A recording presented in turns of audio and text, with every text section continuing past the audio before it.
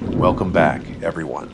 Today, we're venturing into the seemingly peaceful outdoors, specifically the trails and campsites of South Carolina.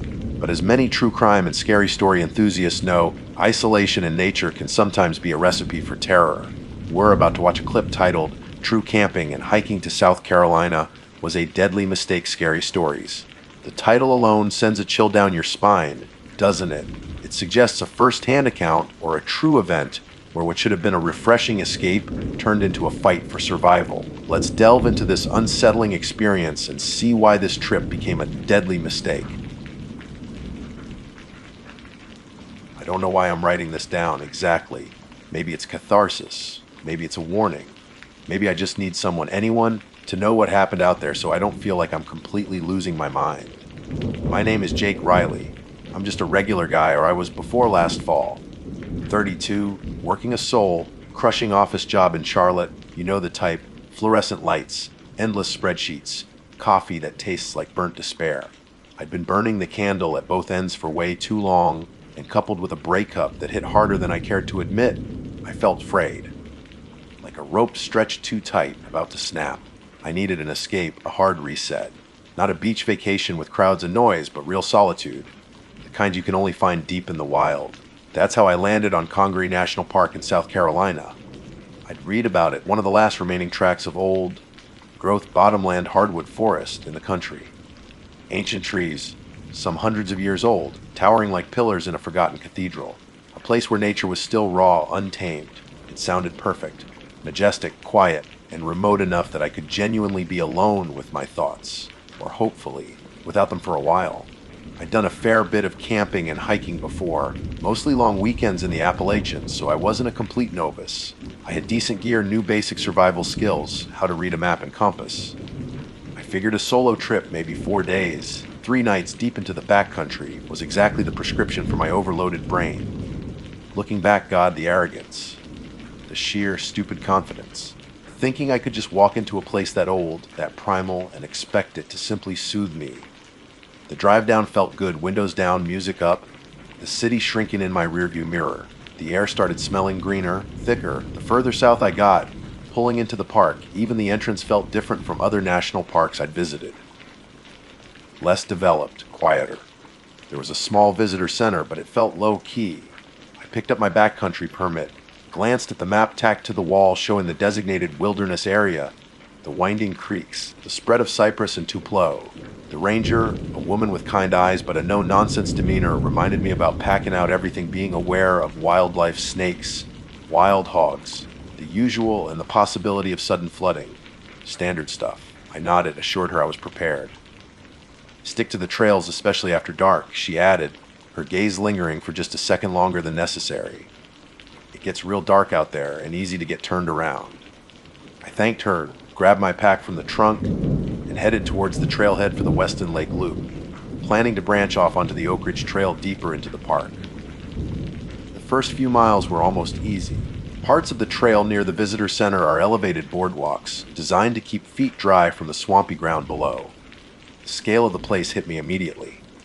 The trees were enormous. Loblolly pines, oaks, sweet gum, and especially the bald cypress, their massive, fluted trunks rising straight out of the dark, still water, their strange knees poking up like gnarled knuckles. Sunlight filtered down in shifting patterns, making the forest floor dappled and mysterious. The air was thick with the smell of damp earth, decaying leaves, and that unique, slightly tangy scent of cypress. It was beautiful, undeniably, a prehistoric kind of beauty. For the first hour or two, I felt that knot in my chest begin to loosen. The silence, broken only by the buzz of insects, the chirping of unseen birds, and the crunch of my boots on the path, was exactly what I'd craved. I saw maybe 2 other small groups of hikers near the start, but they soon vanished, presumably sticking to the shorter loops.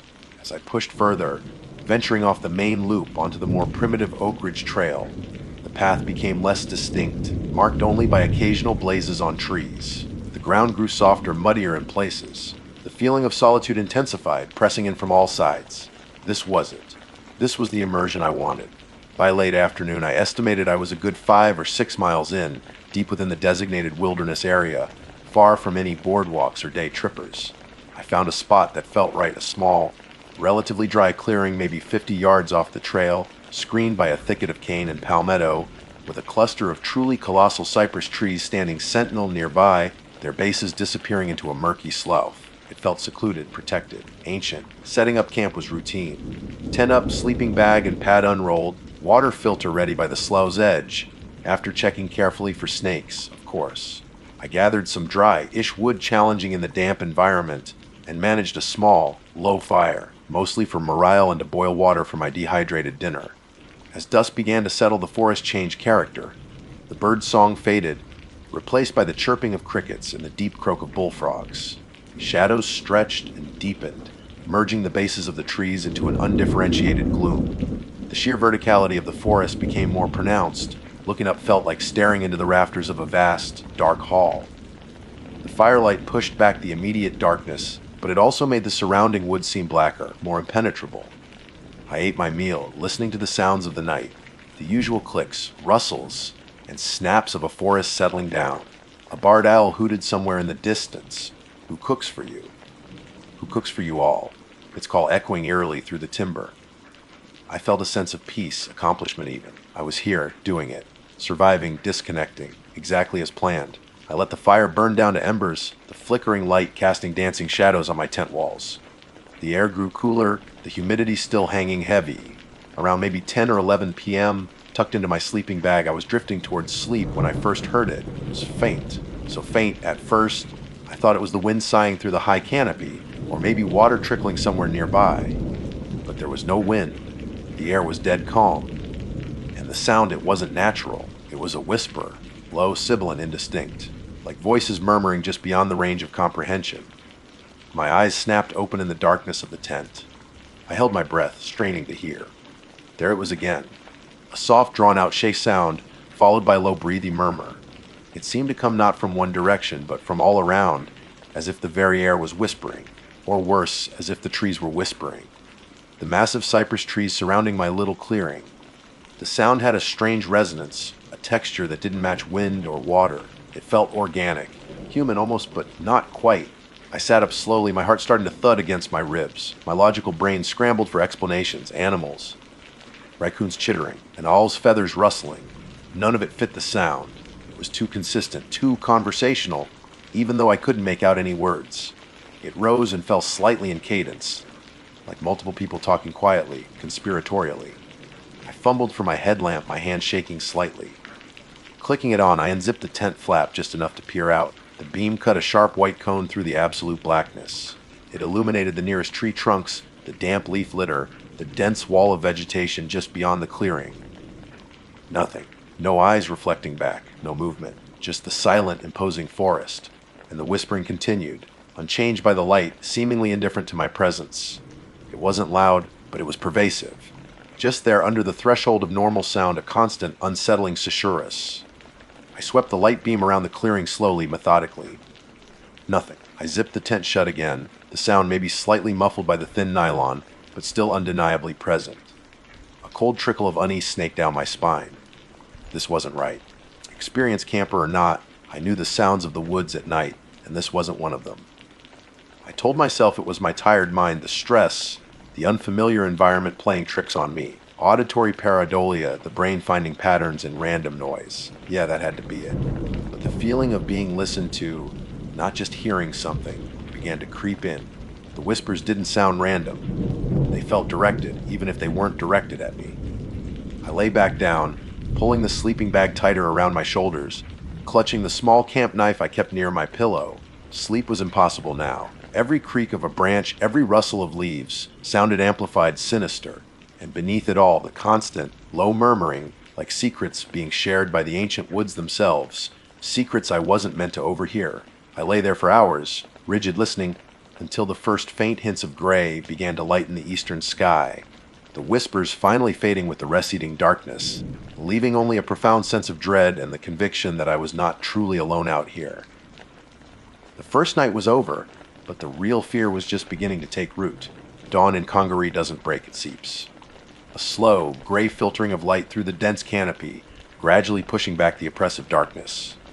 I must have drifted into an exhausted, shallow sleep for an hour or two just before sunrise, because I woke with a jolt, the memory of the whispers instantly flooding back, my hands still clamped around the handle of my knife. Silence. Absolute, profound silence, apart from my own ragged breathing. I lay there for a long time, listening until the growing light outside the tent gave me enough courage to move. Unzipping the flap, I cautiously peered out. The clearing looked normal. Damp leaves, towering trees, the murky slough reflecting the pale morning sky. No sign of disturbance. No footprints other than my own around the dead fire pit. The oppressive atmosphere from the night felt lessened in the daylight, diluted. Part of me, the rational part desperately clinging to sanity, tried to convince myself it had been fatigue, stress, the unfamiliar sounds of a swampy forest. Maybe I'd exaggerated it in my fear. Maybe. But the unease lingered, a cold knot in my stomach that wouldn't dissolve. I forced myself through the morning routine, filtering more water from the slough, my eyes scanning the banks constantly, making instant coffee, chewing on a tasteless energy bar. Every normal woodland sound, a woodpecker drumming nearby, the rustle of a squirrel in the leaf litter, made me jump. The forest didn't feel peaceful anymore. It felt watchful. The immense trees which had seemed majestic yesterday now felt like silent, brooding giants, their heavy limbs like enclosing arms, their bark like wrinkled, knowing faces. I debated packing up right then and there. Hiking straight back out, 6 miles be damned. My permit was for 3 nights, but permits didn't account for sanity, shredding nocturnal whispers. Yet another part of me, the stubborn, perhaps foolish part that had brought me here in the first place, resisted. I'd come for solitude, for a challenge. Running away after one spooky night felt weak. Besides, what would I even say? I heard spooky whispers. The ranger would probably just nod sympathetically and think I was another city slicker unnerved by owls. And maybe they were right. Maybe I just needed to push through it. So I made a compromise. I wouldn't stay in this exact spot. I'd pack up my camp, hike further along the Oak Ridge Trail for a few hours, explore a bit more as planned, and find a different spot for the second night. Maybe whatever I heard was localized to this particular clearing, this cluster of ancient cypress. A change of scenery might help. Yeah, that sounded like a plan. A slightly shaky, hope-fueled plan. Breaking camp felt different under the weight of last night's fear. Every strap buckled, every item packed away felt like preparation for something. I scanned the trees constantly as I worked, half expecting to see something peering out from behind a trunk. By mid-morning, I had my pack shouldered and was back on the faint trail, heading deeper into the park. The air was already thick and humid, the sun struggling to penetrate the dense canopy overhead. The hiking was slow going. The trail was muddy, occasionally disappearing altogether, forcing me to rely on the infrequent blazes of my map and compass. The silence pressed in again, heavier than yesterday. Fewer bird calls, it seemed. Just the squelch of my boots and the drone of insects. I kept glancing over my shoulder, the feeling of being watched intensifying with every step. It wasn't just a general unease now. It felt specific, like unseen eyes were tracking my progress through the undergrowth. It was maybe an hour into the hike when I saw the first one. Carved into the smooth, gray bark of a large beech tree, just off the trail. It wasn't a typical trail marker or some lover's initials. It was a symbol, about the size of my hand. A complex, geometric shape intersecting lines, sharp angles, almost like a deformed star or a circuit diagram drawn by someone insane. What struck me immediately, sending a fresh wave of cold dread through me, was how fresh it looked. The cuts were clean, the wood underneath pale yellow against the darker, weathered bark. It hadn't been there long. Days, maybe hours. My breath hitched. This wasn't park service. This wasn't random vandalism. It felt deliberate, intentional. I touched the edges of the carving gingerly. It felt slightly rough, not yet smoothed by weather. I looked around wildly. Who would be out here, this deep, carving strange symbols into trees? And why? I pushed on, my pace quickening despite the difficult terrain. My head was on a swivel now, scanning the woods not just for the trail, but for any sign of movement, any flicker of something out of place. And I started seeing more of them. Another symbol on an oak further down the trail. Then one on a massive tupelo gum, its base swollen and submerged in standing water. They weren't identical, but they shared the same disturbing, angular style. Some were partially hidden, carved on the side of the tree facing away from the path, as if meant to be found only by someone actively searching, or perhaps marking something else. The rationalizations were getting thin now. Weird cultists, hermits, pranksters who'd hike miles into the wilderness just to spook people. None of it felt right. The freshness of the carvings, coupled with the whispers, something was deeply wrong here. The symbols felt like warnings, or maybe territory markers. Something was claiming this ancient forest, and it wasn't human. Not entirely. Despite the mounting fear, I kept moving. Partly because stopping felt more dangerous, like inviting whatever was watching to approach, and partly because I still clung to the idea of finding a safe campsite for the night. By late afternoon, I found another small clearing, this one elevated on a slight rise, drier than the previous spot, dominated by huge oaks instead of cypress. It felt marginally less oppressive. I decided this would have to do. I was exhausted, physically and emotionally drained. Setting up the tent this time was a hurried, anxious affair. I didn't bother trying to make a fire. The thought of drawing attention to myself in the impending darkness was terrifying. I chewed on another energy bar, forcing myself to drink water, my ears straining for any sound beyond the usual forest noises. As the sun dipped below the horizon, painting the undersides of the high leaves in brief strokes of orange and purple, the dread returned with suffocating intensity. The shadows didn't just lengthen, they seemed to claw their way out of the swampy ground, swallowing the light whole. Night felt like a hammer blow. The familiar chorus of frogs and insects started up, but tonight it sounded menacing, a cacophony designed to mask other, quieter sounds. I retreated into my tent, zipping it tight, my headlamp off to preserve night vision and avoid becoming a beacon. I sat there in the dark, knife in hand again, listening, waiting. It started sooner this time. Maybe around 9 p.m. The whispers. They were different. Not the faint ambient murmuring from the night before. These were closer. Distinctly closer. Sounding like they were coming from just outside the thin nylon walls of my tent, right at the edge of the clearing. The sibilant shushing sounds were clearer, the underlying murmurs having a more defined cadence, like urgent, hushed instructions or warnings being passed back and forth. My heart hammered against my ribs so hard I thought it might tear through. I squeezed my eyes shut, trying to block it out, trying to tell myself it wasn't real. But it was real. It was happening again, only worse. The feeling of being surrounded was undeniable now. The whispers weren't just in the air, they were circling. I could almost picture figures moving just beyond my sight, flitting between the massive oak trunks, their voices low and guttural. Panic began to rise in my throat, hot and choking. I fumbled for my headlamp again, needing the light, needing to see. But just as my fingers closed around it, one of the whispers cut through the others. It wasn't a murmur this time. It was a single word, spoken clearly, though still in that strange, breathed, not quite human tone. It sounded like it came from directly behind my tent, startlingly close. Elias. The word hung in the air for a second, distinct and undeniable, before dissolving back into the general susurrus. Elias, not Jake. My blood ran cold. Utterly, paralyzingly cold. They weren't whispering randomly. They weren't just ambient noise. They were talking, they were looking for someone. Someone named Elias. Who the hell was Elias? Was he here? Had he been here? Was he another camper? Or something else entirely? The implication sent a fresh wave of terror through me. Were they mistaking me for him? Or were they calling to him, knowing he wasn't in the tent? Were they lamenting, searching, hunting? The murmuring seemed to intensify after that, swirling around the tent like a vortex of sound. Closer, more insistent. I didn't hear the name again, but I didn't need to. The damage was done. Rationalization was gone. This wasn't my imagination. This wasn't the wind. Something intelligent, something ancient and deeply wrong was out there in the darkness, just feet away, whispering a dead man's name, or perhaps the name of their next victim. And I was trapped in a flimsy nylon tent, miles from help, listening to them draw nearer. The second night had become a siege. Elias. The name echoed in the crushing silence that followed, burrowing into my brain like a parasite. Outside the tent, the murmuring chorus swelled again, a swirling vortex of unintelligible, sibilant whispers that seemed to press in from all sides, closer than ever. I could almost feel the fabric of the tent dimple, imagine cold breath fogging the thin nylon. My body was rigid, locked in a state of pure, primal terror.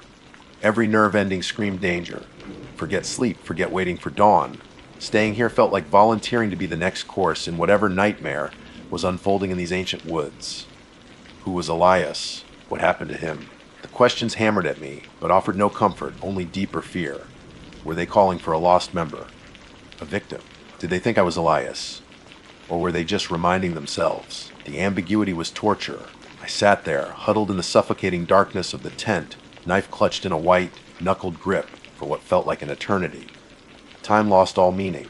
There was only the pounding in my chest, the rasp of my own breath, and the incessant, terrifying whispers just inches away. Then something shifted. Maybe it was a particularly close rustle against the tent wall. Maybe it was the sheer, unbearable pressure of the unseen presence.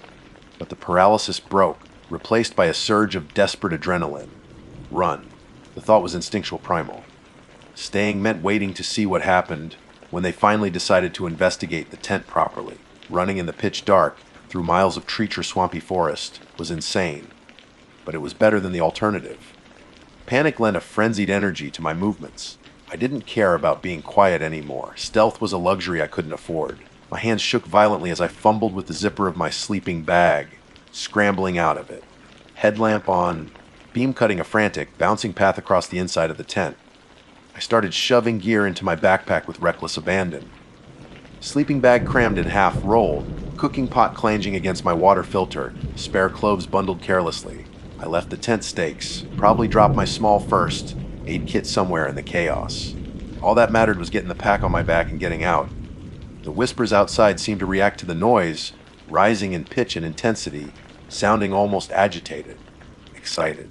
I couldn't tell. I didn't want to know. My heart felt like it was trying to beat its way out of my ribcage. With the pack awkwardly half fastened, I grabbed my knife, took one deep, shuddering breath, and yanked the tent zipper down. The cold night air hit my face.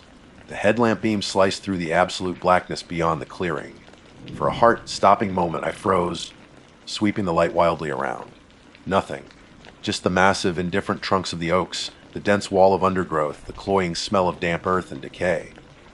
But the whispers were there, all around me, a tangible presence in the darkness. And the feeling of being watched, it was overwhelming, a physical pressure on my skin. No time to think. I bolted. I crashed out of the clearing, stumbling over roots hidden beneath the leaf litter, branches whipping at my face and arms. My headlamp beam bounced crazily, illuminating brief, terrifying glimpses of the forest floor, tangled vines, black water. I tried to find the faint trail I'd followed earlier, but in my panic in the darkness, it was nearly impossible. I ran on pure adrenaline, driven by the certainty that something was behind me. I didn't hear footsteps, not exactly, but the whispers seemed to follow, swirling just behind me, sometimes seeming to come from ahead as if anticipating my path. Twice I fell hard, sprawling onto the muddy ground, the impact knocking the wind out of me. Both times I scrambled back up, gasping, ignoring the pain fueled by sheer terror. My lungs burned, my legs screamed, but I didn't slow down. The feeling of unseen eyes was relentless, boring into my back. I imagined shapes moving in my peripheral vision, flitting between the trees just beyond the reach of my headlamp beam. The forest itself felt alive, hostile, closing in around me. After what felt like hours, but was probably closer to one frantic, terrifying hour, I stumbled onto a more defined path, the main Oak Ridge Trail. Slightly wider, slightly clearer. I sobbed with a mixture of relief and continued fear, pushing myself harder. Then, further on, my boots hit wood. The boardwalk. The sound of my heavy footsteps pounding on the elevated walkway echoed unnaturally loud in the pre-dawn stillness. It felt exposed, like I was announcing my flight to the entire forest. But it was faster, surer footing. I ran gasping for breath, sweat stinging my eyes, not daring to look back. The whispers seemed fainter here, or maybe drowned out by my own ragged breathing and pounding feet. But the feeling of being watched persisted, a cold certainty that hadn't lessened. Finally, through the trees ahead, I saw it, a subtle thinning of the darkness, the faint outline of lighter sky. And then the edge of the woods. I burst out of the trees and into the blessed emptiness of the visitor center parking lot like I was shot from a cannon. My car. My beautiful, mundane, metal sanctuary. Relief washed over me in a dizzying wave, so strong my knees almost buckled. I fumbled frantically in my pocket for my keys, my fingers clumsy and shaking. The silence of the parking lot felt vast, alien after the claustrophobic intensity of the woods. As my fingers finally closed around the keys, a flicker of movement at the edge of the woods, right where I'd emerged, caught my eye. I froze, head whipping around. My headlamp beam cut across the tree line. For just a fraction of a second, I saw it, or thought I saw it. It wasn't clear, blurred by my panic and the dim light. But something was there. tall and possibly thin, darker than the shadows it stood amongst. It seemed to flow rather than step, moving with an unnatural speed between two massive cypress trunks before vanishing completely into the dense blackness beyond. It wasn't an animal. It wasn't human. It was just a wrongness, a fleeting glimpse of the watcher. That was it. No more hesitation. I jammed the key into the lock, wrenched the door open, and threw myself inside, slamming and locking it behind me. My pack lay discarded on the passenger seat, keys jammed into the ignition, engine roaring to life, headlights flaring, cutting across the empty lot towards the silent, watching woods. I slammed the car into reverse, spun the wheel, and stomped on the gas. Tires squealed on the asphalt as I peeled out of that parking lot, gravel spitting. I didn't look in the rearview mirror, not once. I drove far too fast, blowing through stop signs on deserted country roads, not easing off the accelerator until the sky was fully light and the highway signs pointed back towards Charlotte, back towards civilization. The adrenaline eventually faded, leaving me shaking, cold and utterly hollowed out. I never filed a report. What would I say? That the trees whispered. That I saw a shadow. They'd think I was crazy or high. Maybe I was crazy. But I know what I heard, I know what I felt, and I know I wasn't alone out there. Congaree's ancient beauty hides a darkness, something old and patient and possessive, something that carves warnings and whispers names in the night. Why Elias? I'll never know. Maybe he was a previous visitor who wasn't lucky enough to escape. Maybe he's still there. Maybe the whispers weren't meant for me, and my panicked flight was just collateral disturbance. Or maybe they let me go. Maybe they realized I wasn't the one they sought. That thought is somehow colder than the idea of being hunted. It's been months now. I quit that job. I barely leave my apartment after dark. Sleep offers little escape. The whispers creep into my dreams low and sibilant. Sometimes late at night, when the city is quiet, I think I can almost hear them, just at the edge of hearing, carried on the wind. Going solo camping was my first mistake. Underestimating that ancient forest, thinking I could just walk in and out untouched, that was the real error. But going to Congaree, stepping into that primordial darkness, into their territory, that was the final one. Don't go. Don't make the same mistake I did. Some places are best left undisturbed. Some secrets should remain buried deep in the swamp, guarded by whispering trees. My name is Chloe, and I need to tell someone about what happened last fall. Maybe writing it down, putting it out there where others can see it, will help it feel real. Or maybe less real. I don't know anymore. All I know is that the image is seared behind my eyelids, and the silence of that night echoes louder than any scream. My boyfriend Matt and I I guess, we're avid outdoorsy types. Not the hardcore scale a mountain before breakfast kind, but the kind who genuinely loved escaping the city buzz, trading sirens for crickets, and sleeping under a canopy of stars instead of plaster ceilings. We'd done our fair share of camping trip state parks with designated spots, backpacking trails where you had to pack everything in and out. We thought we were pretty seasoned, comfortable with the wilderness and its usual noises and shadows. We were wrong. Lake Jocassee. Even the name sounds serene, doesn't it? Nestled in the Blue Ridge Mountains of South Carolina, it's famous for its clear waters fed by mountain streams and waterfalls, its undeveloped shoreline largely owned by the state and Duke Energy. It's vast, deep, and undeniably beautiful. We'd seen pictures online, stunning vistas, hidden coves, water so clear you could see straight to the bottom in shallower areas. The idea of renting a small boat and finding our own private slice of paradise, completely cut off from everyone else, was intoxicating. No designated campsites, no noisy neighbors, just us, the water and the woods. Absolute bliss, or so we thought. Matt was the planner. He researched boat rentals, checked permit requirements, since much of the accessible shoreline is part of Devil's Fork State Park or adjacent wilderness areas, and mapped out potential areas where we might find a suitable spot to pitch our tent.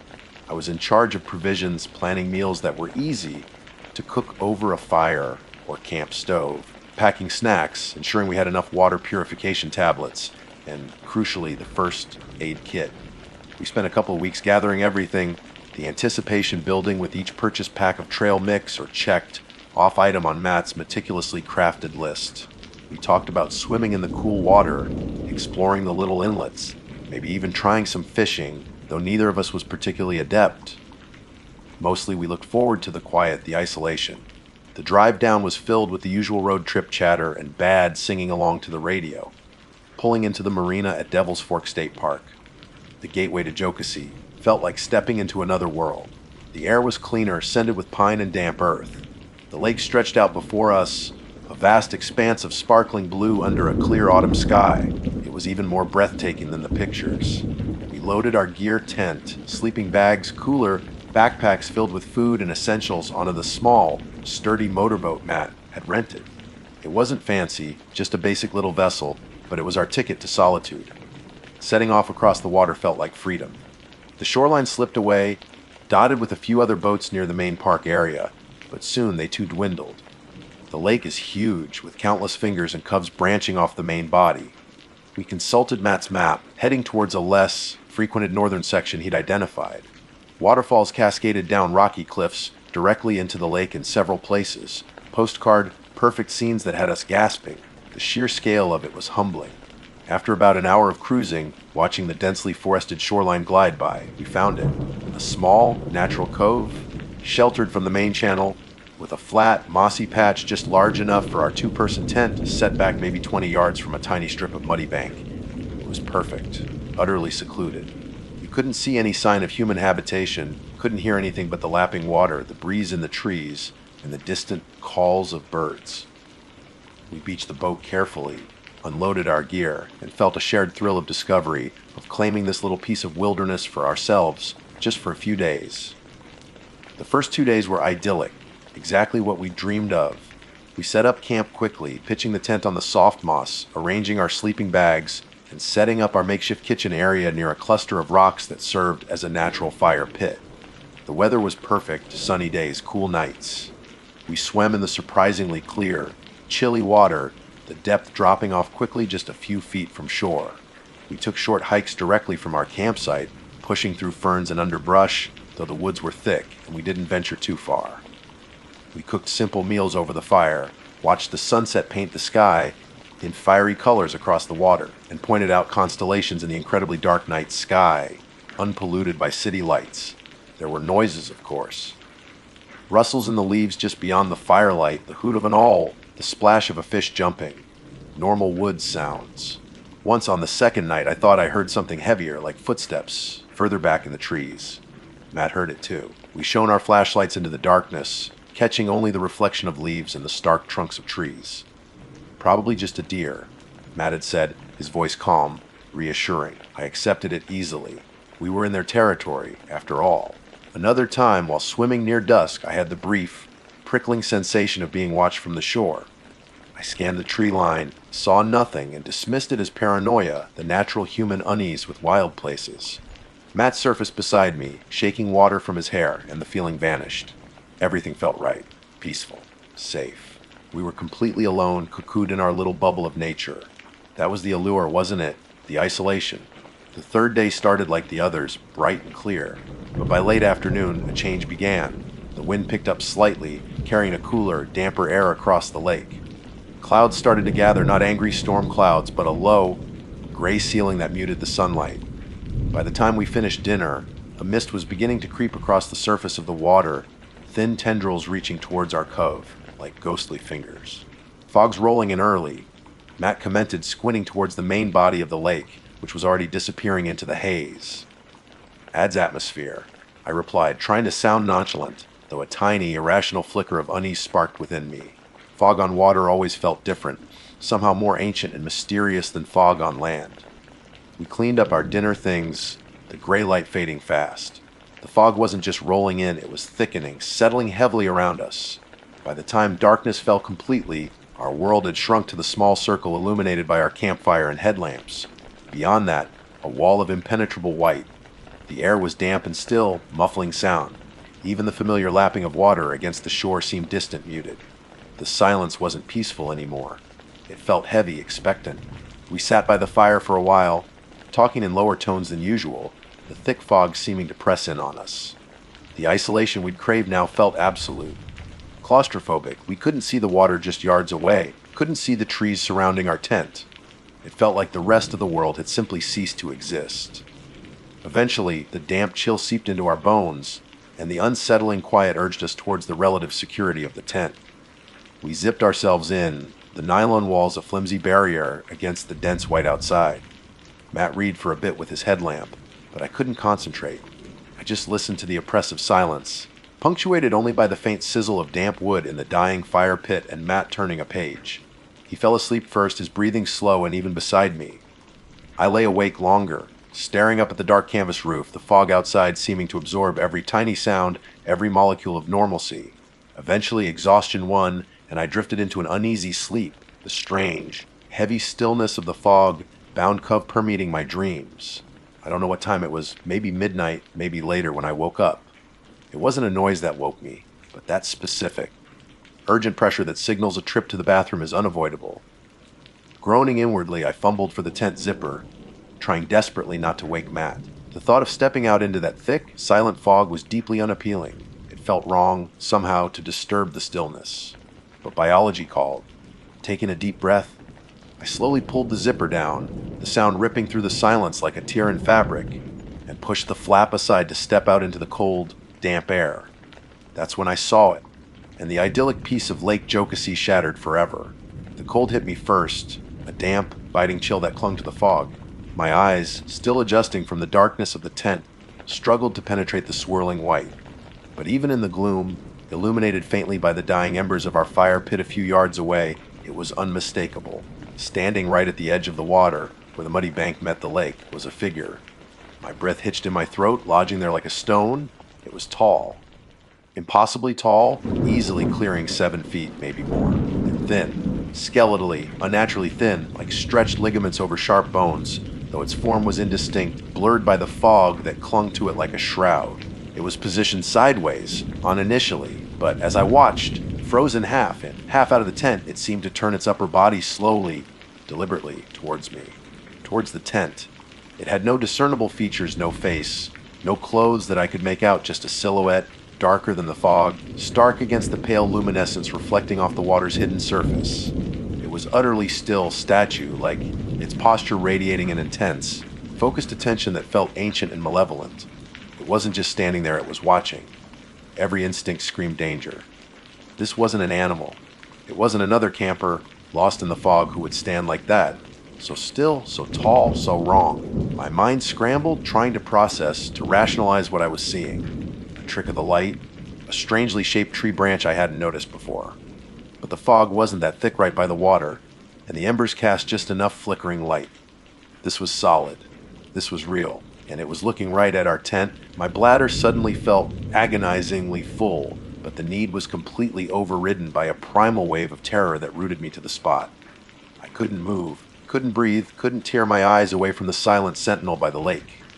How long did I stand there? Seconds. A minute? Time seemed to warp, stretching and thinning just like the figure itself. It didn't move. Not a twitch, not a sway, just stood, a dark column against the white, radiating a silent, patient menace. Then, slowly, agonizingly, I began to move, not forward out into the open, but backward. Inch by excruciating inch, I retracted myself into the tent, my eyes still locked on the figure until the nylon flap fell back into place, obscuring my view. My heart was hammering against my ribs like a trapped bird. My hands shook uncontrollably as I fumbled with the zipper, pulling it up with trembling fingers, the sound seeming deafeningly loud in the oppressive silence. Inside the relative darkness of the tent, the terror didn't lessen, it amplified. The image of the tall, thin shape was burned onto the backs of my eyelids. I scrambled over to Matt, shaking his shoulder, whispering his name urgently, hysterically. "Matt! Matt, wake up! Wake up!" He mumbled, shifted, tried to bat my hand away. "What? Chloe? What's wrong?" He slurred, still half asleep. "There's someone outside."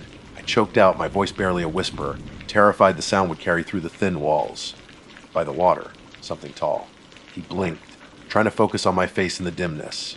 "Huh, a deer? Go back to sleep." He started to roll over. "No, Matt, listen to me." My panic must have cut through his drowsiness. He sat up, suddenly more alert, rubbing his eyes. "What did you see?" he asked, his voice low now, catching my fear. "I went out, you know, and there was something. A figure, standing by the water's edge, really tall and thin, just watching the tent. It didn't move." The words tumbled out in a panicked rush. Matt stared at me, his expression shifting from confusion to alarm. He knew I wasn't prone to hysterics, especially not about strange sights in the woods. We'd always been rational, level-headed about noises and shadows. Are you sure? He whispered, his eyes wide. Maybe it was a tree, the fog playing tricks. No, I insisted, shaking my head violently, tears starting to prickle. It wasn't natural, Matt. It was just standing there, watching. He didn't argue further. He reached for the heavy-duty flashlight we kept by the tent door. Okay, Stay calm. Let's look. My whole body's screaming. no, don't look. Pretend it wasn't there. Just stay zipped in until morning. But another part of me, the part that needed to know, agreed. We had to see if it was still there. Matt put his hand on the zipper, pausing. We looked at each other, fear reflected in our eyes. He took a deep breath, then slowly, quietly, unzipped a small section near the top, just enough for us to peek out. He angled the flashlight downwards, not wanting to shine it directly where I'd seen the figure, instinctively avoiding drawing attention. We pressed our faces close to the small opening, peering out into the thick, white soup. The embers of the fire were barely glowing now, casting almost no light. The fog seemed even denser than before. We scanned the area where I'd seen the figure, near the dark, indistinct line of the water. Nothing. Just the impenetrable wall of white. The spot where the impossibly tall silhouette had stood was empty. A wave of relief washed over me, so potent it almost made my knees buckle. It was gone. Maybe it was just the fog. Maybe I'd been half asleep dreaming, but the relief was immediately followed by a deeper, colder dread. Where had it gone? How could something so tall, so solid-looking, simply vanish into the fog without a sound? It hadn't walked away. I hadn't heard footsteps, or the crunch of leaves, or the splash of water. It was just gone. See anything? Matt whispered, his breath misting in the cold air. No, I breathed back. It's gone. He zipped the tent closed again, plunging us back into near total darkness. He didn't turn the flashlight back on. We sat there in silence for a long time, huddled together, listening. Listening for what? I don't know. Footsteps, breathing, anything to indicate we weren't alone. But there was nothing. Only the profound, muffling silence of the fog. It felt like being wrapped in cotton wool, cut off from the world. The absence of sound was terrifying. No crickets, no owls, no rustling leaves. Not even the gentle lap of water against the shore seemed to penetrate the thick blanket around us. It felt like the entire forest, the entire lake, was holding its breath. Sleep was impossible now. Every tiny creak of the tent fabric, every shift of our weight on the sleeping bags, sounded like an explosion in the silence. We jumped at every imagined noise. Did I hear a twig snap? Was that breathing, just outside the tent wall? Matt gripped the flashlight like a weapon. I held onto his arm, my knuckles white. We didn't speak much, just exchanged wide-eyed, fearful glances in the dark. The feeling of being watched hadn't dissipated when the figure vanished. If anything, it felt stronger, closer. The fog itself felt like eyes pressing in on us from all sides. We spent the rest of the night rigid with fear, straining our ears in the suffocating silence, waiting for the dawn. It was the longest night of my life. Hours crawled by like wounded animals. The blackness outside the tent eventually began to soften, shifting slowly from impenetrable black to a deep, uniform gray. First light. Neither of us had slept a wink. As the gray light filtered weakly through the tent fabric, illuminating our pale, exhausted faces, a silent agreement passed between us. We were leaving. Now slowly, cautiously, Matt unzipped the tent flap again. The fog was still thick, but visibility had improved slightly. We could make out the shapes of the nearest trees, spectral gray forms emerging from the white. The air was cold and damp, carrying the smell of wet earth and decaying leaves.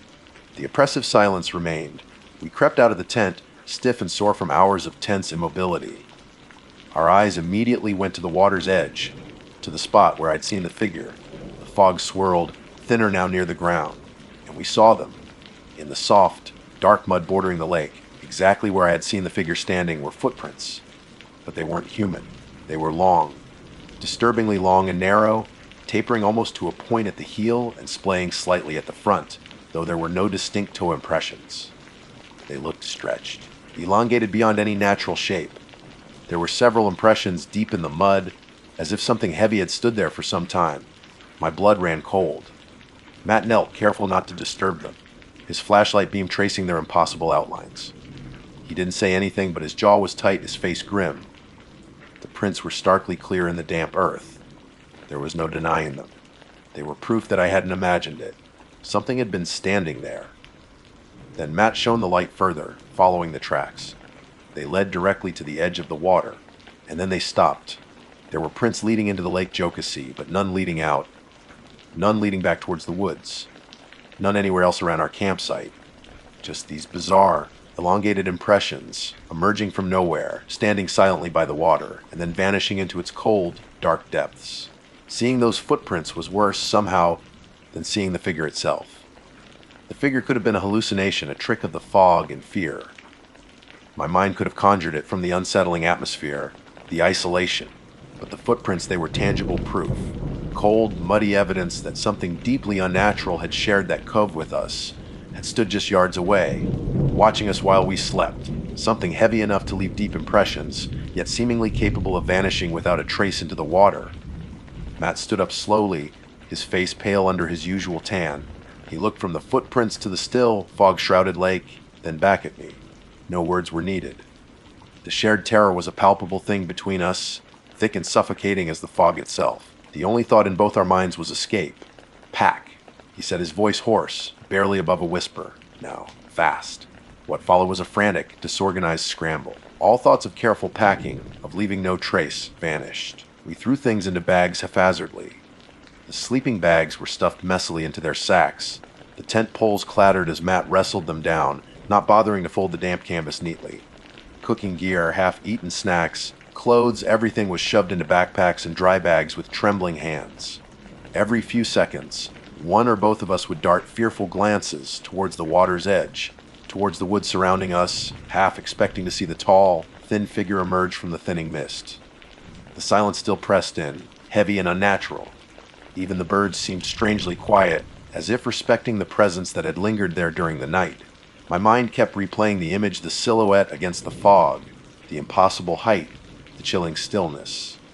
And now, the image of those long, narrow footprints leading into the water. What was it? Where did it come from? Where did it go? Did it live in the lake? The thought sent a fresh wave of revulsion and fear through me. We had swum in that water just the day before, laughing and splashing without a care. Now the lake felt like a dark, watchful entity, hiding unimaginable things beneath its placid surface. Loading the boat was pure agony. We had to make multiple trips down the short path from the campsite to the muddy bank, right past the spot where the footprints lay starkly visible in the gray morning light. Each time I passed them, my skin crawled. It felt like stepping through desecrated ground, a place marked by something ancient and wrong. We practically threw our gear into the small motorboat, the thuds and clatters echoing unnervingly in the quiet cove. Our hands fumbled with ropes. We bumped into each other, clumsy in our haste and terror. The whole time I felt eyes on my back, convinced that the figure was watching us from the trees, or perhaps, even worse, from just beneath the surface of the water near the boat. Finally, everything was aboard. Matt yanked the starter cord on the outboard motor. It sputtered, died. My heart leaped into my throat. No, please start. He tried again. It caught, sputtered again, then roared unevenly to life, shattering the cove's silence. The sound was both a relief and a terror it meant escape, but it also felt like announcing our departure to whatever might be listening. Matt untied the bow line while I pushed us off the muddy bank with a paddle, trying desperately not to look down at the prints one last time. The boat drifted backwards into the deeper water. Matt threw the engine into reverse, then spun us around to face the main channel, away from our cursed campsite. As we slowly motored out of the cove, I couldn't help but look back. The fog was lifting slightly, revealing more of the shoreline. The little mossy patch where our tent had stood looked forlorn and empty. The dark mud bank was clearly visible, and there they were, the footprints, stark, undeniable, leading into the water and stopping. A final, terrifying signature left by our nocturnal visitor. Then the cove slipped behind a curtain of trees and fog as we turned into the broader expanse of the lake, and it was gone from sight, though not from my mind. The journey back across Lake Jokasee was the most tense boat ride of my life. The fog remained thick out on the open water, visibility limited to perhaps 50 yards ahead. Matt steered carefully, navigating by the faint outline of the shoreline when it was visible, and by a compass and his memory of the route when it wasn't. We didn't speak. The roar of the small engine filled the silence, but it didn't dispel the fear. Both of us scanned the water constantly, peering into the swirling white mist. Every floating log looked momentarily like a submerged body. Every ripple seemed like something moving beneath the surface. Was it following us? Could it move through the water? The image of those prints ending at the lake's edge suggested it could. The vastness of the lake, which had felt like freedom just days before, now felt like an enormous, inescapable trap. Gradually, as we neared the southern end of the lake, closer to the state park and the marina, the fog began to thin more rapidly. Patches of blue sky appeared overhead. Sunlight broke through, sparkling on the water's surface. Other boats came into view, fishermen, pontoon boats with families, signs of normalcy, of the ordinary world we had left behind just 3 days ago. It felt jarring, surreal. How could this bright, beautiful day exist alongside the memory of the silent, watching figure and those impossible footprints? Pulling into the marina felt like surfacing after being held underwater for too long.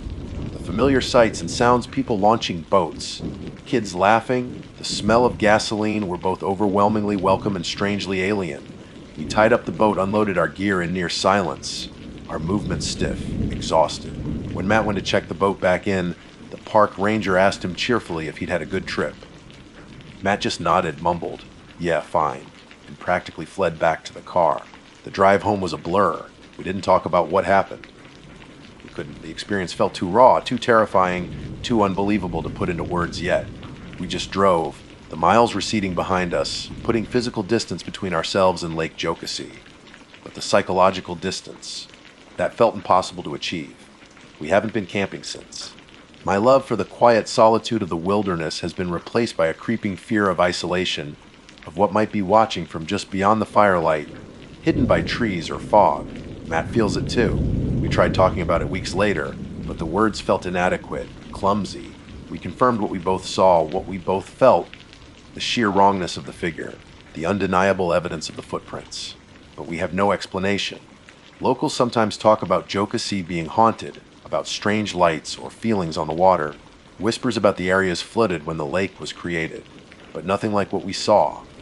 That image of the tall, thin figure, silhouetted against the fog by the water's edge, is burned into my mind.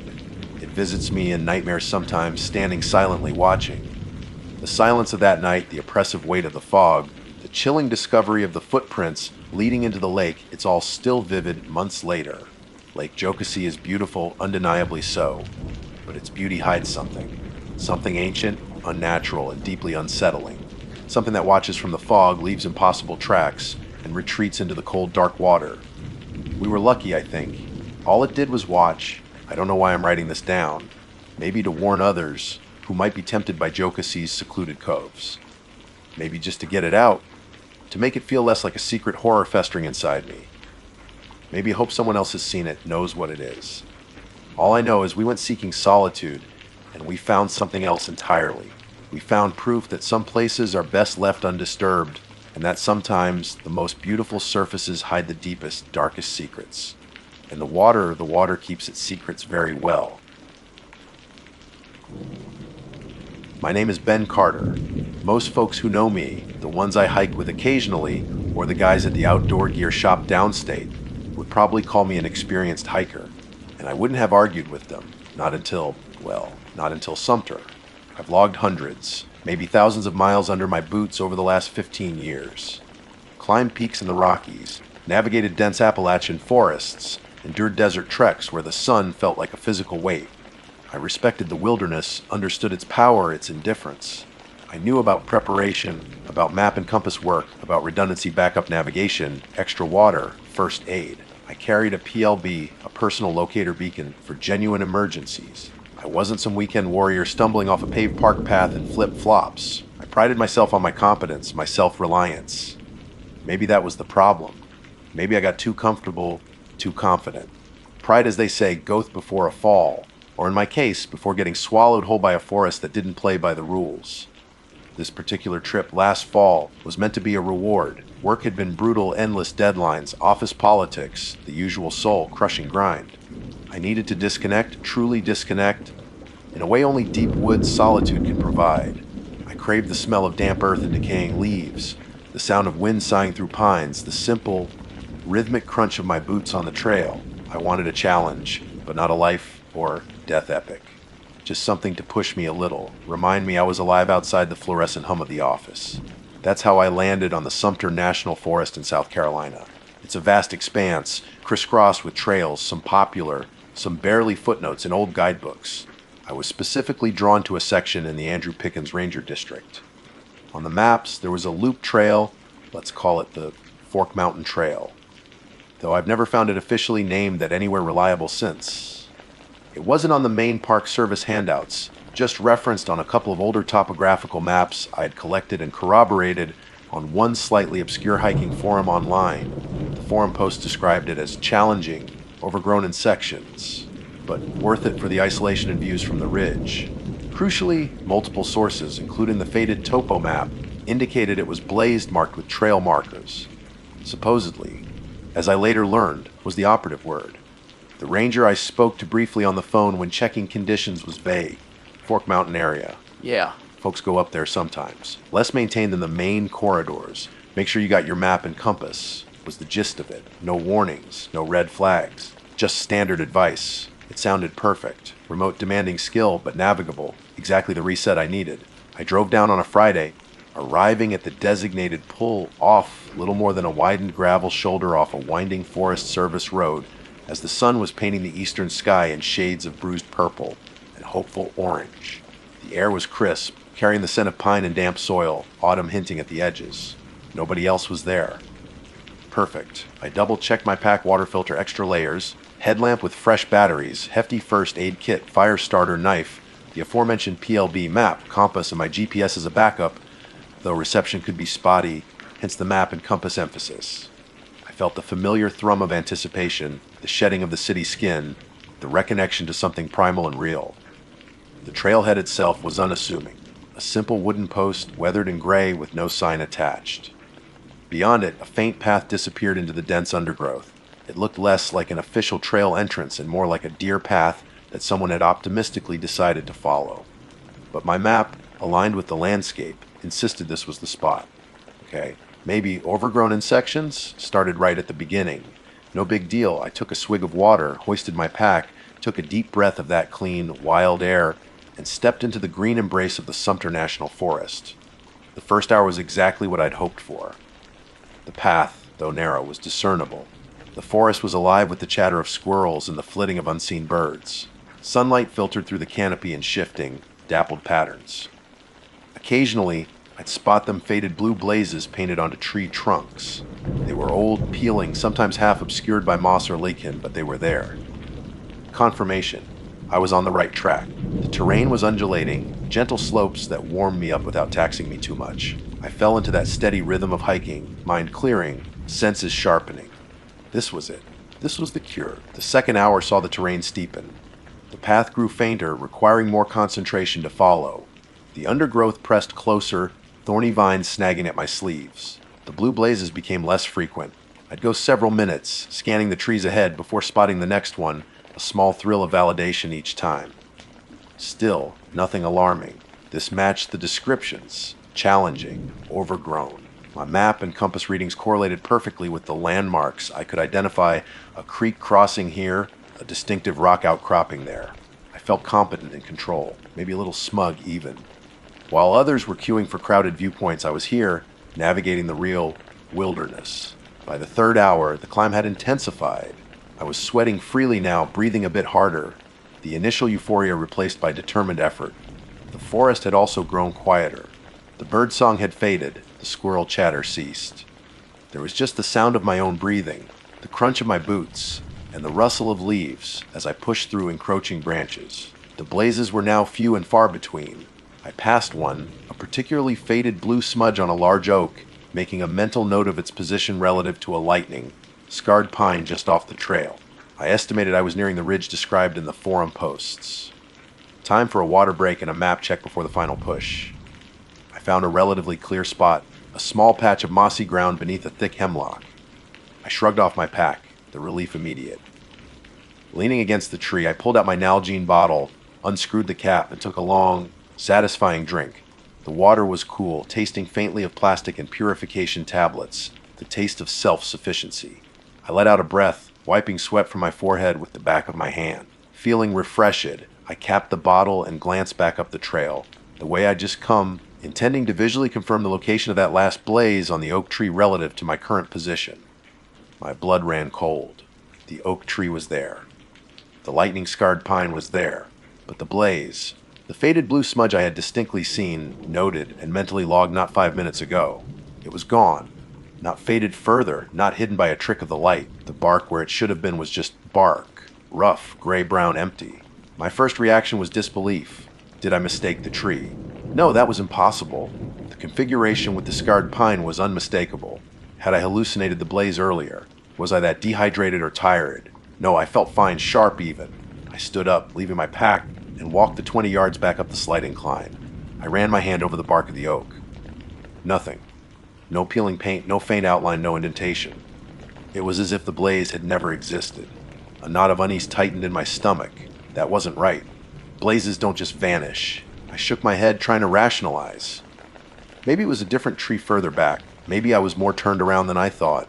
Then I looked forward again, down the path I had intended to continue on. And the knot in my stomach clenched into pure, icy dread. The path ahead. It wasn't the same one I'd been looking at moments before I stopped. It seemed wrong, twisted. The trees felt closer together, their branches interlocked like grasping fingers, casting the way forward into a deeper, more uniform shadow than seemed natural for this time of day. The undergrowth, which had been manageable, now looked like a dense, impenetrable wall of green just a few yards down. The very air felt heavier, stagnant. It wasn't just the missing marker anymore.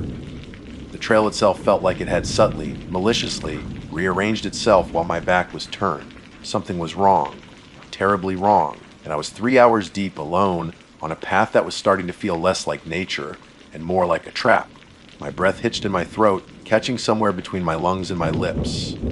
Staring down that warped, shadowed mockery of a trail, then glancing back at the smooth, unmarked bark where a blue blaze had confidently existed just minutes before, the disconnect sent a jolt of pure, electric fear through me. This wasn't just overgrown. This wasn't challenging. This was wrong. Deeply, fundamentally wrong. A cold sweat, entirely different from the honest sweat of exertion, broke out across my forehead and trickled down my spine, despite the cooling autumn air. My heart hammered against my ribs, a frantic drumbeat against the sudden, profound silence of the woods. Okay, Ben, breathe. I whispered aloud, the sound startlingly loud in the stillness. Think. Rely on your training. Rely on your tools. Panic was a tangible thing clawing at the edges of my mind, threatening to pull me under. I knew, intellectually, that panic was the enemy in the wilderness. Panic made you make stupid mistakes. Panic got you killed. But the raw evidence of my senses was screaming that the rules no longer applied. With trembling fingers, I fumbled for the compass clipped to my pack's shoulder strap.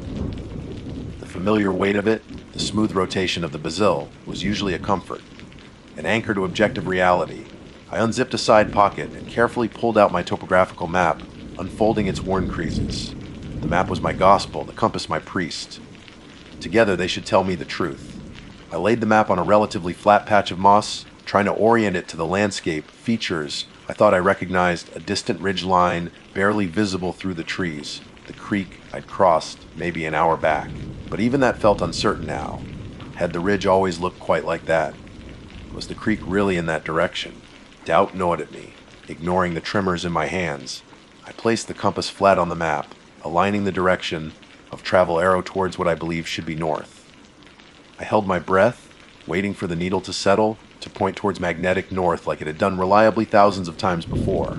The red needle swung and swung, then it quivered, vibrating like a plucked string, before slowly, almost lazily, drifting to point vaguely southeast. No, that was impossible. Utterly impossible based on my known starting point, my direction of travel, and the sun's position, which was now climbing higher in the sky, confirming the general eastern direction. No, I muttered, tapping the compass housing. Maybe it was stuck.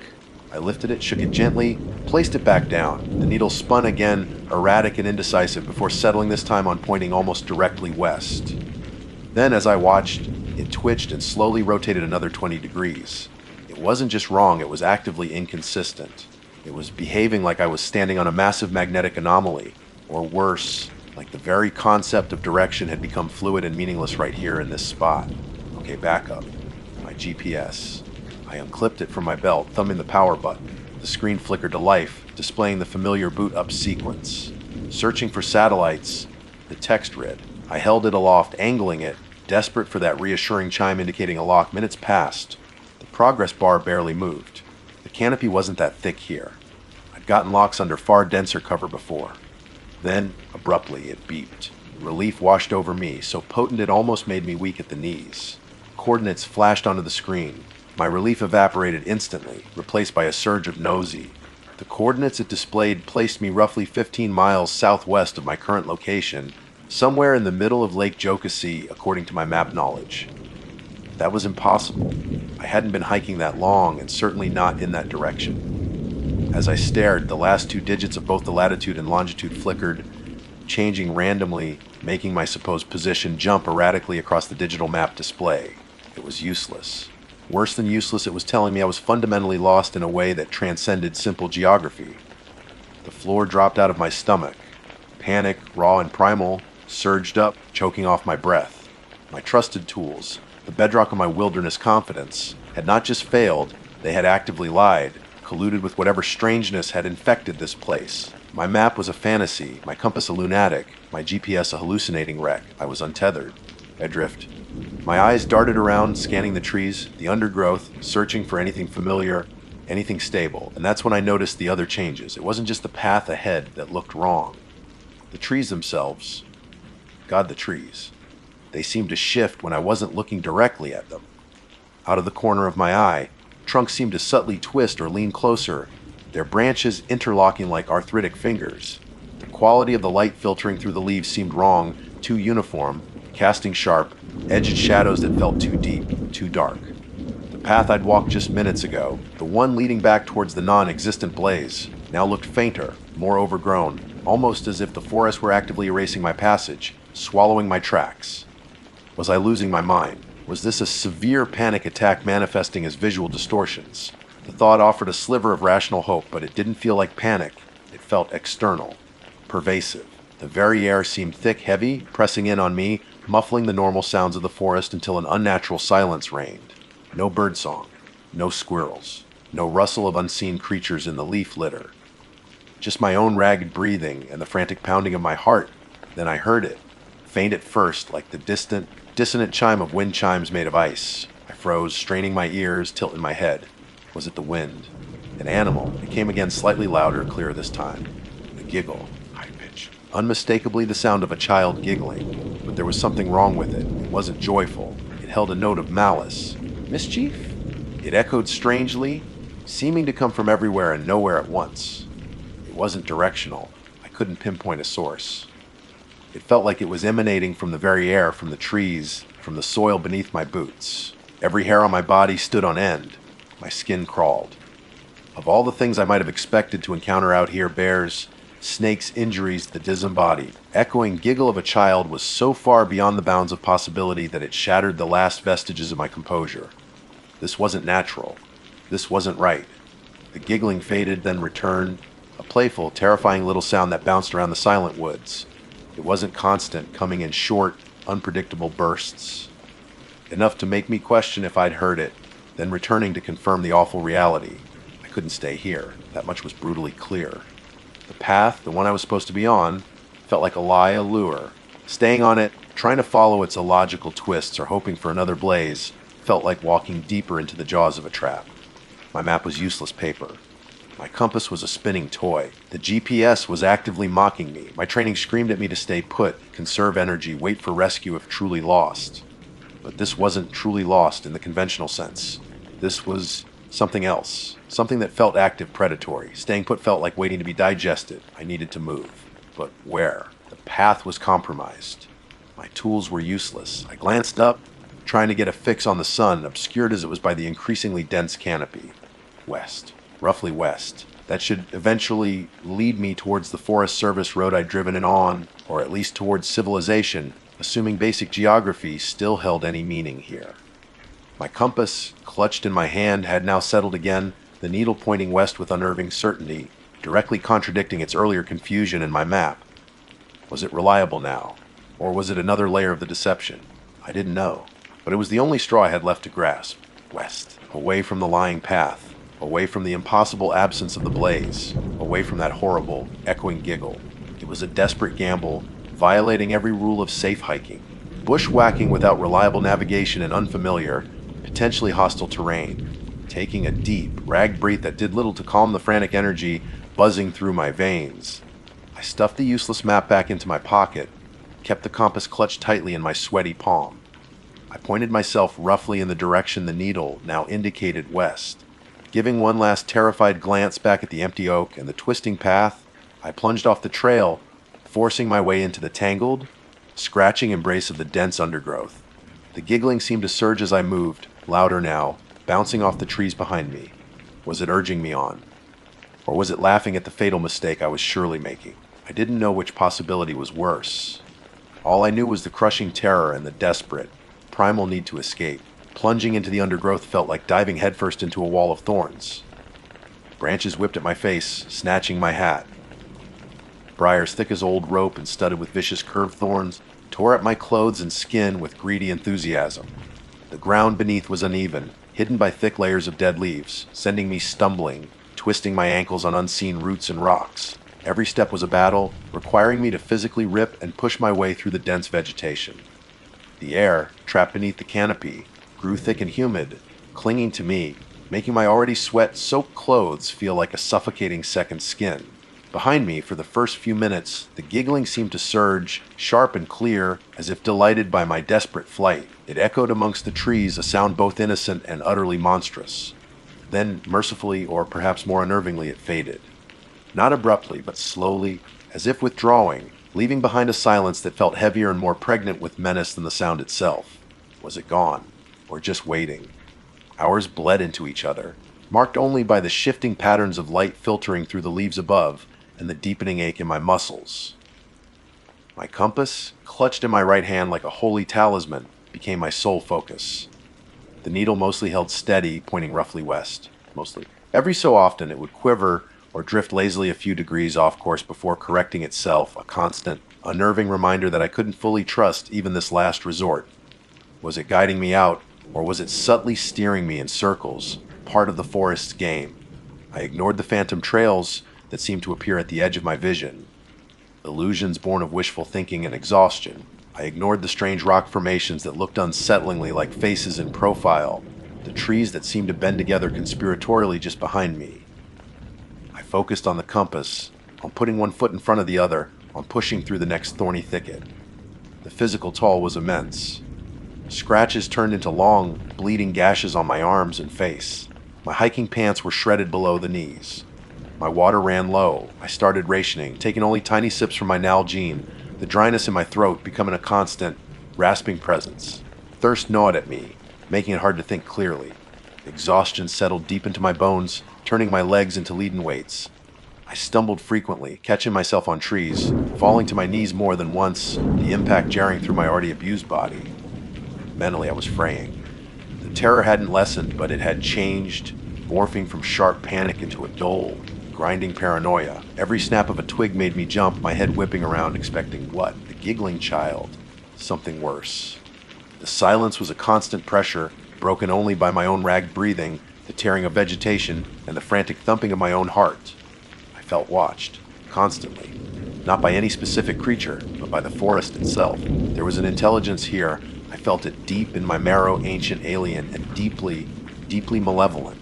It felt like I was being herded, allowed to struggle westward, but kept within its grasp. Several times hope flickered, only to be cruelly extinguished. Once I thought I heard the distant sound of running water, a potential lifeline. I pushed towards it eagerly, only to find a stagnant, mosquito-infested bog that sucked at my boots. Later, the trees seemed to thin ahead, promising a clearing, perhaps even a road. I burst through the last line of bushes, breath catching in hope, only to find myself facing an impossibly dense wall of rhododendron, thicker and more impenetrable than anything I'd yet encountered, forcing a long, painful detour. It felt deliberate. It felt like a taunt. Late afternoon light, golden and slanted, began filtering through the trees. I knew I was running out of daylight. The thought of spending a night out here, lost in this wrongness, sent a fresh wave of adrenaline through me, momentarily overriding the exhaustion. But I was reaching my limit. Dehydrated, bleeding, muscles screaming, spirit dwindling. I sank onto a mossy log, head in my hands, breathing in ragged gasps. The PLB, I could activate it, call for rescue. But what would I say? I'm lost in Sumter, my compass is lying, the trail vanished, and the woods are laughing at me. They'd think it was delirious, high, or crazy. Maybe I was. The thought was terrifying, and some stubborn, perhaps foolish part of me resisted. Admitting defeat felt like letting the forest win. Worse, I had a chilling feeling the beacon might not even work here, just like the GPS. That this place operated outside the normal rules of physics and technology. Just as true despair began to set in, a deep, sinking feeling that I would die here, scratched and broken at the foot of a mocking tree, I heard it. Faintly, beneath the sound of my own labored breathing. A low rumble. Unmistakable. Not thunder. Mechanical. A truck. I scrambled to my feet, ignoring the searing pain in my legs. Hope, sharp and desperate, surged through me. I pushed towards the sound, fueled by the last dregs of adrenaline. The undergrowth seemed to thin slightly, or maybe I was just too desperate to notice the resistance anymore.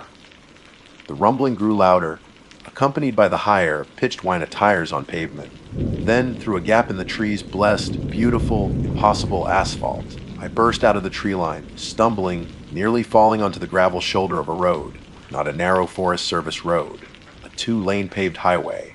Cars were speeding past, their drivers giving me wide-eyed, startled looks. I must have looked like something crawled out of a nightmare, wild-eyed, face and arms covered in blood and scratches, clothes torn to ribbons. I stood there, swaying, blinking in the sudden openness, the roar of passing traffic filling my ears. Disorientation washed over me, stronger even than the relief. Where was I? This wasn't the road I'd parked on. Not even close. I staggered down the shoulder until I saw a green sign SC-178. Route 178. My blood ran cold all over again. I fumbled for my phone, praying for a signal. Miraculously, bars appeared. I pulled up a map app, my hands shaking so badly I could barely tap the screen. The blue dot showing my location pulsed steadily.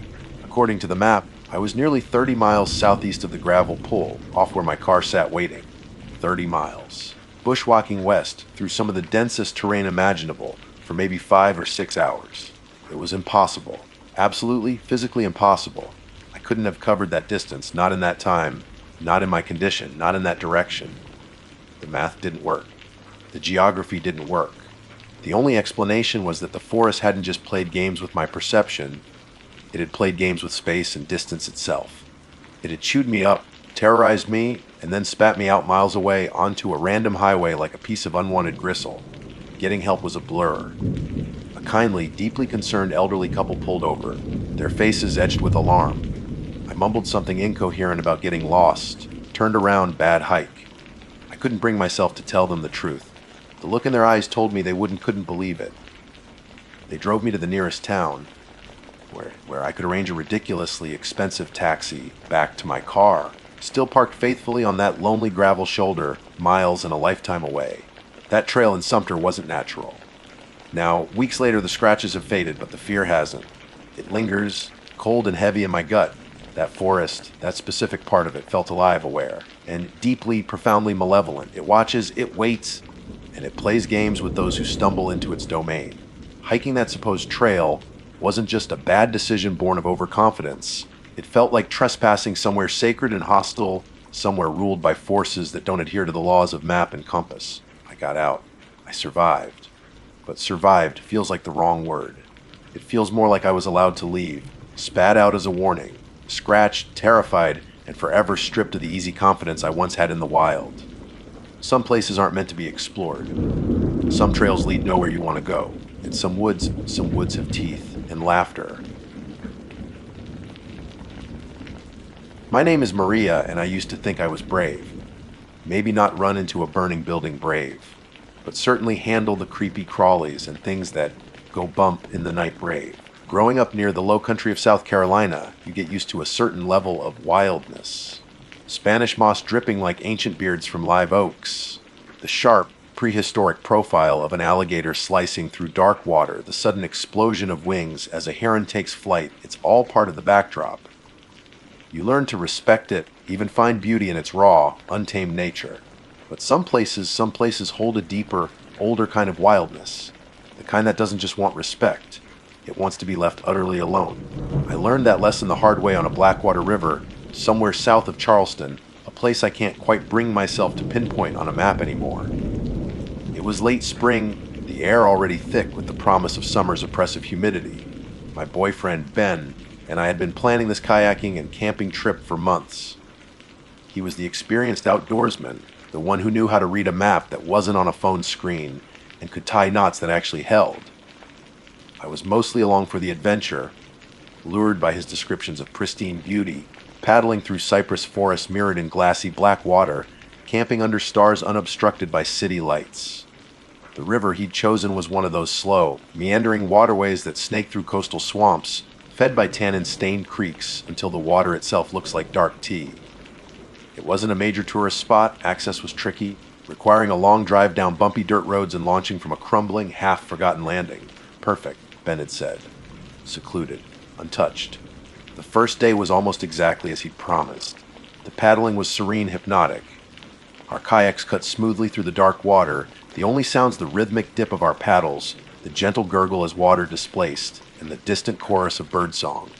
Towering cypress trees lined the banks, their massive bases flaring out into the water, their knees poking up like strange, gnarled snorkels. Sunlight filtered down through the dense canopy, dappling the water in shifting patterns of light and shadow. It was beautiful, breathtakingly so. But even then, there was an undercurrent I couldn't quite shake. The silence between bird calls felt heavy, watchful. The water, so dark and reflective, seemed to hide more than just fallen logs and mud. It felt like we were gliding over the surface of another world, one that tolerated our presence but didn't welcome it. We saw the usual suspects' turtles, sunning themselves on logs, their shells slick and ancient-looking, a few snakes, mostly harmless water snakes that vanished with barely a ripple, egrets and herons stalking the shallows with patient intensity. We even spotted a couple of gators, medium-sized ones, mostly submerged with just their eyes and snouts breaking the surface. They watched us pass with unnerving stillness, cold and reptilian, but they kept their distance. Ben, ever the calm guide, pointed them out matter-of-factly. "Just give them space," he'd said. "They're more scared of us than we are of them." I nodded, trying to believe him, but the sight of those powerful jaws, even from 50 yards away, sent a primal shiver down my spine. Finding a campsite took longer than expected. Many of the banks were just impenetrable thickets of brush or swampy morasses that sucked at your boots the moment you stepped out. Finally, we found a slightly elevated patch of ground, maybe 20 yards back from the river's edge, relatively clear beneath a stand of pines and older cypress trees. Felt okay. Reasonably dry, defensible on three sides by dense undergrowth, with a clear view back towards the water. We hauled the kayaks up, careful not to disturb the mud too much, the rich, organic smell of decay filling the air. Setting up the tent felt like staking a tiny, fragile claim in an overwhelmingly vast wilderness. As dusk began to settle, the swamp came alive with a different kind of energy. The birdsong faded, replaced by the chirping and croaking symphony of frogs and insects. The air grew heavier, stickier. Mosquitoes descended in whining clouds, forcing us to dose ourselves in repellent that did little to deter the most determined ones. We built a small fire, the crackling flames pushing back the encroaching darkness, casting flickering shadows that danced among the trees. Ben cooked dehydrated chili over a small camp stove, while I scanned the tree line, feeling exposed despite the firelight. The quiet from earlier had returned, but now it felt less peaceful, more expectant. We ate quickly, the humidity stealing our appetites. The sounds of the swamp were constant, the buzz of insects, the plop of something unseen dropping into the water, the occasional croak of a bullfrog, the rustle of small creatures in the leaf litter. Normal sounds, Ben assured me, pointing out the probable source of each noise. A frog, a falling branch, maybe an armadillo rooting around. I tried to relax, leaning back against a log, watching the fireflies blink their cryptic signals in the gloom. But every snap of a twig, every unidentified splash from the river, made my muscles tense. It felt like the whole swamp was holding its breath, listening. That first night was uneasy, but uneventful in the grand scheme. Inside the tent, zipped tight against the bugs, the air was stifling. Every rustle outside sounded magnified, sinister. I kept thinking about the gators, imagining them sliding silently from the water, their eyes glowing just beyond the thin nylon walls. Ben slept soundly beside me, his steady breathing a small comfort. I drifted in and out of a light, restless sleep, punctuated by the strange, alien sounds of the nocturnal swamp. There was one moment, deep in the night, when a loud splash echoed from the river, much louder than any turtle or falling branch. It was followed by a frantic, thrashing sound that lasted only a few seconds before abruptly stopping. I held my breath, straining to hear, my heart pounding. Probably a gator catching a fish, I told myself. or maybe a deer taking a clumsy drink. It had to be something normal. Eventually, the usual chorus of frogs and insects reclaimed the silence, and I forced myself to believe my own rationalizations. By the time the first hints of dawn filtered through the trees, painting the sky in pale shades of gray and pink, I was exhausted but relieved. The night had passed. We'd survived the bugs, the humidity, and my overactive imagination. As we made coffee and packed up our meager breakfast, the swamp seemed less menacing in the morning light. The oppressive weight had lifted slightly. We loaded the kayaks, eager to continue our journey downstream, deeper into the wilderness. Looking back at our small, temporary clearing, I felt a pang of unease seeing the indentation where our tent had been, a fleeting mark of our intrusion. It already felt like the swamp was reclaiming it. Little did I know the real test, the real terror was yet to come. The second night was waiting for us, further down that dark, silent river. The second day of paddling felt different. The novelty had worn off, replaced by a low-grade wariness from the previous night's poor sleep and the ever-present humidity. The river seemed to narrow slightly, the cypress trees crowding closer to the banks, their reflections darker, less welcoming in the black water. We saw fewer turtles, fewer birds. Even the gators seemed to have vanished. Ben tried to keep spirits up, pointing out interesting plant life or a rare bird species high in the canopy, but his voice lacked its usual enthusiasm. The silence between his observations felt heavier than the day before, punctuated only by the rhythmic splash of our paddles and the incessant drone of insects. It felt less like we were exploring and more like we were intruders being silently escorted deeper into forbidden territory. We covered good distance, wanting to put the memory of the first campsite and that unnerving midnight splash behind us. But as the afternoon wore on, finding a suitable spot for the second night proved even more challenging. The banks were steeper here, or dissolved into impenetrable cypress swamps that stretched inland as far as we could see. The few patches of potentially solid ground were thick with brambles and unnervingly close to stagnant, looking pools draped in lurid green algae. Doubt began to creep into my mind. Had we pushed too far? Was this part of the river less traveled for a reason? Ben, usually unflappable, was starting to look concerned, checking his map more frequently, his jaw tight. Finally, with the sun beginning its rapid descent towards the horizon, painting the undersides of the clouds in garish orange and purple, we found a spot. It wasn't ideal. It was a small, muddy clearing, barely larger than our tent's footprint, nestled amongst a dense cluster of cypress knees and thick, thorny bushes just feet from the water's edge. Getting the kayaks up the slick, muddy bank was a struggle, coating us in greasy, black muck that smelled faintly of sulfur and decay. Setting up the tent felt rushed, frantic, a race against the dying light. There was no elevated ground here, no natural barrier, just the thin nylon walls between us and the encroaching swamp. It'll have to do, Ben muttered, wiping sweat and mud from his forehead. Just for one night. As twilight deepened into true night, the swamp chorus began again, but it sounded different here, harsher. The frogs seemed louder, more frantic, their croaks overlapping in a chaotic din. The insect buzz was a high-pitched, nerve-jangling whine that drilled into your skull. We skipped the campfire this time. The ground was too damp, and frankly, neither of us felt like drawing attention to ourselves.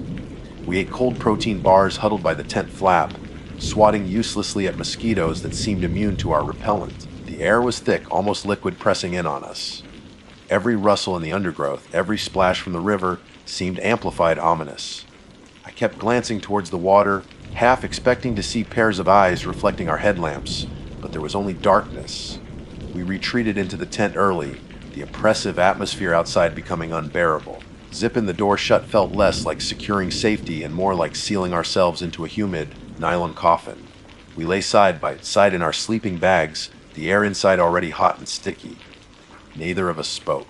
I think we were both trying to project a calm we didn't feel for the other's sake. I closed my eyes, desperately wanting sleep, wanting to fast forward to morning. The sounds outside continued: frogs, bugs, the occasional plop from the river. Familiar yet unsettling in this new, less secure location. I must have drifted off for a bit, because the next thing I knew, Ben's hand was gripping my arm hard. "Maria," he whispered, his voice tight with tension. Listen. I strained my ears, holding my breath. The frogs and insects were still there, but underneath them, almost vibrating through the ground, was something else. It started low, a deep, guttural vibration, like the idling engine of some massive, malfunctioning machine buried in the mud. It wasn't constant, but pulsed irregularly, a deep, wet erg. It sounded impossibly large and sickeningly organic. My blood ran cold. "What is that?" I whispered back, my voice trembling. "I don't know," Ben breathed. His eyes were wide in the dim light filtering through the tent fabric. "It sounds close." We lay there, frozen, listening as the sound continued. It wasn't an alligator. I'd heard gators bellow during mating season. It's a powerful, rumbling sound, but distinctly reptilian, almost a roar. This was different. Deeper, wetter, filled with a sense of immense effort, like something unimaginably heavy was trying to move through thick, viscous mud. And then came the other noise, the one that made my stomach churn and bile rise in my throat. Accompanying the guttural groans was a sickening slurping sound. A wet, dragging, sucking noise, like boots being pulled from knee-deep muck, but magnified 100 times, mixed with something like thick liquid being ingested or expelled. Erg, schlurrup, erg, schlurrup. It was coming from just beyond the tree line, maybe 30 or 40 yards away, parallel to the riverbank. Panic seized me, cold and absolute. My hand fumbled in the dark for the hunting knife Ben kept near his pack. My fingers closed around the cold handle, the weight offering minuscule comfort. Beside me, Ben had drawn his own larger knife. We didn't speak, didn't dare move. Every instinct screamed at us to stay hidden, to make no sound. The noise went on, relentless. Sometimes it seemed to get slightly further away, then the slurping and groaning would intensify, sounding closer again, as if whatever was making it was struggling, moving slowly but deliberately along the edge of the swamp, just out of sight. What could possibly make a sound like that? My mind raced through possibilities. A bear. No, the sound was too wet, too low. A massive boar stuck in the mud, unlikely to sound so rhythmic, so purposeful in its struggle. A herd of deer panicking. No, this was singular focused. It sounded like one enormous entity laboring through the muck. The slurping conjured images I couldn't push away, something huge, amorphous, pulling itself through the mire, maybe even feeding. The minutes stretched into an eternity. Every creak of the tent fabric, every rustle of our sleeping bags, sounded deafeningly loud. I could feel the frantic thumping of my heart against my ribs, hear the blood pounding in my ears. Ben's breathing was shallow and rapid beside me. The sound continued for what felt like forever, but was probably close to an hour. It never got significantly louder, never seemed to charge towards our tent, but maintained its terrifying proximity, moving slowly, inexorably downstream along the riverbank. The sheer size implied by the depth and volume of the noise was paralyzing. It felt ancient, primal, something that belonged to the deepest parts of the swamp, something that shouldn't exist. And then, gradually, almost imperceptibly at first, the sound began to fade. The guttural groans became less frequent, the slurping softer, more distant. It was moving away, continuing its path downstream. We remained frozen, knives gripped tight, listening intently until the last faint erg, schlurrup was swallowed by the chirping of the frogs and the drone of the insects. The silence it left behind felt vast and terrifying. The normal swamp sounds rushed back in, but they no longer sounded normal. They sounded like a flimsy curtain thrown over something monstrous. We lay there in the stifling darkness for a long time, drenched in sweat, heart still pounding. Neither of us suggested looking outside. Neither of us wanted to know what had been dragging itself through the muck just yards from our tent. We just wanted the night to end. The swamp had shown us a glimpse of its deeper, darker heart, and it was a vision of pure terror. Morning couldn't come soon enough. The rest of that night was pure, sleepless agony. Even after the horrifying sound had faded downstream, replaced by the swamp's deceptively normal chorus, relaxation was impossible. We lay rigid in the suffocating heat of the tent, knives still clutched in sweaty palms, ears straining against the thin nylon. Every frog's croak sounded like a guttural precursor, every insect buzz a rising whine of menace. The plop of a turtle sliding off a log became the splash of something heavy entering the water. Our fear hadn't dissipated with the sound. It had solidified, crystallizing into a hyper, vigilant dread that permeated the tiny space. We didn't speak. What was there to say? Trying to rationalize what we'd heard felt pointless, almost insulting to the raw terror it had inspired. We both knew instinctively that what had passed by our camp was something outside the realm of normal wildlife, something ancient and deeply unsettling. We just lay there, eyes wide in the darkness, waiting for the dawn, listening to the swamp breathe around us. When the first, faint hints of gray began to lighten the sky, it wasn't a gentle awakening, but a desperate release. Never have I been so grateful to see the oppressive blackness outside the tent soften. We didn't discuss it, didn't need to. The moment it was light enough to see without headlamps, we were moving. There was absolutely no thought given to investigating the area where the sound had come from. No morbid curiosity tempted us to search the mud along the tree line for tracks or signs. The instinct for self-preservation was overwhelming, screaming at us to get out now. Whatever had made that noise, whatever had struggled and slurped its way through the muck just yards away, we wanted no further evidence of its existence. Ignorance, in this case, felt like the only shield we had left. Breaking camp was a frantic, almost panicked affair. We practically threw our sleeping bags and gear into their stuffed sacks, fumbling with tent poles and zippers with trembling hands. Every snap of a twig from the surrounding woods made us jump, heads whipping around expecting something. We moved with a desperate urgency, constantly scanning the dense undergrowth, the muddy bank, the dark surface of the river. The air felt thick with watchful eyes. Did I imagine a patch of mud near the tree line looked unusually churned up, deeper and more disturbed than our own passage had made? Maybe. Did I catch a whiff of something fetid on the breeze, a rank, swampy odor stronger than the usual decay? Perhaps. Or perhaps it was just fear painting details onto a terrifyingly blank canvas. We didn't linger to confirm. Getting the kayaks back into the water felt like wading into danger itself, the black surface seeming to hide unimaginable depths. We didn't bother cleaning the mud off ourselves or the boats. We just shoved off, paddles digging deep, propelling us upstream, away from that cursed spot, as fast as our tired arms could manage. The paddle back was a grueling ordeal fueled by adrenaline and sheer terror. We didn't speak, conserving energy, focusing solely on putting distance between us and the previous night's campsite. Every bend in the river felt like a potential ambush point. Every submerged log looked like the ridged back of a waiting predator. The cypress trees, which had seemed so majestic 2 days before, now looked like skeletal sentinels guarding a forbidden realm. The Spanish moss dripped like funeral shrouds. The silence was no longer peaceful, it was pregnant listening.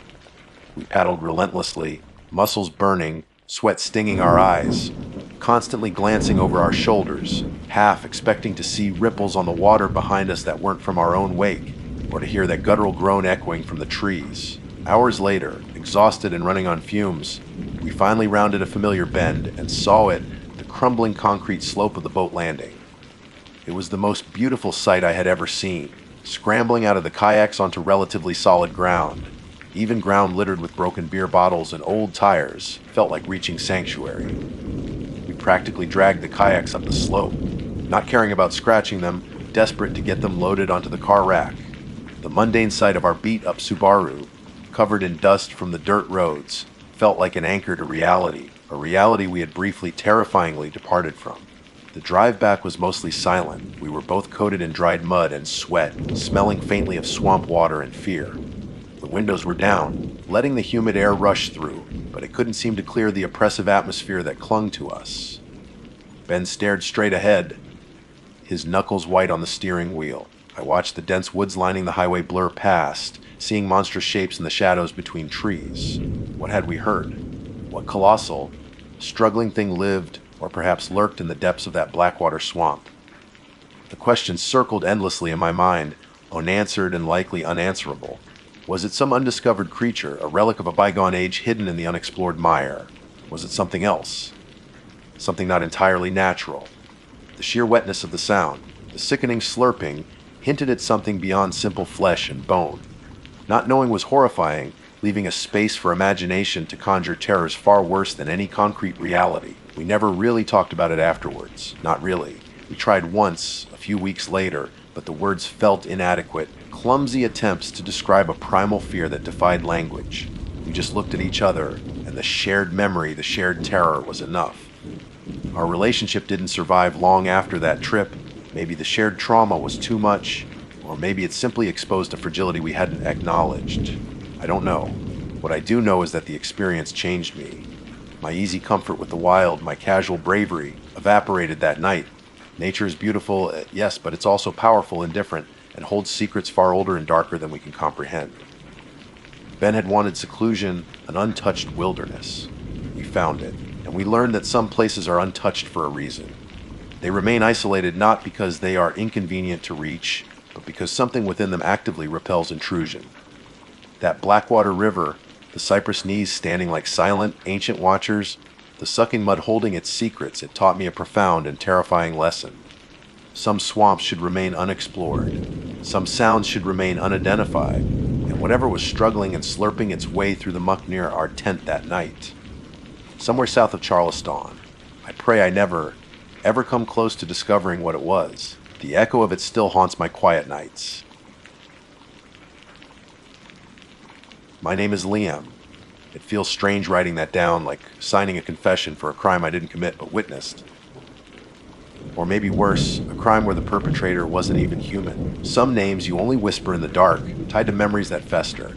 Table Rock is one of those names for me now, and Mike is the ghost that haunts it. It's been years. 10, maybe 12. The exact number gets fuzzy, blurred by grief and the sheer, grinding impossibility of what happened. But the feeling, that's sharp as broken glass. The cold dread that settled in my gut that Sunday morning never truly left. It's a permanent resident now, a quiet hum beneath the surface of everyday life, reminding me that the world isn't as solid or predictable as we like to think. Sometimes things just break. People just vanish. There were 4 of us back then, inseparable since college. Me, Sarah, Dan, and Mike. We weren't hardcore adventurers, just regular folks who liked getting out of the city, trading concrete for trees, smog for campfire smoke. Weekend warriors, I guess you'd call us. We've done plenty of trips together, Shenandoah, the Smokies, random state forests closer to home. Mostly car camping, sometimes short backpacking stints. Nothing extreme. We knew the basics: pack layers, bring enough water, tell someone where you're going, don't antagonize the bears. Standard stuff. We thought we were prepared. We thought we knew the risks. We were wrong. Table Rock State Park in South Carolina. That was the destination. We'd heard good things: challenging hikes, great views, a beautiful lake. Dan was the planner, meticulously researching trails and campsites. He'd booked us a spot weeks in advance, Site 14, nestled in a loop that wasn't too isolated, but offered decent privacy. Sarah was excited about the waterfalls, always the photographer of the group. Mike was just happy to be there, away from his soul-crushing junior accountant job. He was the quietest of us, maybe, but with a dry wit that could gut you when you least expected it. He was steady, reliable. The kind of guy you'd trust to have your back, whether it was spotting you on a climb or just listening when you needed to vent. Looking back, that steadiness makes what happened even more terrifying. We drove down on a Friday after work, arriving as dusk painted the sky in shades of orange and purple over the distinctive flat top of Table Rock Mountain.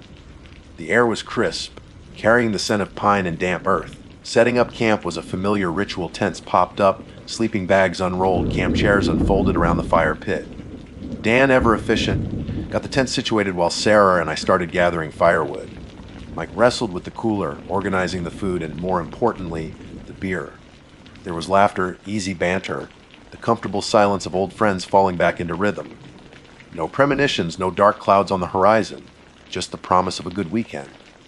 That first night was perfect. We grilled sausages over the fire, drank a few beers, told stupid stories. The stars were incredible, pinpricks of brilliant white scattered across an ink-black canvas, far brighter than we ever saw them in the city. We talked about hikes for the next day, debating the merits of the Pinnacle Mountain Trail versus the shorter, steeper Table Rock Trail. We eventually settled on the main Table Rock Trail for Saturday, challenging enough, but doable in a day. Around midnight, lulled by the crackling fire and the gentle murmur of the nearby creek, we called it a night. I remember sleeping soundly, cocooned in my sleeping bag, the cool night air a welcome change from the city heat. Saturday dawned bright and clear. We made coffee, cooked bacon and eggs on the camp stove, and packed our day packs. The hike up Table Rock was tough, just like the guidebook promised. Steep sections, rocky scrambles, legs burning, lungs working hard. But the camaraderie pushed us on. We stopped often, catching our breath, snapping pictures, marveling at the views that opened up as we gained elevation. Sarah got her waterfall shots, Dan pointed out different types of trees, and Mike, despite being quiet, offered words of encouragement when the climb got particularly grueling. We reached the summit around lunchtime, sweaty and tired, but exhilarated. The view was breathtaking: miles and miles of rolling, blue ridge mountains stretching out in every direction. We ate our sandwiches, took the obligatory group photos, and just soaked it in. At felt earned. Perfect. The descent was easier on the lungs but harder on the knees. We got back to the campsite mid-afternoon pleasantly exhausted. A quick dip in the bracingly cold lake washed away the grime and sweat. Then it was time for phase 2 of any good camping trip. Serious relaxation. Camp chairs, cold beers, snacks. We rehashed the hike, exaggerated the tough parts, laughed about Dan nearly slipping on a mossy rock. It was that golden hour, sun filtering through the trees, the air cooling, the prospect of another campfire ahead. Life felt simple and good. As evening settled, we got the fire going again. Dinner was chilly, hearty, and warming. More beers were opened. The conversation flowed easily, meandering from work complaints to future plans, interspersed with comfortable silences filled only by the crackle of the flames and the chirping of crickets. It was exactly the kind of night we'd come for. Relaxed, uncomplicated. Around 10:30 p.m., maybe 1100, Mike stretched and yawned. "All right, folks," he said, pushing himself up from his camp chair. "I'm beat. Calling it a night?" "Seriously," Dan teased. "The party's just getting started." Mike just grinned, that quiet smile of his. "Party can start without me. Need to recharge for whatever torture you've planned for tomorrow." Dan, he grabbed his headlamp. "See you guys in the morning." We watched him walk the short distance to his small, two-person tent, pitched slightly apart from mine and the larger one Sarah and Dan shared. We saw the beam of his headlamp click on inside, a muted glow through the nylon fabric. Then, a minute later, it clicked off. Darkness. The three of us stayed by the fire. Sarah opened another beer. I threw another log on the flames. We talked for maybe another hour about relationships, about how fast time seemed to be going, about nothing and everything. The fire slowly died down, casting long, dancing shadows. The woods around us felt deeper, quieter. The beer, the hike, the late hour, it was all catching up. "Maybe Mike had the right idea," Sarah said, stifling a yawn. Dan nodded. "Yeah, probably time. Just gonna check if Mike's zipped in okay. Sometimes forgets when he's tired."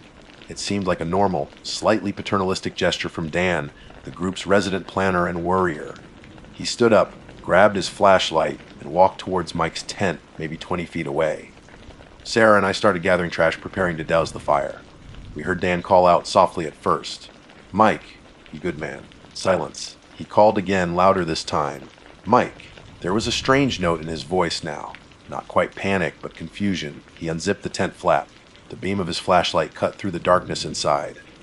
"Guys." Dan's voice was tight. "He's not here." Sarah and I looked at each other, then walked over quickly.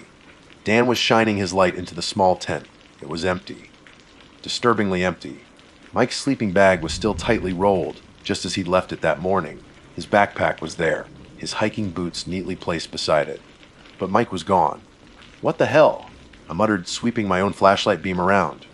The tent flap had been zip closed from the inside. How? Maybe he went to the bathroom. Sarah suggested, but her voice lacked conviction. The park bathrooms were a 5-minute walk away, up near the main road. Why wouldn't he have taken his headlamp? Why would he zip the tent from the inside if he was coming right back? "Mike!" Dan yelled, his voice echoing unnervingly in the quiet woods. "Mikey!" No answer. Just the sighing of the wind in the pines and the distant gurgle of the creek. We started searching, fanning out around the campsite, flashlights cutting uselessly into the oppressive darkness beyond the firelight. We called his name over and over, our voices sounding small and thin against the vast silence. We checked the path to the bathrooms, peered into the dark woods surrounding our site.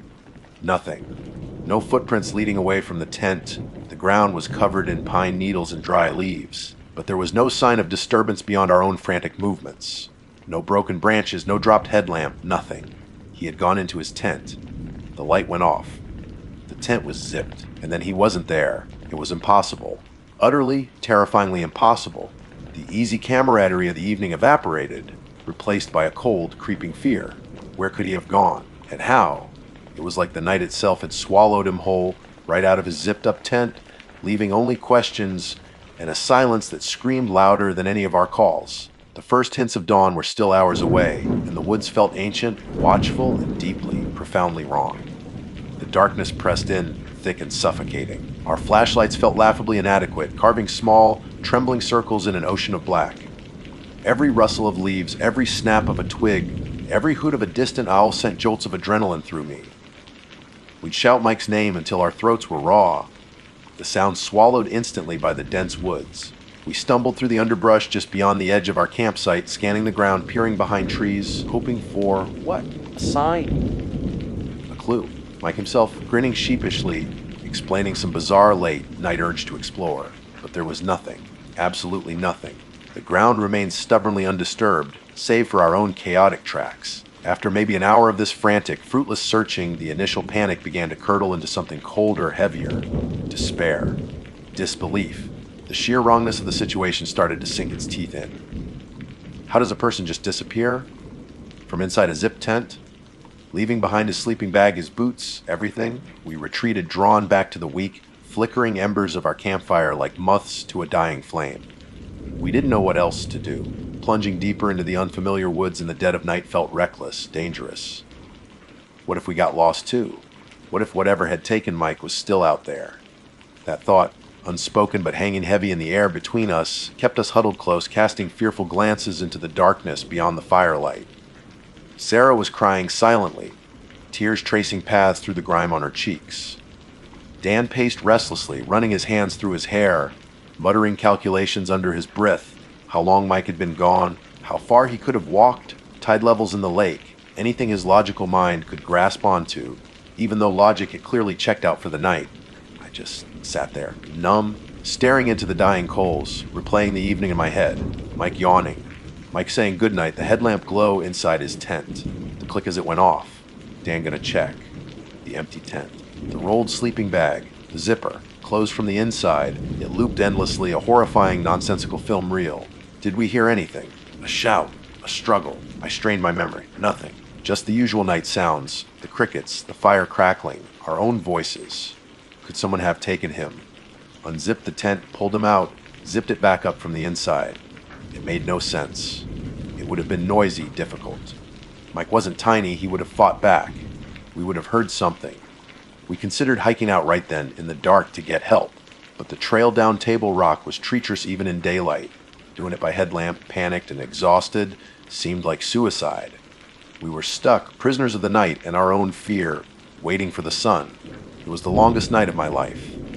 Every minute stretched into an eternity. Sleep was impossible. We'd jump at every sound, a raccoon rustling nearby, the wind whistling through the peaks. Dan tried rationing possibilities. Maybe he sleepwalked. Unlikely, Mike had never done that before. Maybe he felt sick, went to be ill away from the tents. Possible, but why no headlamp? Why zip the tent? Why wander so far we couldn't hear him? None of it fit. Finally, agonizingly slowly, the black sky began to soften. Gray light filtered through the canopy, painting the woods in muted, spectral tones. Dawn. It brought a sliver of hope, the irrational belief that daylight would somehow reveal the answer, make sense of the impossible. But as the sun climbed higher, illuminating the forest floor, it only confirmed our worst fears. There was still nothing. We searched again methodically this time, circling the campsite in widening sweeps. We examined the ground around Mike's tent with painstaking slowness. Pine needles, fallen leaves, a few scattered pebbles. No scuff marks, no drag marks, no footprints other than our own from the night before and Mike's from setting up camp. We looked up into the trees, down towards the creek. We checked inside the tent again. Everything was exactly as Dan had found it. Sleeping bag rolled tight, backpack undisturbed. Wallet and keys tucked in a side pocket, a half-eaten granola bar. It was like he'd been vaporized or raptured right out of his hiking boots. The sight of the rolled sleeping bag was particularly chilling. If he'd just gotten up to pee, or even if he'd been dragged out, wouldn't the bag be unrolled, maybe ask you. But it sat there, perfectly cylindrical, fastened with its compression straps, ready for packing, as if he'd never even gotten into it. But we'd seen his light on, then off. He had gone into the tent. We have to get the Rangers, Dan said finally, his voice hoarse. The decision hung in the air, heavy with unspoken guilt. Leaving the site felt like abandoning Mike. But staying, searching aimlessly on our own was pointless. We needed help. Real help. We quickly broke down the essentials, leaving Mike's tent and gear exactly as they were. The hike back down felt surreal. The trail we'd climbed triumphantly just the day before now seemed menacing, every shadow hiding a potential threat, every familiar landmark twisted into something alien. We barely spoke, each lost in our own terrified thoughts. The beauty of the park was gone, replaced by a gnawing dread. The ranger station seemed impossibly bright and normal after the shadowed woods. A friendly-looking ranger Middle-aged with a kind face and a name tag that read Harris, was behind the counter sorting maps. Our appearance wild-eyed, dirty, exhausted must have told him something was wrong before we even opened our mouths. Explaining it was harder than I'd thought. How do you tell a stranger, a figure of authority, that your friend vanished from inside a zip tent without a trace? Dan did most of the talking, laying out the timeline, trying to stick to the facts, his voice trembling slightly despite his efforts. He went into his tent around 11. We stayed up. I went to check on him maybe an hour and 15 later. The tent was zipped. He wasn't there. His sleeping bag was still rolled up. Ranger Harris listened patiently, his expression shifting from mild concern to sharp attention, then to a kind of careful neutrality that was almost worse than outright disbelief. He asked questions. Precise questions. Was Mike drinking heavily? A few beers, same as us. Any history of mental health issues? Sleepwalking? No. Any arguments within the group? Absolutely not. Did you hear anything at all? No. Are you sure the tent was zipped from the inside? Yes, Dan insisted. He'd had to unzip it to look inside. Harris made a few calls, his voice low and professional. Within 20 minutes, he and another, younger ranger were heading back up to Site 14 with us in their truck, bumping along the park road. Back at the campsite, the scene felt disturbingly unchanged. Mike's empty tent stood as a silent, impossible monument to his absence. The rangers were methodical. They examined the tent, the ground around it, just as we had, but with trained eyes. They took pictures. They used radios, coordinating with others. More personnel started to arrive, search and rescue volunteers in bright orange vests, another ranger with a search dog, a serious-looking sheriff's deputy. The dog, a beautiful German shepherd, sniffed around Mike's gear, whined softly, then cast about the campsite, nose to the ground.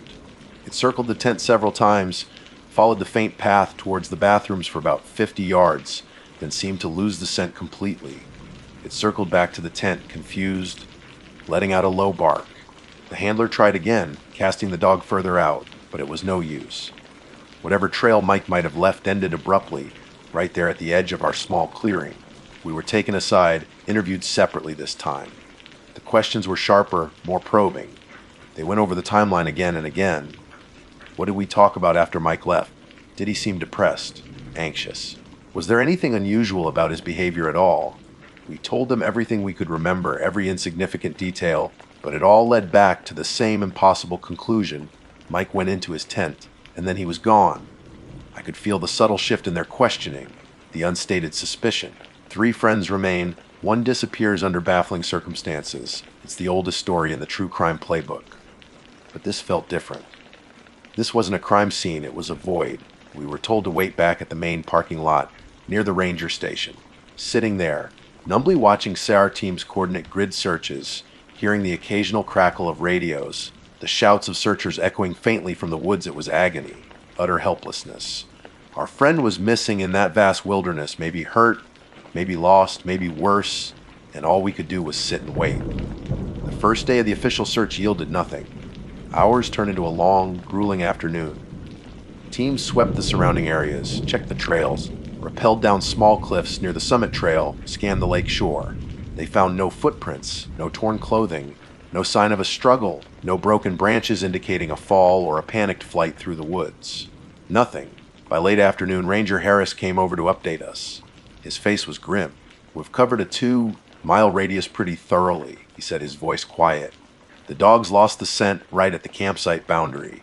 We haven't found a single sign, no tracks, nothing. He paused, looking not at us, but towards the imposing silhouette of Table Rock Mountain against the evening sky. It's unusual? Unusual? Sarah choked out. He vanished into thin air. Harris rubbed his chin, avoiding her gaze. We'll resume at first light, expand the grid, bring in more dogs. He hesitated, then added, almost reluctantly, this park, it's got its stories. People get lost, sure, but usually we find something. A boot, a dropped water bottle, tracks. He shook his head slightly. To find nothing right out of a zipped tent. He didn't finish the sentence. He didn't need to. The implication hung there, heavy and cold. Whatever happened to Mike wasn't normal, wasn't logical, and the vast, indifferent wilderness held its secrets tight. The sun set, painting the sky in fiery colors that felt like a cruel mockery, and the second night descended upon Table Rock, bringing with it a deeper, more profound darkness. The search continued for 5 more days. 5 days that blurred into a monotonous cycle of hope and crushing disappointment. The search grid expanded. More volunteers arrived, their fresh energy a stark contrast to our ragged exhaustion. They brought in dogs from neighboring counties. There was talk of thermal imaging flyovers, though I don't know if that ever materialized. The Rangers and SAR teams were relentless, professional, combing every inch of the increasingly large area they deemed plausible for a lost hiker to cover. They rappelled down steeper faces, waded through creeks, pushed through dense thickets of rhododendron. And they found nothing. Not a single thread from Mike's clothing caught on a branch. Not a displaced rock. Not a footprint that couldn't be accounted for by wildlife or the searchers themselves. The dogs remained useless beyond the immediate perimeter of Site 14. It was as if Mike had reached some invisible boundary just feet from his tent and simply ceased to exist in any way that left a physical trace. By the third day, the atmosphere had palpably shifted. The urgent radio chatter lessened. The grim determination on the faces of the search leaders was replaced by lines of deep frustration and utter bafflement. You could hear it in their voices during the brief, strained updates they gave us, the language subtly changing from "when we find him" to "if we find any sign." They were professionals facing a problem without precedent, an equation with no solution. On the 5th day, Ranger Harris, his face etched with wariness, sat us down near the now dismantled command post. "Liam, Sarah, Dan," he began, his voice heavy. "We've exhausted all reasonable search parameters. We've used every resource available. There's just nothing here." He spread his hands, a gesture of helpless finality. "We're not officially calling it off, not yet. We'll maintain a limited, continuous search, follow up on any new information. But the large-scale operation, we have to scale it back." We understood. They couldn't keep pouring resources into a search that yielded absolutely zero results. But understanding didn't make it easier. It felt like giving up. It felt like leaving Mike behind in those silent, watchful woods. Sarah broke down completely then, sobbing uncontrollably. Dan just stared blankly at the ground, his face a mask of numb despair. I felt hollowed out, scooped clean of everything but a cold, persistent dread. Leaving Table Rock was one of the hardest things I've ever done.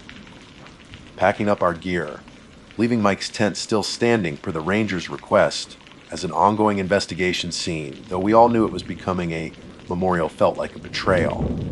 As we drove away, I looked back at the mountain, its flat top serene against the blue sky. It looked beautiful, impassive, indifferent. It held its secrets, and Mike was now one of them. Did it take him, or did it just witness something inexplicable? I didn't know. I still don't. The days and weeks that followed were a blur of grief, confusion, and sickening practicalities. Telling Mike's parents, there are no words for that kind of agony. How do you explain the inexplicable to a mother and father desperate for answers? How do you convey that their son vanished from a zip tent, leaving everything behind, without sounding insane or, worse, like you're hiding something? They looked at us, searching our faces, their eyes raw with pain and disbelief. I saw the flicker of suspicion there too, however much they tried to hide it. It was unavoidable. There was a memorial service, of course. A heartbreaking affair held under the heavy shadow of unanswered questions. Friends and family gathered, shared stories about Mike, cried together.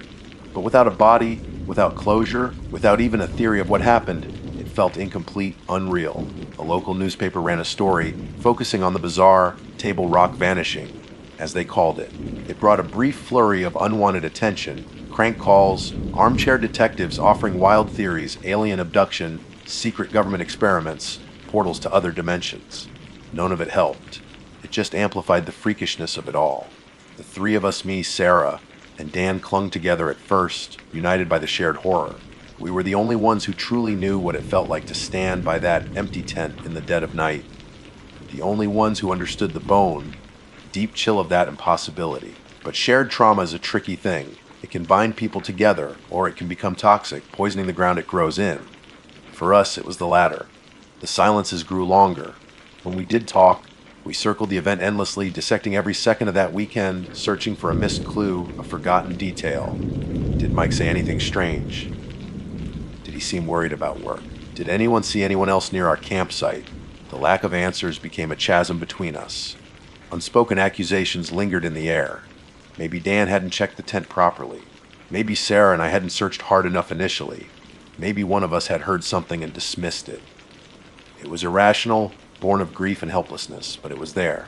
Dan, needing logic and order, couldn't cope with the sheer randomness, the lack of reason. He became obsessed, spending hours online researching missing persons cases, strange disappearances, even fringe theories about geographical anomalies. Sarah grew withdrawn, prone to sudden bouts of weeping, and eventually moved across the country, seeking distance from the memories. I tried to be the anchor, but I was adrift myself.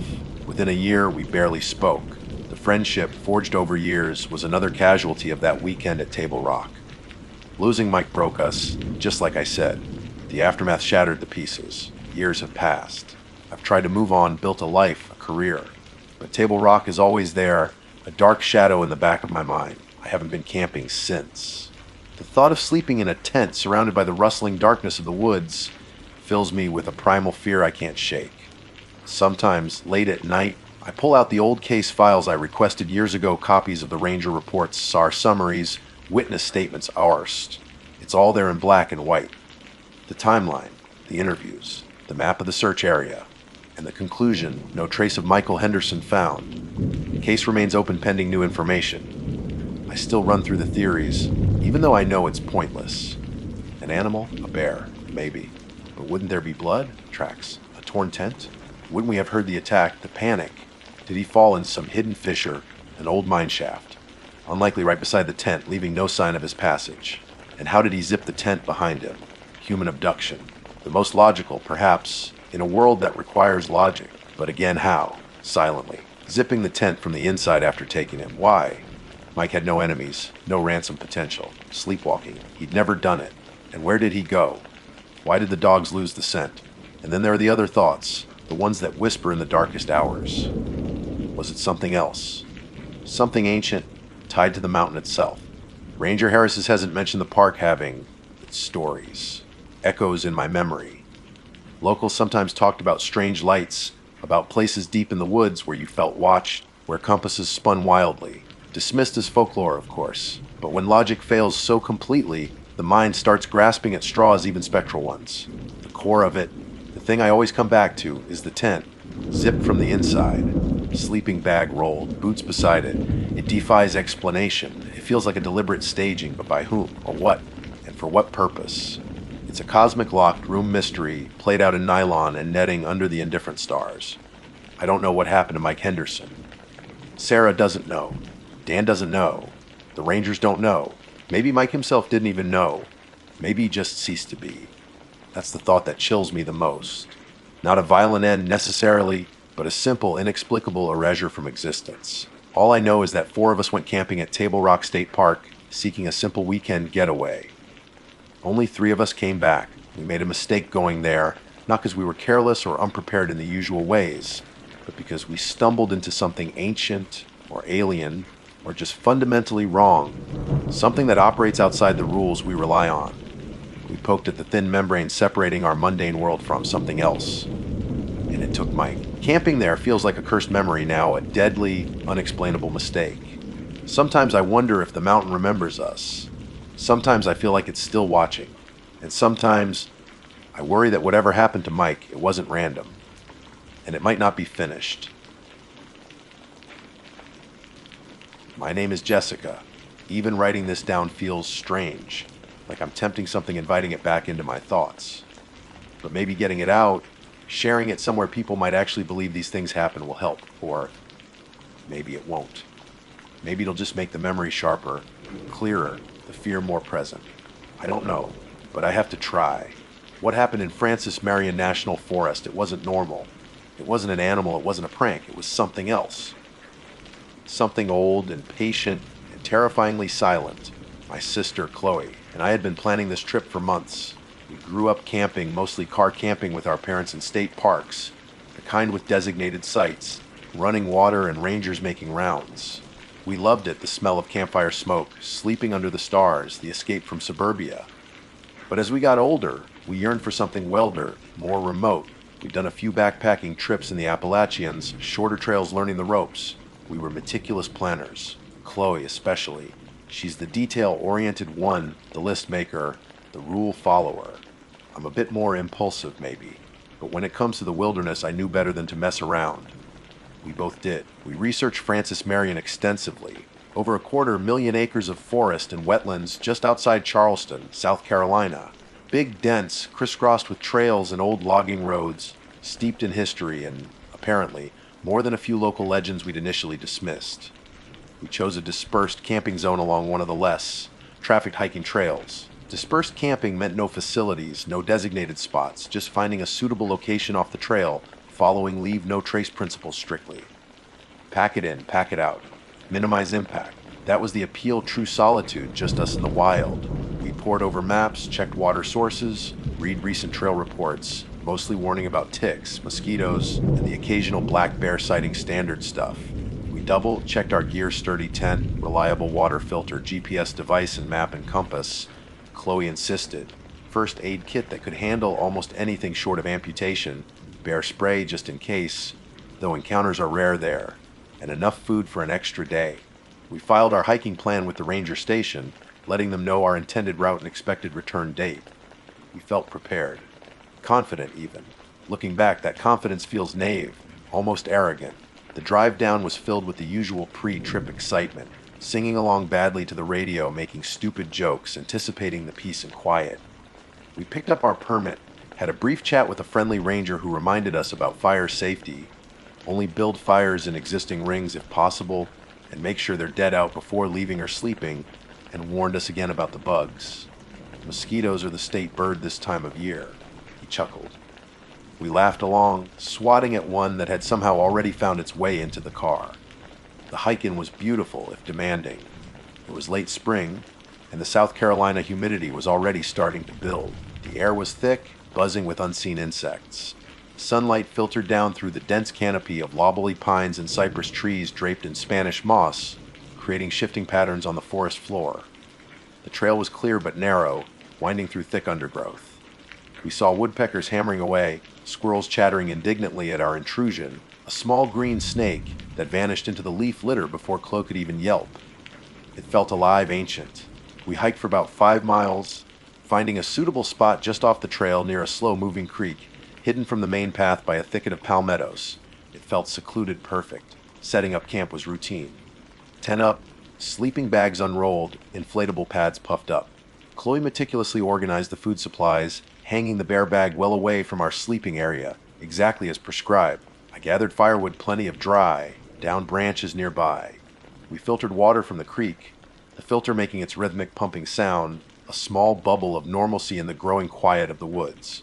As dusk began to settle, painting the sky in shades of orange and purple above the tree line, we got the fire going in a small, pre-existing stone ring someone had built long ago. The first night was exactly what we'd hoped for.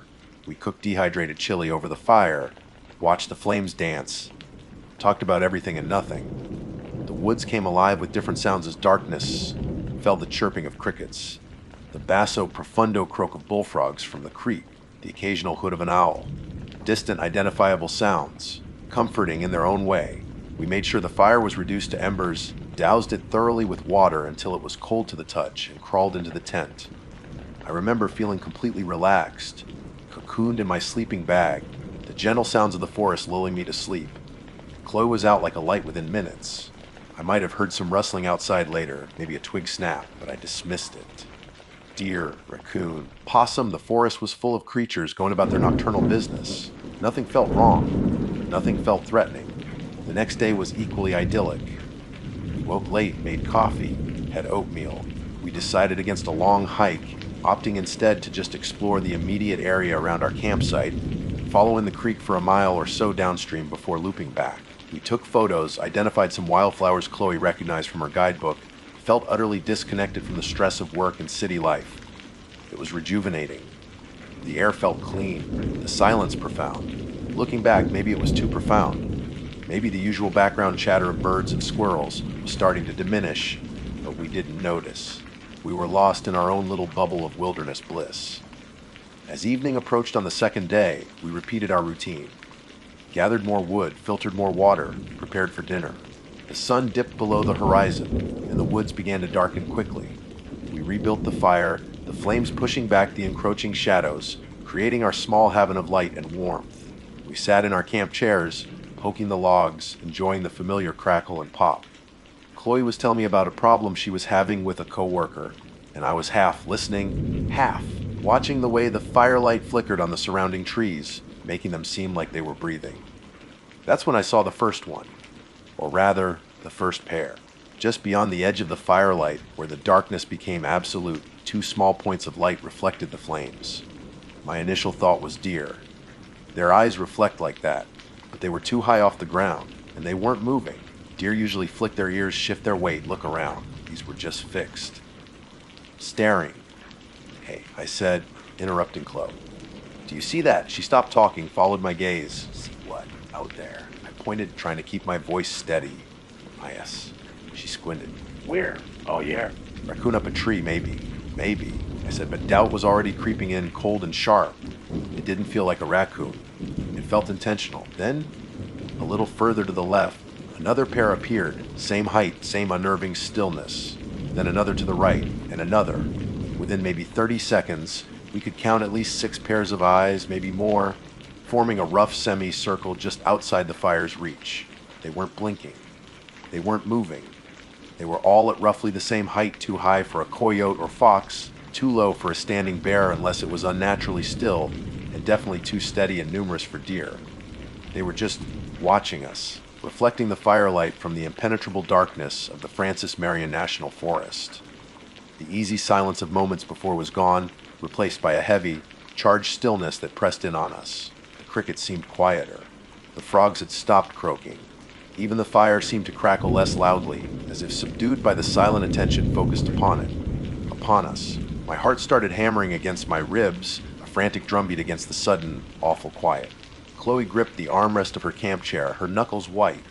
The wilderness we had sought felt suddenly, irrevocably hostile. Chloe's fingers dug into my forearm, her nails biting through my thin fleece jacket. Jess, what is that? Her voice was barely a whisper, tight with a fear that mirrored my own rapidly accelerating panic. 6 pairs of eyes, at least, maybe more lurking deeper in the shadows, waiting their turn to catch the firelight. They hadn't moved an inch. Not a flicker, not a twitch. Just the steady, reflected glow like tiny, malevolent embers scattered in the darkness. I don't know, I whispered back, my throat dry. My mind scrambled for explanations, anything plausible. Owls, but 6 owls all lined up, staring silently from the same height. Unlikely. Raccoons in the trees. Possible, but again, the stillness, the sheer number of them felt wrong. Bears. They don't typically gather in groups like this, and certainly not to just stand and stare silently for minutes on end. Nothing fit. Every rational explanation evaporated the longer we looked, leaving only a chilling residue of the unknown. Maybe if we make noise. Chloe suggested, her voice trembling slightly. Scare them off. It seemed like the only thing to do. Animals usually react to loud noises, to sudden movements. I fumbled for the heavy, duty flashlight beside my chair, my fingers clumsy with adrenaline. Clicking it on, I aimed the powerful beam directly at the nearest pair of eyes. The focused light cut a stark white tunnel through the night, illuminating leaves, branches, the rough bark of a pine tree, and absolutely nothing where the eyes should have been. The beam landed on empty space, empty air. I swept it frantically across the area where we'd seen them, left to right, up and down. Nothing. No gleaming fur, no startled animal, no person caught in the glare. But the moment I clicked the flashlight off, plunging us back into the flickering firelight, the eyes were there again. All of them, exactly where they'd been before, as if the beam had passed right through them, or as if they had vanished and reappeared instantaneously. A whimper escaped Chloe's lips. Okay, I said, trying to project a calm I didn't feel. Loud noises, together. Ready, she nodded, her eyes wide and fixed on the watchers. We took a deep breath. Shiva, I screamed, my voice cracking. Joined in, her shout thinner but just as desperate. We clapped our hands, waved our arms wildly, kicked at the dirt near the fire pit. The response was absolute silence. The eyes didn't waver. They didn't retreat. They didn't react in any way whatsoever.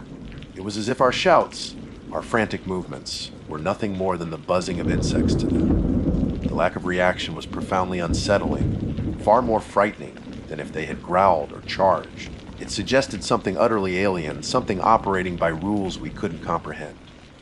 They weren't afraid of us. They weren't curious. They were just observing, patiently. The air grew heavy, thick with unspoken dread. The fire crackled, spitting a spark, and for a second, I imagined it illuminating more eyes, further back, countless pairs watching from the deeper woods. Paranoia coiled in my stomach. How many were really out there? Why were they watching us? What did they want? Jess, Chloe whispered, her voice strained. The fire. It's like they're watching the fire, or it's how they see us. She was right. The eyes were only visible as reflections of the fire. Maybe if the light source was gone. We need to put it out, I decided, the words tumbling out in a rush. Now, there was no time for debate. The feeling of being watched, assessed by these silent, unblinking entities, was unbearable. We scrambled around the fire pit, kicking loose dirt onto the flames with our boots. It wasn't enough. Chloe gasped, grabbing our main water container. It felt wrong, wasting precious filtered water, but the fear overrode everything. She unscrewed the cap and dumped a cascade onto the heart of the fire. With a loud hiss and a plume of acrid smoke that stung my eyes, the flames died. The transition was shocking. One moment we were in a bubble of warm orange light, the next, plunged into near absolute darkness. The moon was only a sliver, and the dense canopy blocked most of its weak light. Our pupils struggled to adjust, leaving us momentarily blind, adrift in a sea of black. The sudden silence, amplifying the pounding in my ears, was terrifying. Tent. Now, I grabbed Chloe's hand, pulling her towards the dark shape of our small dome tent. We stumbled over camp chairs, kicked our cooking pot with a clatter that sounded obscenely loud in the stillness. Fumbling frantically with the zipper, heart hammering against my ribs, I pulled it downwards, the rasping sound echoing in the night. We practically fell inside, landing in a heap on our sleeping bags. I reached back to the zipper toggle and yanked it shut, sealing us inside the thin nylon shell. For a moment, we just stayed there, huddled together, breathing hard, listening. The air inside the tent was already growing stuffy, thick with the smell of campfire smoke clinging to our clothes and the sharp, metallic scent of pure fear. Outside, the world was utterly black, utterly silent. The familiar night sounds, the crickets, the frogs had completely ceased. It was as if the entire forest was holding its breath. Then we heard it, a faint rustle, just outside the tent wall, near where the fire pit had been. It wasn't the sound of wind through leaves, it was drier, more deliberate, like something light stepping carefully on the leaf litter. Skitter scratch, then silence again. Chloe squeezed my hand so hard I thought my bones would crack. We didn't speak, we didn't dare. We just listened, straining our ears, every nerve ending alight. Another rustle, this time near the back of the tent, then another closer to the side. It sounded like something was circling us, slowly, methodically. But the sounds were always faint, always indistinct, never loud enough to be sure what was making them, or how large it might be. Was it one creature, or many? Were they still out there, the owners of those unblinking eyes, now invisible in the darkness? The night crawled by with agonizing slowness. Minutes stretched into eternities. We lay rigid in our sleeping bags, zipped up tight despite the warmth, as if the thin layer of nylon offered any real protection. Every creak of a distant branch, every sigh of the wind sent fresh waves of adrenaline through us. We didn't talk, except for the occasional terrified whisper. "Did you hear that?" I said closer. "What do they want?" We had no answers. The darkness felt absolute, pressing in on the thin walls of the tent. My imagination ran wild. I pictured eyes peering through the mesh window, unseen by us. I imagined long, shadowy fingers brushing against the rainfly. Once, I could have sworn I saw the tent wall dimple slightly, as if something was leaning against it. But when I blinked, there was nothing. Was it real, or just my fear playing tricks? The uncertainty was torture. We must have drifted into shallow, uneasy states of near sleep, punctuated by jolts of panic whenever a new sound occurred, but neither of us truly slept. The rustling outside continued intermittently throughout the night. Sometimes it sounded like quiet footsteps, sometimes like fabric dragging lightly over leaves, sometimes just an unidentifiable scratching. It never got louder, never tried to force its way in. It just continued. A constant, terrifying reminder that we were not alone, that we were surrounded by something unknown and patient. The first, almost imperceptible hint of gray began to lighten the eastern sky, filtering weakly through the dense trees. The sounds outside seemed to fade, or perhaps our exhausted minds simply stopped registering them. A profound weariness settled over us, bone deep in soul, crushing, but sleep was still impossible. All we could think about was escape. The faintest outlines of the trees outside started becoming visible through the tent fabric. Birds began to tentatively chirp, testing the dawn. It sounded like normalcy returning, but the fear clung to us, cold and heavy.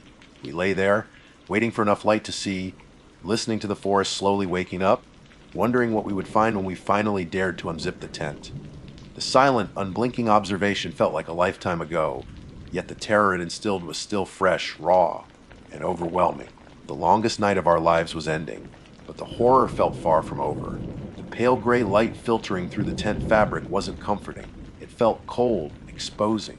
Chloe and I hadn't moved for what felt like an hour, simply lying there, listening as the pre-dawn silence reluctantly gave way to the first tentative calls of birds. The rustling outside had stopped sometime before the light changed, fading away as subtly as it had begun. But the absence of sound wasn't reassuring. It felt like a held breath, a pause before something. Finally, unable to bear the suspense any longer, I slowly, carefully reached for the zipper tab near my head. The metallic rasp as I pulled it down sounded like a gunshot in the stillness. Chloe flinched beside me. I opened it just a crack, enough to peer out with one eye. Dew glittered on the sparse grass around our tent. Our camp chairs were exactly where we'd abandoned them. The fire pit was a sodden mess of ash and dirt, looking pathetic in the morning light. Beyond that, the trees stood silent, dappled with the emerging sun. Nothing looked overtly out of place. Nothing seemed immediately threatening. I unzipped it further, pushing the flap aside. Chloe shifted, peering over my shoulder. We scanned the small clearing, our eyes darting nervously, searching for any sign of disturbance, any clue about what had circled us all night. There was nothing. No footprints other than our own boot prints from the day before. No broken branches, no torn vegetation. The leaf litter looked undisturbed, save for where we'd frantically kicked dirt onto the fire. It was eerily, unnervingly normal. As if the entire night the eyes, the fear, the unseen presence had been nothing more than a shared nightmare. But we knew better. The exhaustion weighing us down, the tremor still present in my hands, the raw fear reflected in Chloe's eyes, that was real. Pack, I croaked, my voice hoarse, fast. There was no discussion, no hesitation. We scrambled out of the tent, the vulnerability of being in the open sending fresh chills down my spine despite the rising humidity. The forest felt different now. The birdsong didn't sound cheerful. It sounded like alarms we couldn't understand. The shadows beneath the trees seemed deeper, darker, capable of hiding anything. Every flicker of movement at the edge of my vision made me jump. The feeling of being watched hadn't entirely dissipated with the darkness.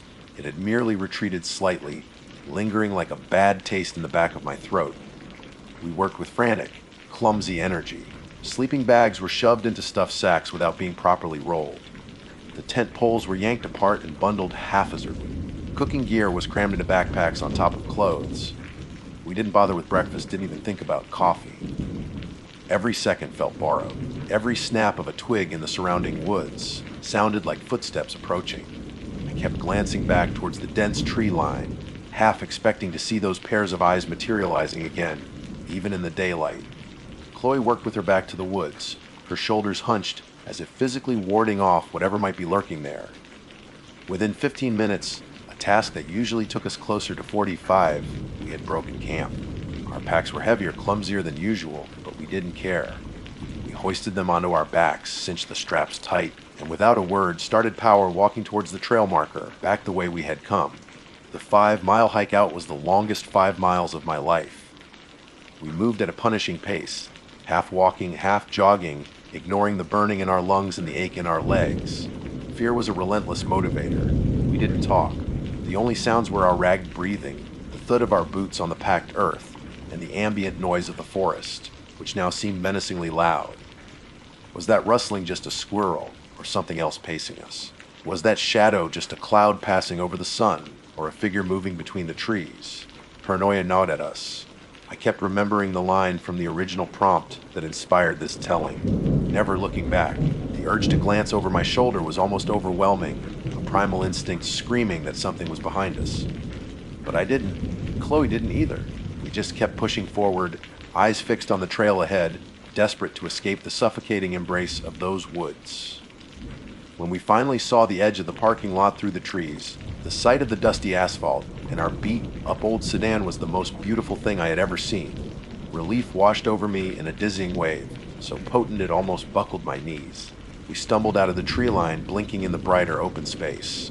There were 1 or 2 other cars there now, hikers just arriving for the day. They glanced at us, probably noting our disheveled state and the frantic pace we still maintained as we practically ran the last 50 yards. Chloe fumbled with the keys, her hands shaking too much. I took them from her, unlocked the doors with a chirp that sounded wonderfully, blessedly normal. We threw our packs onto the back seat without ceremony, slammed the doors shut, and locked them immediately. Sitting there in the relative safety of the car, engine off, windows up, the silence felt different. Contained. Safe. We just looked at each other, breathing heavily. The terror of the last 12 hours etched onto our faces. I started the car, the engine roaring to life, and backed out of the parking spot perhaps a little too quickly. We didn't speak as I drove away from the trailhead, heading back towards the main road, towards civilization. I kept glancing in the rearview mirror, half expecting to see something standing at the edge of the woods, watching us leave. But there was nothing. Just the trees and the shadows, looking perfectly ordinary now that we were putting distance between us and them.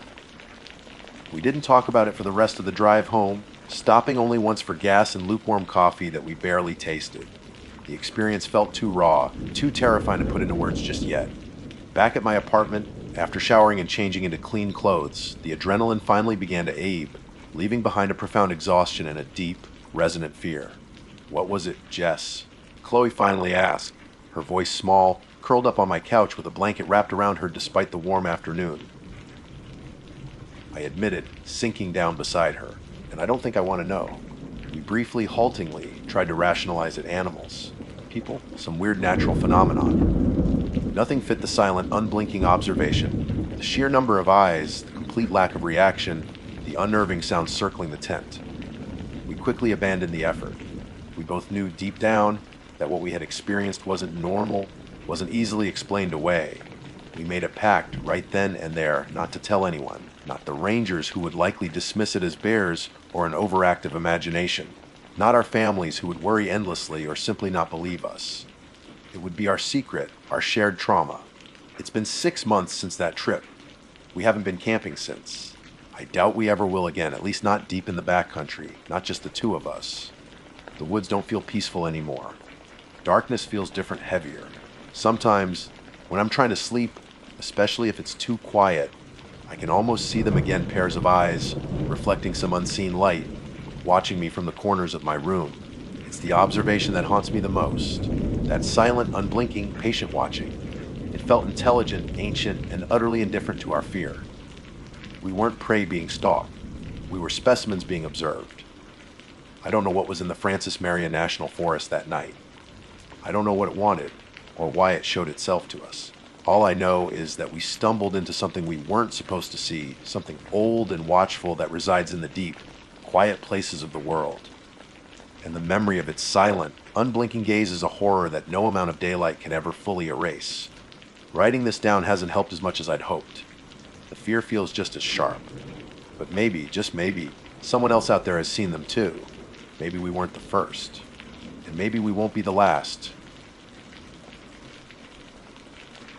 Alright, so I need to get this down. Typing it out feels slightly less insane than just letting it loop in my head, which it's been doing for months now.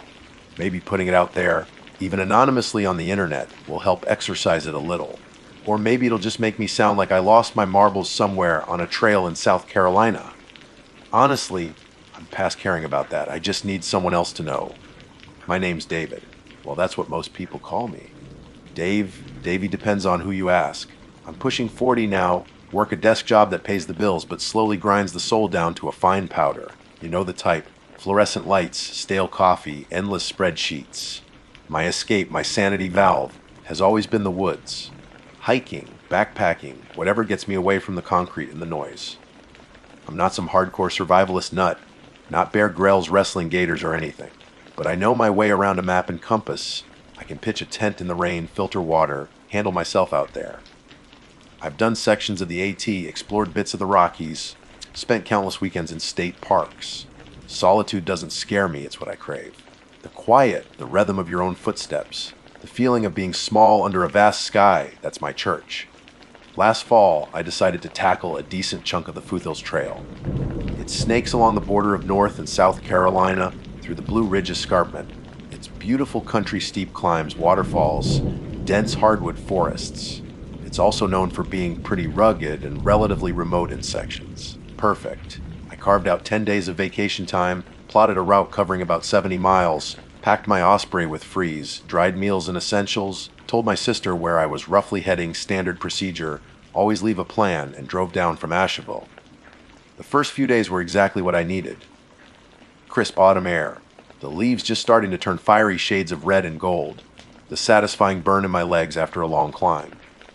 I saw maybe 2 or 3 other hikers the entire time, quick nods and brief trail talk before we went our separate ways. Mostly it was just me, the trees, and the trail stretching ahead. I felt the tension from work easing out of my shoulders with every mile marker passed. I was sleeping well, eating trail mix like it was gourmet cuisine, feeling connected to something real. This was why I did it. This was the recharge. It was day 5 when things got weird. I descended into a particularly deep valley, following a creek that gurgled companionably beside the trail. The sun was high, probably early afternoon, maybe 2 or 3 o'clock. The air in the valley felt thick, humid, and incredibly still. The usual forest sounds seemed muffled down here, fewer birds chirping, the breeze barely rustling the canopy high above. It was profoundly quiet, the kind of quiet that presses in on your ears. Miles from the nearest road, probably 15 miles hiked that day already, with at least another 5 planned, before I looked for a campsite near the next water source marked on my map. That's when I heard it. At first I thought I was imagining it, or maybe it was the creek playing tricks, the water flowing over rocks in a weird harmonic way. But no, this was distinct. Music. A faint, high-pitched melody carried on the almost non-existent air currents. It sounded like a flute, or maybe a piccolo, something airy, reedy. I stopped dead on the trail, straining my ears. The melody was simple, almost childlike, but it had this underlying current of sadness that was hard to pin down. It wasn't a recognizable tune, nothing modern. It felt old. Very old. It was beautiful in a haunting, fragile way, like something you'd hear in a dream and struggle to recall upon waking. But hearing it out here, deep in this remote valley, that wasn't just odd, it was deeply unsettling. My first thought was another hiker, maybe someone playing an instrument at their campsite. But it felt wrong. Too ethereal, too faint yet pervasive, and who hikes miles into the backcountry with a flute? I scanned the surrounding woods. Thick undergrowth, mostly rhododendron and mountain laurel, tumbled down the steep slopes on either side of the creek. Tall oaks, maples, and hickories towered overhead, their leaves filtering the sunlight into dappled patterns on the forest floor. There was no sign of anyone, no flicker of movement, no wisp of campfire smoke. The music continued, seeming to drift. One moment it sounded like it was coming from up the slope to my right, the next it seemed to emanate from downstream, further down the valley. It never got significantly louder, always remaining on the edge of hearing, as if played from a great distance, yet somehow intimately close. I tried walking slowly down the trail, hoping to pinpoint a direction, but it was like chasing smoke. The melody would fade, then swell again from a slightly different angle. It was maddening. Was it some kind of bird call I didn't recognize? I've heard some strange calls, but nothing like this sustained, melodic pattern. An electronic device someone lost. Possible, but the quality of the sound, it felt organic, like breath passing through wood or bone. It didn't have the sterile repetition of a recording. I spent probably 20 minutes standing there, then slowly moving, head cocked, trying to solve the puzzle. The initial curiosity began to curdle into unease. The beauty of the melody was still there, but now it felt less like a dream and more like a siren song, alluring but dangerous. The solitude I'd craved suddenly felt less like peace and more like vulnerability. The profound quiet of the valley, which had seemed peaceful moments before, now felt watchful, charged with a strange energy. I shook my head, trying to rationalize. Maybe it was the wind whistling through a hollow log or a rock formation in a peculiar way. It seemed unlikely, given the complexity and the shifting direction, but what else could it be? I told myself to stop spooking myself, that there was a logical explanation. Hikers do weird things sometimes. Maybe someone was practicing off trail, wanting privacy. But the feeling that deep-seated wrongness wouldn't leave. It was like a primal instinct kicking in, the hairs on the back of my neck prickling. This wasn't normal. I checked my map again. The next marked campsite with reliable water was still miles ahead. Pushing on meant potentially hiking into dusk, maybe even dark, especially if I kept getting distracted. Besides, a stubborn part of me, the part that hates unsolved mysteries, was still hooked, and honestly, I was tired. The valley floor here was relatively flat, near the creek. It wasn't an ideal spot, a bit low, lying, maybe damp, but it would do. I convinced myself camping here was the sensible option. Rest up, get an early start tomorrow. Maybe I'd hear the music again and get a better fix on it in the morning light. Or maybe it would be gone, and I could chalk it up to tired ears and an overactive imagination. I found a reasonably level spot about 50 yards from the creek, screened by a thicket of laurel. I went through the motions of setting up camp, clearing the ground, pitching my lightweight tent, unrolling my sleeping bag and pad. The familiar tasks felt grounding, but my senses remained on high alert. Every snap of a twig, every rustle of leaves made me jump. The music had stopped sometime during my search for a campsite, leaving the valley in that heavy silence again. As the sun began to dip below the western ridge, painting the sky in strokes of orange and purple, long shadows stretched across the valley floor. The air grew cooler. I forced myself to filter water from the creek and prepare my rehydrated chili mac, but my appetite was gone. The woods darkened rapidly, the dense canopy overhead swallowing the last vestiges of twilight. I switched on my headlamp, its beam cutting a stark white circle in the oppressive gloom. Sitting on my small pad outside the tent, poking half-heartedly at my food, I listened. Only the gentle murmur of the creek and the occasional hoot of a distant owl broke the silence. Maybe it was over. Maybe it was just a weird, isolated incident. Then, as the last bit of light bled from the sky and the first stars pricked through the gaps in the canopy, it started again. Faint at first, then clearer, seemingly closer now. The same haunting, sorrowful flute melody weaving through the black, silent trees. It wasn't beautiful anymore. It was terrifying, and it felt like it was playing just for me. The first notes hung in the cold night air, sharp and clear despite their faintness. My half-eaten chili mac sat forgotten on the ground beside me. Every muscle in my body went rigid. It wasn't my imagination, wasn't the creek, wasn't the wind. It was the flute back with the darkness, and this time it felt different. Closer, definitely closer. Not loud, still possessing that ethereal, drifting quality, but the presence of it was stronger, more defined, like the player had moved from the distant ridges down into the valley proper. My breath hitched. I snapped my headlamp off, plunging myself into near total blackness beyond the faint starlight filtering through the trees. My thinking was purely instinctual. Don't be a target. Don't show whoever, or whatever, was out there exactly where I was. But the darkness also meant I couldn't see anything beyond arm's reach. The familiar shapes of trees became hulking, menacing silhouettes. The gentle murmur of the creek now sounded like whispers I couldn't quite make out. And the music, oh God, the music. It continued its sorrowful, looping melody. At night, without the context of daylight and the minor distractions of the daytime forest, it took on a truly horrifying quality. It wasn't just sad anymore. It felt like pure, distilled grief. An ancient lament echoing through a place that had maybe seen too much death, too much sorrow, and beneath the grief, that warning tone I'd sensed earlier intensified. It was a keen, a dirge, but also a caution like a bell-tolling danger. Danger from what, or for what, I couldn't guess.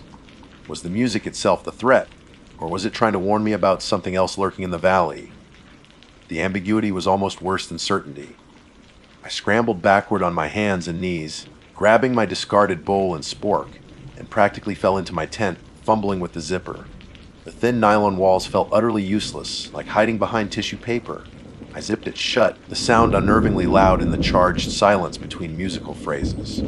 Inside, curled in my sleeping bag, I felt marginally safer, but it was an illusion. I was trapped in a flimsy fabric bubble, surrounded by miles of dark woods, and this impossible, terrifying sound. My heart was hammering against my ribs so hard, I thought it might tear through. My skin felt clammy despite the cool night air. I strained my ears, trying to pinpoint the music's location, but it remained maddeningly elusive. It seemed to weave around my campsite, sometimes sounding like it was just beyond the laurel thicket, sometimes further up the slope, sometimes right down by the creek. It never settled in one place for long. Was the player circling me? The thought sent a fresh wave of ice through my veins. I tried to think logically. Who would be out here, playing a flute in the middle of the night, miles from civilization? A hermit? Possible. But why reveal themselves with music? Why this haunting, specific tune? A prank. It felt too elaborate, too persistent, too genuinely unsettling for a simple prank. and the feeling it generated that went beyond a practical joke. This felt primal. My mind kept circling back to the sound itself. That ancient quality. It didn't sound like modern music, didn't follow typical scales or structures I was familiar with. It felt prehistoric, almost alien. And the sorrow was profound, gut-wrenching. Images flickered behind my eyelids, old battlefields shrouded in mist, funeral pyres burning under a cold moon, figures huddled in mourning. Where were these thoughts coming from? Was the music putting them there? Hours passed. I know because I checked my watch, its dim backlight a tiny island of mundane reality in the sea of terror. 10 p.m. midnight. 2 a.m. the music never stopped. Sometimes it would fade slightly, giving me a fleeting, desperate hope that it was over, only to swell again, sometimes seeming so close I flinched, expecting to see a face pressed against my tent wall. At one point, around what must have been 1 a.m, I heard something else. A soft snap of a twig just beyond the tent. Not the usual random forest noises, but the distinct sound of something stepping carefully. I froze, holding my breath, my ears straining so hard they ached. Silence. Then another faint scuff like leather on dry leaves. Closer this time. My blood ran cold. I fumbled for my headlamp, my hand shaking violently. Should I turn or yell? Stay silent? Before I could decide, the flute music swelled, seemingly right on top of me, louder than it had been all night, a piercing, mournful cry that drowned out everything else. It was so intense, so overwhelming, that I squeezed my eyes shut and clamped my hands over my ears, though it did little good.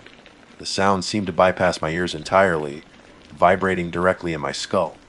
When it finally subsided back to its previous level a moment later, the other sounds were gone. There was only the relentless, sorrowful melody. Had the music driven away whatever was approaching? Or was the music the source of the footsteps?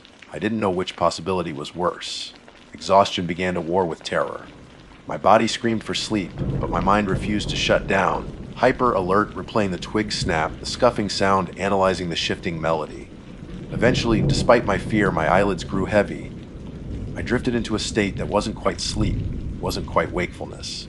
The flute music wove itself into this twilight state, becoming the soundtrack to a series of vivid, terrifying nightmares. They weren't typical bad dreams. They felt injected, forced upon me. I dreamt I was running through the woods, the trees clawing at me with skeletal branches. The flute music was everywhere, chasing me, guiding me deeper into an impenetrable darkness. I dreamt of the creek running not with water, but with thick, dark blood and pale, indistinct figures rising from its depths, their eyes empty sockets, their mouths open in silent screams that somehow harmonized with the flute's lament. I saw myself standing on a precipice overlooking the valley, and a figure cloaked in shadow stood beside me, playing the flute, a flute carved from what looked disturbingly like a human femur. It turned its shadowed head towards me, and though I couldn't see a face, I felt an ancient, immeasurable hunger directed my way. I woke up with a choked gasp, drenched in sweat, my heart trying to beat its way out of my chest. The flute music was still there, weaving through the trees, unchanged, relentless. How much of the nightmare was just a dream, and how much was bleeding through from whatever was out there? The line felt terrifyingly thin. I didn't dare close my eyes again. I sat there shaking, hugging my knees to my chest, listening to the endless dirge, until the first hint of gray began to dilute the oppressive blackness outside. And then, as abruptly as it had started hours before, the music stopped. Silence slammed back in, absolute and profound. It was almost more jarring than the music itself. The creek's murmur sounded unnaturally loud now. A bird tentatively chirped somewhere high above. Dawn was coming. The silence didn't bring relief, though. It brought clarity. The clarity of stark terror and the overwhelming, instinctual need to flee. Whatever haunted this valley, whatever sorrowful, warning tune it played, I knew with bone deep certainty that I couldn't spend another minute here. The nightmares, the sounds outside the tent, the sheer wrongness of it all, it wasn't just in my head. It was real. The first true rays of sunlight pierced the canopy, hitting my tent. It wasn't a comforting light. It just illuminated the prison I'd been in all night.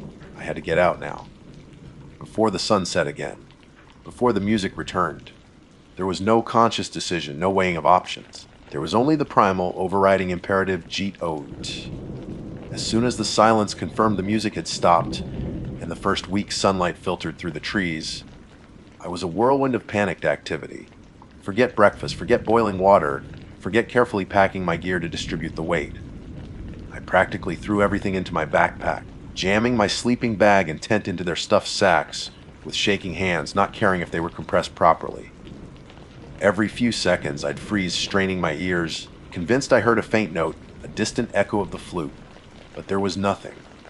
Only the awakening sounds of the forest, sounds that usually brought me peace, but now felt like a thin veneer over something monstrously silent. My eyes darted constantly towards the dense rhododendron thickets, towards the shadowed slopes, expecting to see something, the shadowed figure from my nightmare. Pale figures rising from the creek banks. I didn't know, and that was the worst part. I zipped up my pack, heaved it onto my back, heavier than usual due to the haphazard packing, grabbed my trekking poles, and practically bolted from the campsite without a backward glance. The trail led downstream, deeper into the valley for another mile or so before beginning the long, arduous climb out towards the eastern ridge. Those first miles were agony. Adrenaline fueled me, but underneath, I was running on fumes after the sleepless, terror-filled night. Every shadow seemed too deep. Every rustle of leaves in the underbrush sounded like footsteps paralleling my own. The beautiful morning sunlight, slanting through the golden and red leaves, felt alien wrong. It illuminated a world that had shown me its hidden, terrifying face in the dark, and the light couldn't erase it. I pushed the pace hard. My lungs burned, sweat plastered my hair to my forehead and stung my eyes, but I didn't slow down. My trekking poles clicked frantically against rocks, the rhythm a desperate counterpoint to the imagined melody looping in my head. Did I actually hear it sometimes, faint on the breeze? Or was it just memory branded into my brain? I couldn't tell. At one point, rounding a bend, a dark shape moved quickly in my peripheral vision, low to the ground. I yelped, stumbling backward, poles flailing. It was just a deer, startled by my frantic approach, bounding away into the woods. But for a heart-stopping second, I was convinced it was something else, something low and crawling. The climb out of the valley was brutal. Switchback after switchback, gaining elevation slowly, tortuously. With every step upward, I felt a tiny fraction of the oppressive weight of the valley lift. But the fear remained, a cold knot in my stomach. I kept looking back down into the shadowed depths, half expecting to see something looking back up at me. The woods remained silent except for my own ragged breathing and the frantic beat of my heart. It was a 10-mile hike to the next trailhead access point, according to my map. 10 miles that felt like 100. I didn't stop to rest, didn't drink enough water, just forced myself onward, driven by the memory of that music and the certainty that I was running for my life, even if nothing was visibly chasing me.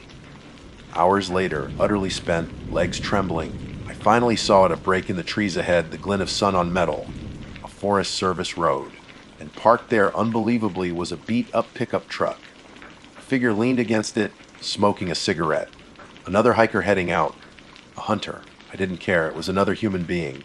I burst out of the woods and onto the gravel road, stumbling, gasping for air. The man, older, weathered, wearing flannel, looked up in surprise as I practically collapsed onto the roadside, dropping my pack with a thud. "Whoa there, son," he said, his voice raspy. "You all right? Look like you seen a ghost." I tried to answer, but only a choke sob came out. Tears streamed down my face, tears of relief, exhaustion, sheer terror releasing its grip ever so slightly. I must have looked insane. Wild-eyed, filthy, covered in sweat and dirt, babbling incoherently. I tried to explain, mumbling about music, a flute, something in the valley, the nightmares. He listened patiently, his expression shifting from surprise to a kind of wary understanding. He didn't call me crazy.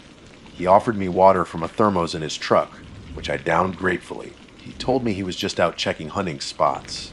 He said, "Yeah, them woods get strange sometimes. Deep hollers like that, they hold on to things." He didn't elaborate. I didn't press him. His simple acknowledgement, the lack of dismissal, was more comforting than anything else he could have said.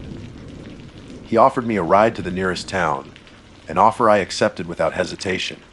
The thought of spending another night anywhere near that trail was unthinkable. That was last fall. It feels like a lifetime ago and like it was yesterday. I finished my section hike, obviously, just not the way I planned. I drove home, went back to work, tried to slip back into my normal life, but something is broken, or maybe awakened. The memory of the music hasn't faded. Sometimes, when it's quiet, I can almost hear it, that haunting, sorrowful melody. It makes my skin crawl, just like the prompt described. Goosebumps rise on my arms, and that cold knot of fear tightens in my stomach again. Sleep isn't always restful. The nightmares haven't completely stopped, though they're less frequent now. The pale figures, the bone flute, the feeling of ancient hunger. I haven't been backpacking since. Haven't set foot on the Foothills Trail, and I don't think I ever will again, especially not that section. Even day hikes feel different. The woods don't feel like home anymore. They feel watchful, full of secrets I no longer want to discover. The solitude I crave now sometimes feels like exposure, vulnerability. I never found out what the music was. I've scarred the internet for local legends about that area, folklore about strange sounds, anything. Found nothing concrete. Was it a ghost, lamenting some forgotten tragedy? A nature spirit warning me away? Was the player human, driven mad by isolation? Or was it something older, stranger, something that resides in those deep, shadowed places and doesn't appreciate being disturbed? I don't have answers. All I have is the memory, the fear, and the certainty that some things you hear in the wild aren't natural. Some things are ancient, sorrowful, and carry warnings you ignore at your peril. I got out of that valley, but I think a part of me never really left. It's still there, listening in the darkness to that endless haunting melody. And sometimes I worry I'll hear it again when I least expect it. Not in the woods, maybe. Maybe outside my window late at night, maybe drifting from an empty room. Because whatever it was, I don't think it was tied to just that valley. I think it's something that drifts on the wind, looking for someone to listen. My name is Olivia, Liv usually, and I need to tell someone about this. Typing it out, putting it into the void of the internet, maybe that makes it feel more real, or maybe less terrifyingly locked inside my own head. Maybe someone else has seen something similar, or maybe this will just serve as a warning, stick to the marked trails. Seriously. Don't be young, dumb, and overconfident like we were. Some shortcuts lead to places you can never truly leave behind. This happened last October. The Blue Ridge Mountains were hitting that perfect sweet spot, the air crisp but not yet biting, the leaves exploding in a riot of reds, oranges, and golds that looked almost unreal, like a landscape painting someone had cranked the saturation on. It was breathtaking, the kind of beauty that makes you feel small but connected to something vast and ancient.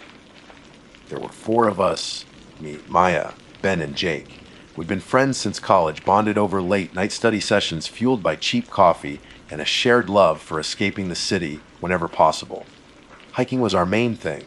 We weren't hardcore mountaineers, not by a long shot, but we were experienced enough to handle moderately challenging trails. We had decent gear, knew basic navigation, and usually practiced leave, no trace principles and common sense. Usually. This trip was supposed to be a weekend escape. We'd rented a small cabin, a normal cabin, the kind with running water and questionable rustic decor, near the base of the Blue Ridge Escarpment in North Carolina. The escarpment is dramatic. It's where the mountains sort of abruptly drop off towards the Piedmont region. The views are incredible, but the terrain can be steep and tricky. Our plan for Saturday was a long loop hike, maybe 8 or 9 miles, hitting a well-known overlook. We started early, the morning mist still clinging to the valleys below us, the sun filtering through the canopy in hazy shafts. The first few miles were great. Standard trail stuff, navigating roots and rocks, stopping for water breaks, pointing out interesting fungi or distant hawks circling overhead. Jake, ever the energetic one, was practically bouncing off the trees, scouting ahead. Maya, methodical and calm, kept an eye on the map and our pace. Ben was Ben, amiable and easygoing, happy to follow along, cracking jokes that were only occasionally funny. I was soaking it all in, camera clicking intermittently, trying to capture the impossible colors. Around midday, we reached a fork in the trail. The main path clearly marked, curved upwards towards the overlook we'd planned on. But there was another, fainter path leading downwards, almost hidden by overgrown rhododendrons. It wasn't on Maya's map. Whoa, where does that go? Jake asked, peering down the less traveled way. It looked steep, shadowed, and significantly less maintained. Nowhere good, probably, Maya said, consulting her map again as if willing it to show the phantom trail. It's not marked. We should stick to the plan. But come on. Jake pushed, that familiar glint of impulsive adventure in his eyes. Look how worn it is right here at the start. People definitely use it. Maybe it's a shortcut. Or leads to some hidden waterfall or something. Or, I countered, feeling a little prickle of unease I couldn't quite place, that leads to a dead end or private property or just thick, impassable woods. We don't know how long it is or where it goes. Ben shrugged. Could be cool, but Maya's probably right. The debate went back and forth for a few minutes. Jake argued for adventure, Maya for caution and sticking to the known route. Ben wavered. I found myself weirdly intrigued despite my initial hesitation. The main trail was getting more crowded as the day wore on. The allure of somewhere potentially undiscovered, somewhere quiet, was strong. The escarpment area is vast, wild in places. Stories circulate old moonshiner trails, forgotten homesteads, people getting lost. Usually, those stories just added a layer of romantic history to the hikes. This time, thinking about them felt different. Okay, compromise. Jake proposed finally. Let's just follow it for like 15, 20 minutes. Max, if it doesn't look promising or starts getting sketchy, we turn right back and hit the main overlook. No harm done. Maya sighed, the kind of sigh that meant she knew she was outnumbered but still disapproved. 20 minutes. And if it gets weird, we turn back immediately. Agreed. We agreed. Famous last words, right? The path, if you could call it that, plunged downwards almost immediately. It was less a trail and more a suggestion of passage, a narrow corridor through dense thickets, the ground soft and slippery with damp leaves. Branches snagged at our clothes, and the air grew cooler, heavier, the bright sunlight struggling to penetrate the dense canopy overhead. The sounds of other hikers faded quickly, replaced by an unnerving quiet. Even the birds seemed muted here. After about 10 minutes, I was ready to call it. Guys, this is just dense woods, I said, pulling a thorny vine off my sleeve. Let's head back. Just a little further. Jake insisted, pushing aside a low-hanging branch. I think I see, yeah, look. Ahead through a gap in the trees, the ground seemed to level out slightly into a small, overgrown clearing. And in the center of that clearing, almost swallowed by the encroaching wilderness, stood a cabin. It wasn't quaint or rustic. It was wrong. Utterly dilapidated. The wood was dark, almost black in places with rot and mildew, warped and weather, beaten to the point of collapse. The roof sagged dangerously in the middle, shedding shingles like dead leaves. One side listed precariously, looking like a strong gust of wind could send the whole structure tumbling down. Most of the windows were boarded up haphazardly, but a couple were just dark, empty squares, gaping like vacant eyes. One still held a few shards of grimy glass. A stone chimney, surprisingly intact compared to the rest, clung stubbornly to one wall. The clearing itself was choked with weeds, brambles, and saplings all fighting to reclaim the space. But there was a faint, slightly more trodden path leading directly from where we stood to the cabin's front door, which hung crookedly on its hinges. Whoa, Ben breathed, echoing my thoughts. Creepy. Abandoned for sure, Jake said, though his voice lacked its usual confidence. He took a few steps closer. Looks like it's been falling apart for decades. Maya had her arms crossed, her expression tight. Okay, we saw it. It's a creepy old ruin. Can we please go back now? This place gives me the chills. She was right. There was an atmosphere around it, a heavy stillness that felt unnatural. The silence wasn't peaceful, it was watchful. But curiosity is a powerful, stupid thing. Seeing something like this, so unexpectedly hidden away, triggers that itch. Who lived here? Why did they leave? Why was it left to rot instead of being torn down? Just a quick peek inside. Jake asked, already drifting towards the door. Come on, Maya. Live a little? When else are you going to see something like this? Trespassing on potentially unstable, definitely creepy private property isn't living a little. Jake, it's asking for trouble, Maya retorted, but she didn't actively stop him. I hesitated. Every instinct screamed at me to follow Maya's lead, to turn around and scramble back up the slippery incline to the sunny, populated trail. But another part of me, the part that reads too many stories and watches too many documentaries about abandoned places, was undeniably hooked. What secrets did it hold? Ben, predictably, sided with Jake. Yeah, just a super quick look. 5 minutes. Before Maya or I could protest further, Jake had reached the door. He pushed it gently. It groaned loudly in the silence, scraping against the warped floorboards, and swung inwards about a foot, revealing a sliver of profound darkness within. The smell that wafted out was thick, cloying damp earth, pervasive mold, rotting wood, and something else, something faintly metallic and unpleasant, like old blood or rust. See, easy. Jake whispered, glancing back with a nervous grin. Who's coming? My sensible brain was flashing red alert signals, telling me this was peak horror movie stupidity. Going off trail, bad decision number 1. Approaching the creepy, isolated cabin, bad decision number 2. Deciding to go inside. That felt like crossing a threshold we shouldn't. But Jake was already slipping through the gap, and Ben was right behind him. I looked at Maya. She rolled her eyes, a mask of exasperation, but took a deep breath. Fine, she muttered. 5 minutes. Then we are leaving, with a shared look of deep misgiving. Maya and I followed them towards the darkness, stepping over the threshold and into the rotting heart of the cabin. The air inside was instantly colder, the smell intensifying, wrapping around us like a shroud. That was when the real unease, the kind that sinks into your bones, truly began. Stepping inside was like plunging into cold water. The air was instantly 10 degrees colder, thick and stagnant, heavy with the smells I'd only gotten a whiff of before. Mold was the dominant note, sharp and earthy, the scent of things actively returning to the dirt.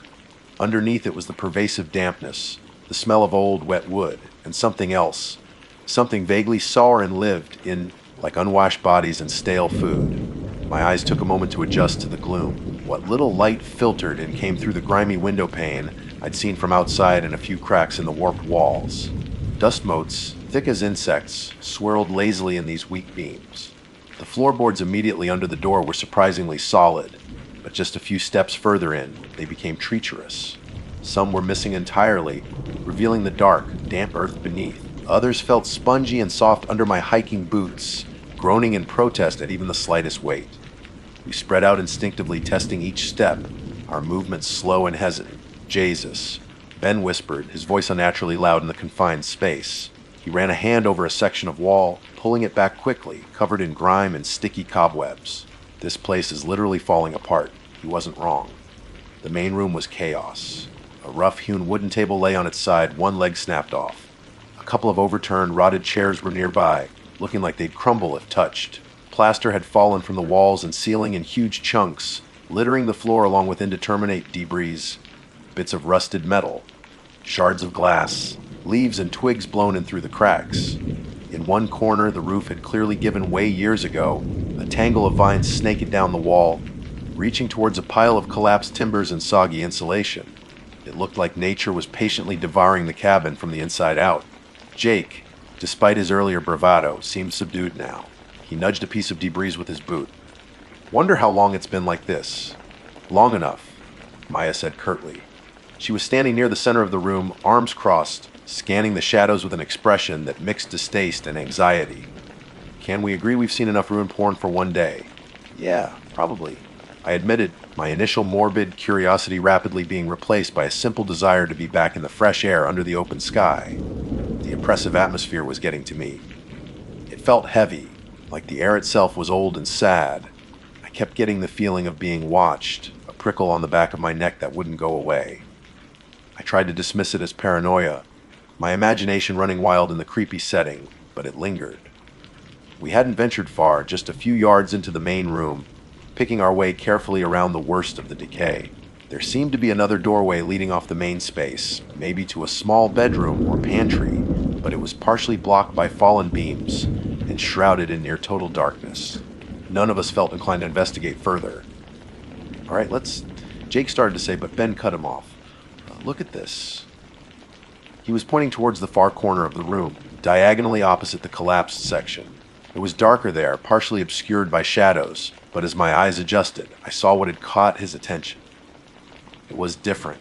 While the rest of the cabin screamed neglect and decay, this corner looked used.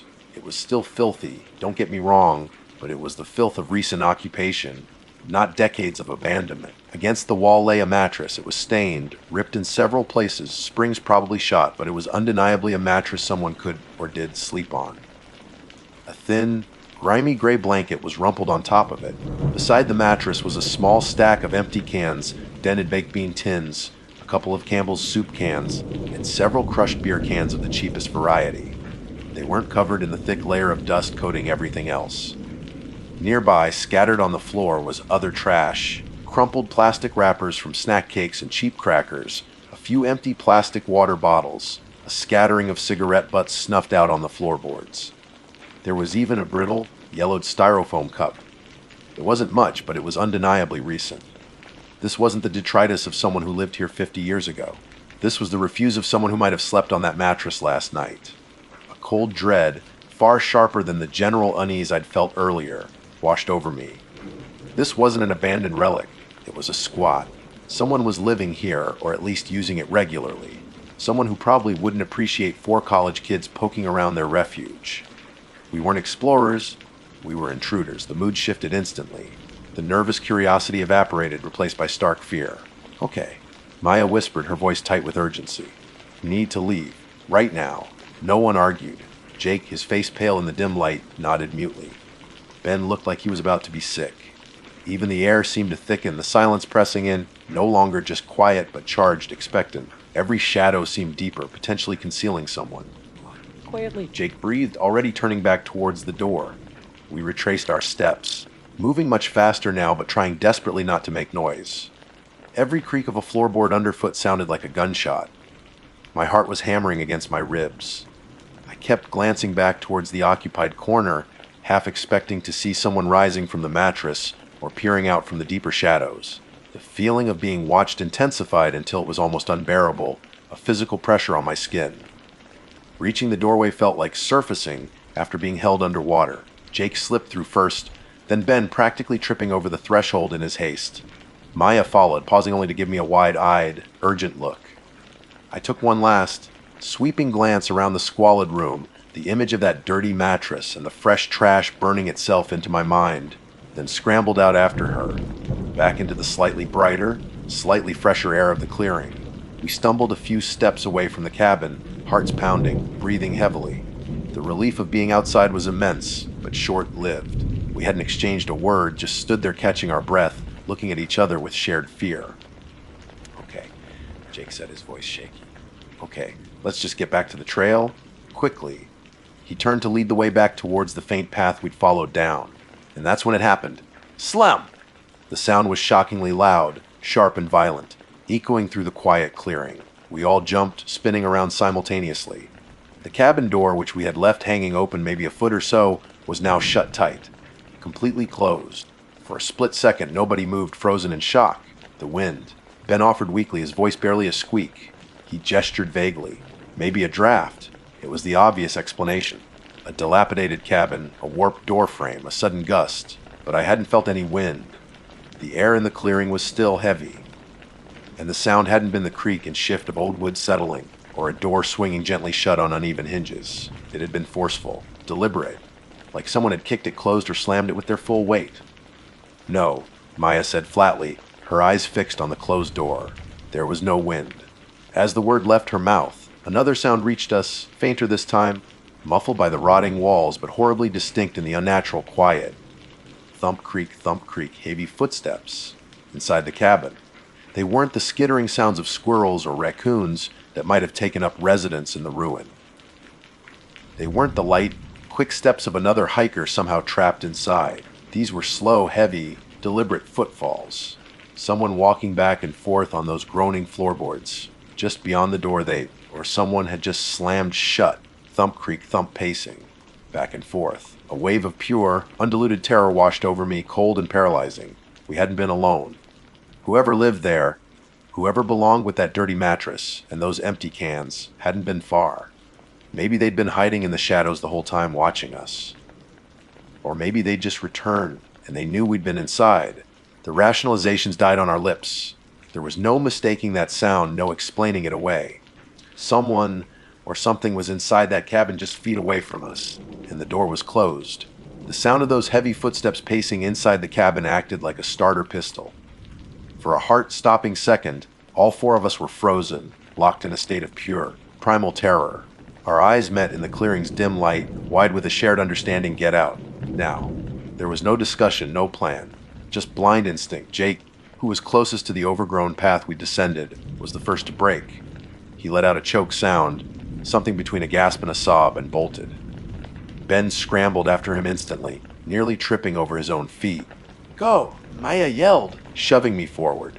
We plunged back into the narrow, claustrophobic passage through the rhododendrons and tangled undergrowth. If the descent had been slippery and cautious, the ascent was a frantic, desperate scramble. We clawed our way up the steep incline, grabbing handfuls of roots, thorny vines, and loose earth. Branches whipped at our faces and snagged our clothes, ignored in the adrenaline-fueled panic. My lungs burned. My heart felt like it was trying to beat its way out of my chest, but the fear was a relentless fuel. The only thought was up, away from the clearing, away from the cabin, and whoever or whatever was inside. About halfway up the slope, propelled by a sickening wave of dread, I risked a glance back. It was a stupid, instinctive action, the kind you always see in horror movies right before something terrible happens. The clearing was partly obscured by the dense foliage, but I could still see the cabin. It stood silent, menacing, the front door firmly shut. And then I saw it, in the single grimy window pane that wasn't boarded up, amongst the streaks of dirt and reflected gloom of the woods. I saw a face. It was pale, unnervingly so, like something kept out of the sun. The features were indistinct, blurred by the filth on the glass in the distance, but it was undeniably a face pressed close to the window, looking out. Looking at us. I couldn't tell if it was male or female, young or old, angry or just watching. But the paleness, the sheer unexpectedness of it, sent a fresh wave of ice through my veins. It wasn't just inside, it was aware of us. It was watching us flee. I gasped, stumbled, nearly losing my footing. Maya grabbed my arm, pulling me onwards without looking back herself. Don't look. Live! Just run! I didn't need telling twice. The image of that pale face, superimposed over the memory of the heavy footsteps, pushed me onwards with renewed terror. We scrambled the rest of the way up in a blind panic, driven by the certainty that something terrible was right behind us, even though we couldn't hear any sounds of pursuit over our own ragged breathing and crashing through the underbrush. We burst back onto the main trail like animals fleeing a fire. We stumbled out of the dense thicket, blinking in the slightly brighter light, gasping for air. For a moment, we just stood there on the familiar, well-trodden path, bent over, hands on knees, chests heaving. We were scratched, muddy, leaves clinging to our hair and clothes, looking utterly wild. A couple of hikers further down the trail gave us strange looks, probably wondering what catastrophe we'd just escaped. The relief of being back on the marked path, back in the normal world, was overwhelming but tainted. The silence of the woods around us no longer felt peaceful. It felt fraught with hidden watchers. Did you see it? I panted, looking between the others. My voice was raspy. Jake shook his head, still trying to catch his breath, his face sheet white. See what? I didn't see anything. I just heard those footsteps and ran. Ben looked equally terrified and confused. Footsteps. Yeah, slamming door. That's all I needed. Maya looked at me, her expression grim. What did you see, Liv? In the window, I whispered, glancing nervously back towards the dense wall of green where the hidden path began. A face, watching us. Maya visibly shuddered, pulling her jacket tighter around herself despite the exertion. Okay, let's go. Now, back to the car. Forget the overlook. No one argued. We set off down the trail towards the parking lot at a pace just shy of running. Every snap of a twig, every rustle of leaves in the breeze, made us jump. We kept glancing over our shoulders, half expecting to see that pale face peering out from between the trees, or to hear those heavy footsteps following us. The beautiful autumn scenery we had admired just hours before now seemed menacing, the shadows between the colorful trees holding unknown threats. We barely spoke, lost in our own fear, united only by the desperate need to get away. The rest of the hike passed in a blur of adrenaline and paranoia. Reaching the parking lot, seeing the familiar shape of Maya's car, felt like reaching sanctuary, though the feeling was fragile. We threw our packs in the trunk and piled into the car, locking the doors immediately. The silence inside was thick with unspoken terror. It wasn't until we were miles away, heading back towards the rented cabin, that we really started talking, the words tumbling out in shaky, fragmented sentences. We went over it again and again. The off-trail path, the cabin's appearance, the smell, the overwhelming decay juxtaposed with that horribly lived-in corner. The mattress, the cans, the recent trash, the door slamming shut on its own, the heavy footsteps pacing inside, my sighting of the pale face in the window. We tried to rationalize. Could the face have been a trick of the light on the dirty glass? Maybe, but combined with the footsteps. Could the footsteps have been an animal trapped inside? A bear? No, the pacing was too rhythmic, too heavy, too human. Could the door slam have been the wind? We kept coming back to that, wanting to believe it, but none of us truly did. It had felt too solid, too intentional. We spent the rest of the weekend huddled in the rental cabin, jumping at every creak of the floorboards, every noise outside. We didn't do any more hiking. Sunday morning, we packed up and left as early as possible, the relief of putting the Blue Ridge Mountains in the rearview mirror immense. We never reported it. We talked about it briefly. Should we call the park rangers? The police? But the conversation always circled back to the same points. Who would believe us? We were trespassing, far off any marked trail. We'd sound like hysterical idiots making up ghost stories. What would we even report? We found a creepy cabin, went inside without permission, got spooked by a slamming door, and maybe saw a face. It sounded flimsy, ridiculous. And the fear of the cabin's occupant was very real. Reporting it might bring attention, investigation. What if that person found out who we were? They clearly valued their isolation. Angering someone living that desperately, that remotely, it felt dangerous. Better to just leave it alone, pretend it never happened. But you can't just pretend something like that away. It lingers.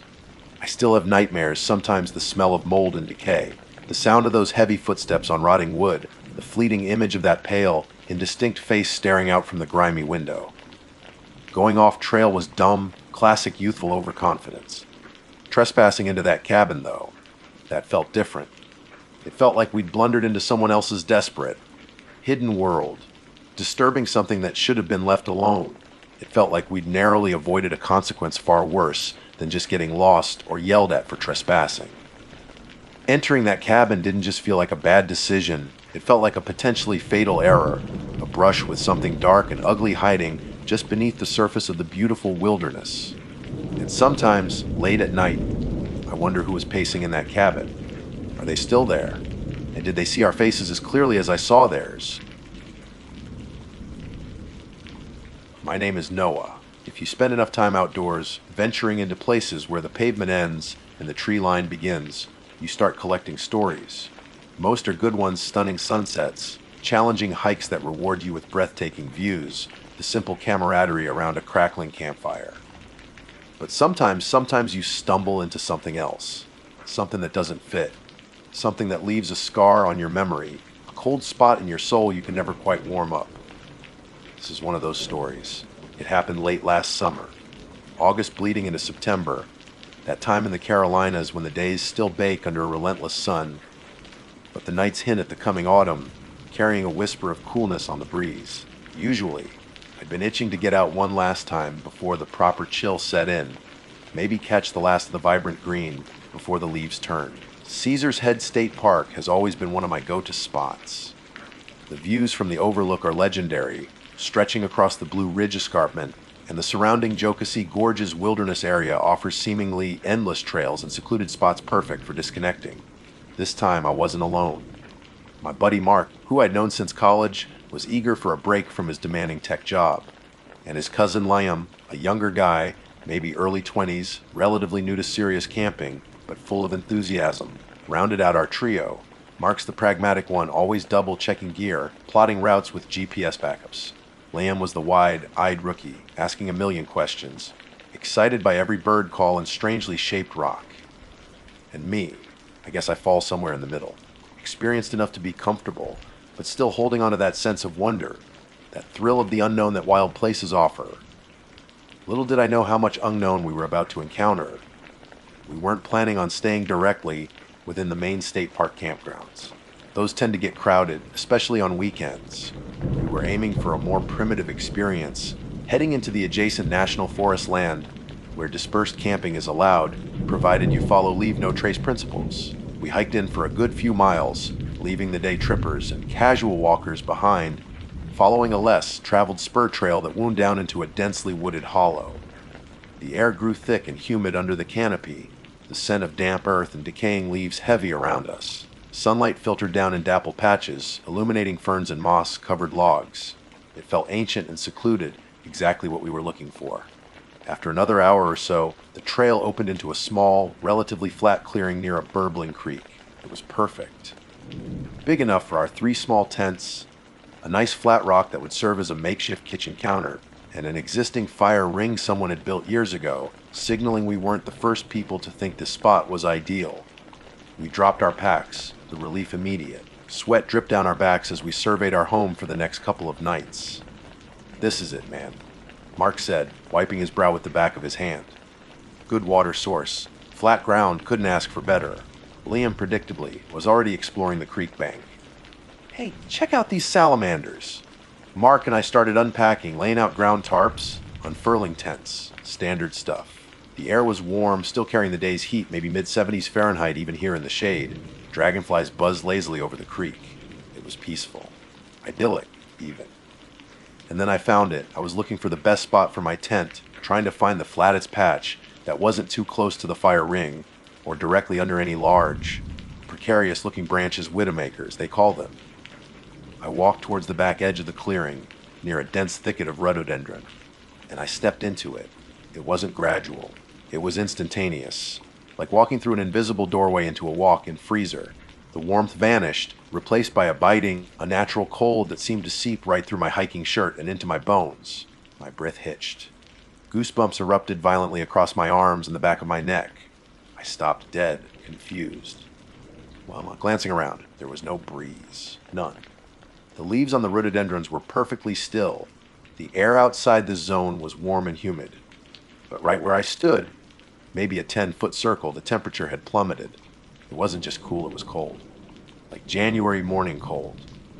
I could almost imagine seeing my breath, though I didn't try. I took a step back, out of the circle. Instantly, the warmth returned, enveloping me like a blanket. The transition was just as sharp, just as defined. I stepped forward again, cold. Back, warm, forward, cold. Hey guys! You gotta check this out. This is weird, I called out. Mark grunted, wrestling with a stubborn tent pole. What's up? Just come over here. Liam trotted over from the creek, wiping wet hands on his pants. Mark finally got the pole sorted and ambled over, looking skeptical. Okay, what am I looking at? Mark asked, stopping a few feet away. Walk forward. Right here. I pointed to the ground where I'd felt it. Liam, ever curious, stepped right in. His eyes widened immediately. Holy crap, what is that? He hugged himself, shivering dramatically. It's freezing. Mark raised an eyebrow but followed Liam in. His reaction was less theatrical but just as immediate. He stopped, turned slowly, scanning the surrounding trees, the ground. Okay, that is weird, he conceded. He knelt, touching the dirt and leaf litter. The ground doesn't feel particularly cold. No obvious vents or anything. He stood up, stepping in and out of the zone like I had. It's like a pocket. A perfect circle of cold air. How? Maybe an underground spring really close to the surface. Liam suggested, his teeth starting to chatter slightly. He quickly stepped back into the warmth. Or like science stuff. Cold air sink, maybe. Mark mused, but it's so localized, and there's zero air movement. Usually a cold sink involves flowing air settling. This is just static cold, and this cold. In late summer, he shook his head. Never felt anything like it. We spent the next 10 minutes pacing the boundary, stepping in and out, marveling at the phenomenon. It was roughly circular, maybe 10, 12 feet across. The boundary was sharp, uncanny. You could stand with 1 foot in the warmth and 1 foot in the biting cold. We tossed leaves into it. They just fluttered down normally, not blown by any draft. Insects seemed to avoid it. The lazy buzzing of flies and bees stopped right at the edge. Naturally, the joke started. Hey, free air conditioning, Liam quipped, fanning himself dramatically just outside the circle. We can keep the beers cold here, Mark added, though his smile didn't quite reach his eyes. I could tell the sheer strangeness of it was bothering his logical mind. Maybe it's haunted. I threw out, half joking, half testing the waters. The thought had flickered through my mind unbidden. There was something profoundly unnatural about the cold. It didn't just feel like a lack of heat. It felt like an active presence, an energy fundamentally opposed to warmth and life. Liam laughed nervously. Mark just gave me a look. Don't start that. We eventually decided where to pitch our tents. There wasn't a huge amount of flat space once you accounted for the fire ring, the creek bank, and now the bizarre cold spot. We ended up arranging them in a rough triangle. My tent and Liam's were positioned further back, closer to the trail we'd come in on. Mark, trying to maximize the distance between his tent and Liam's potentially noisy snoring, a running joke between them, ended up placing his tent the closest to the cold spot. Not in it, obviously, but maybe only 15 feet away from its edge. At the time, none of us thought much of it beyond the initial weirdness.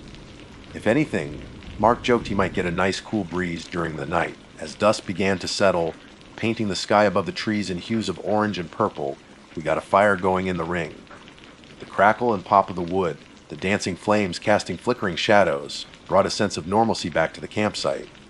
We cooked dinner, dehydrated meals rehydrated with boiled creek water, never gourmet, but always satisfying after a long hike.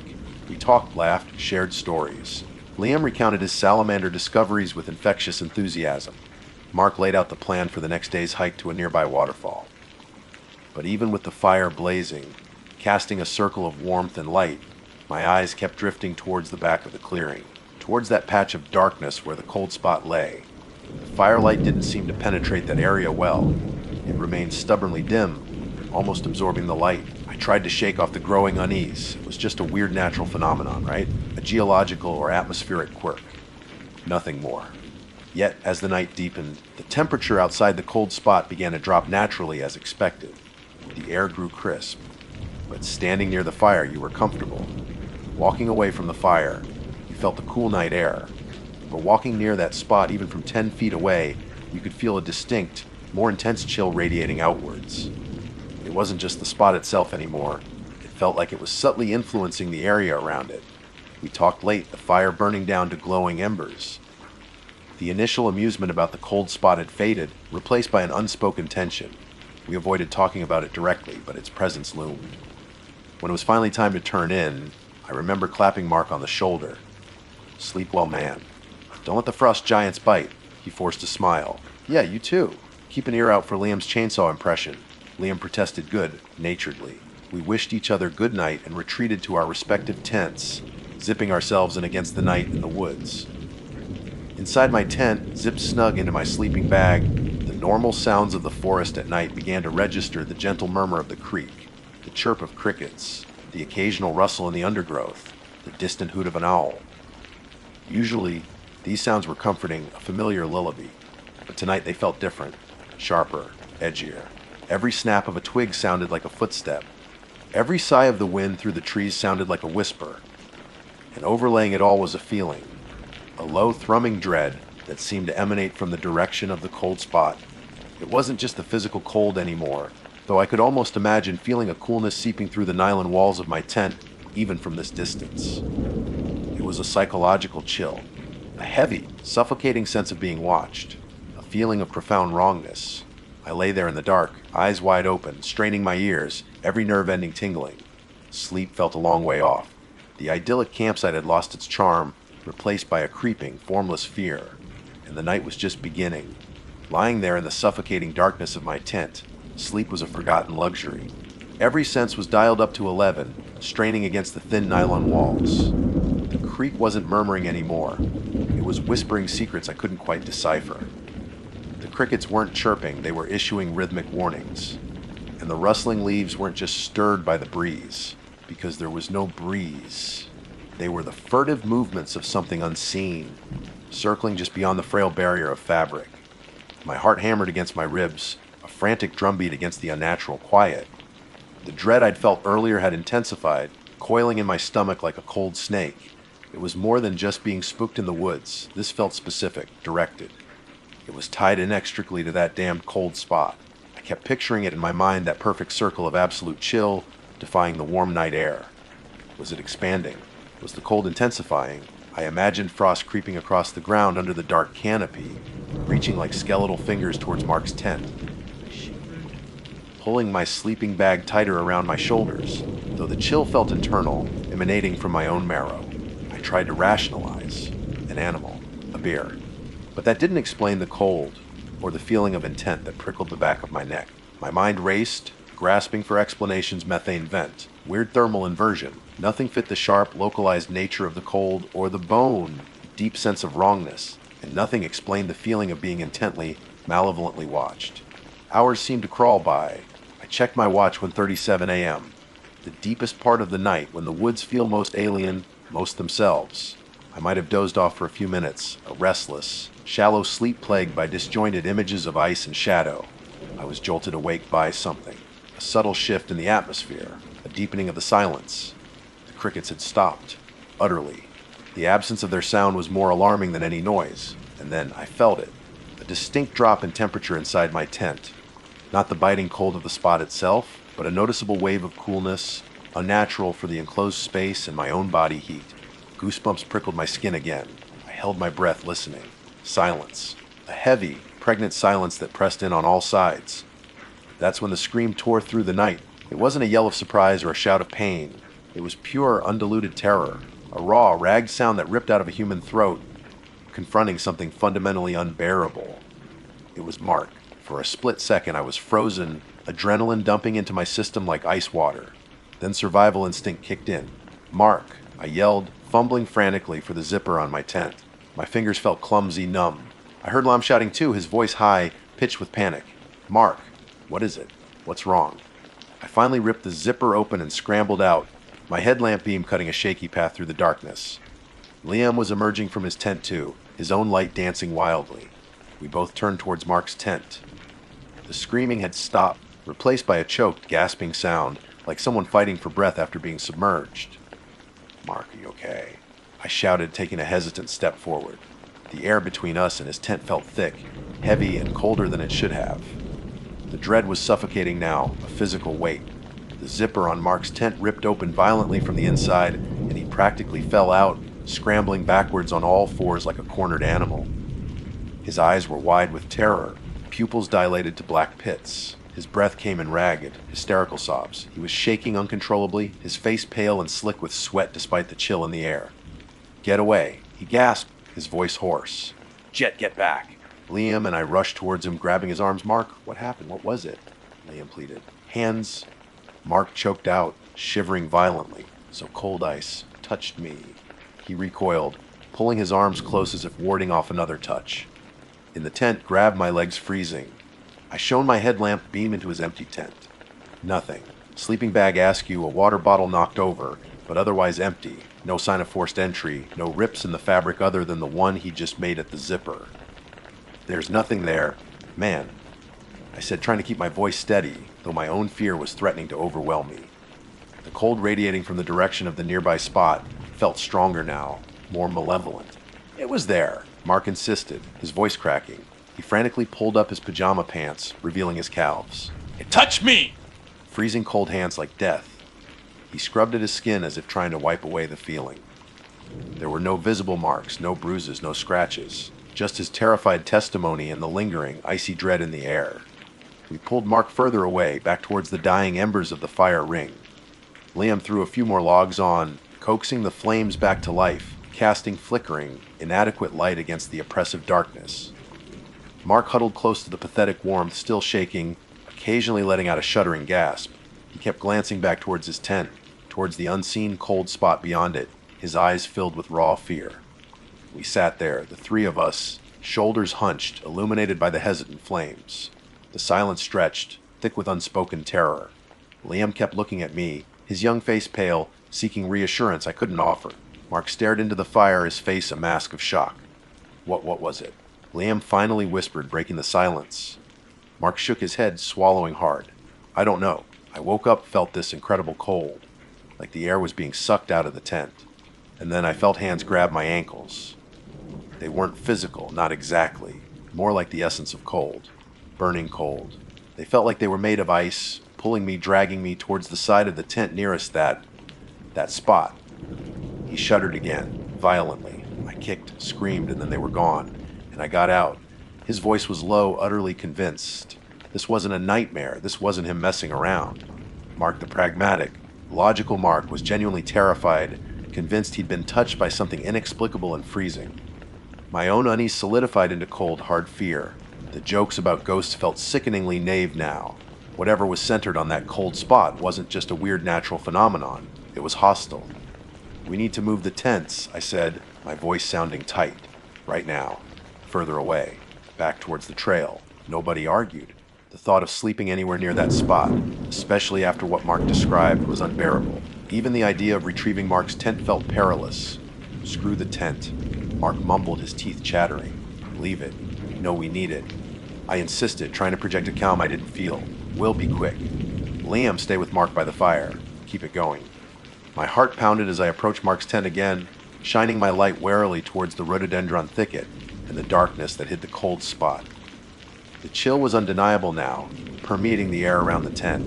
It felt like standing on the edge of a frozen lake, the cold biting at any exposed skin. I didn't step into the tent. I grabbed the external poles, unhooked what I could reach, and basically dragged the whole collapsed structure, stakes, fly sheet, everything backwards, away from the spot, towards the fire and the others. It felt clumsy and desperate. My movements hurried, constantly glancing over my shoulder. The feeling of being watched was intense, palpable, like eyes boring into my back from the darkness. We didn't bother setting Mark's tent up properly again. We dragged it, along with mine and Liam's, as far back into the small clearing as we could, practically backing onto the trail itself. We clustered them together side by side, creating a flimsy triangle of nylon against the vast, menacing woods.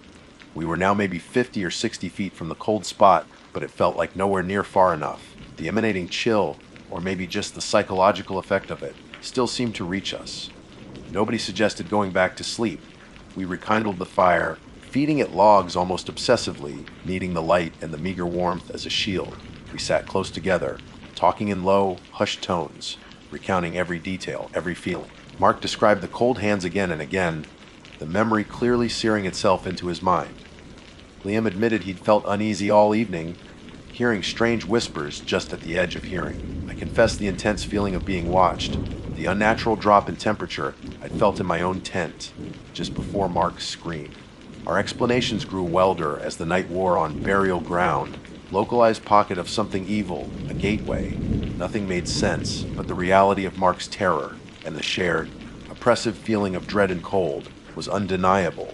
The woods around us no longer felt peaceful or inviting. They felt alien and hostile, hiding something ancient and deeply wrong. We jumped at every sound, a snapping twig, the rustle of wind high in the canopy, though the air remained still around us.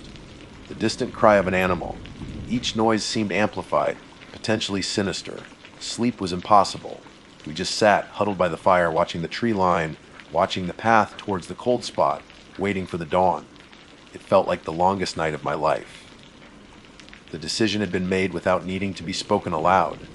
As soon as there was enough light to see the trail, we were getting the hell out of there. This camping trip was over. Survival was now the only goal. Waiting for dawn felt like waiting for a rescue that might never come.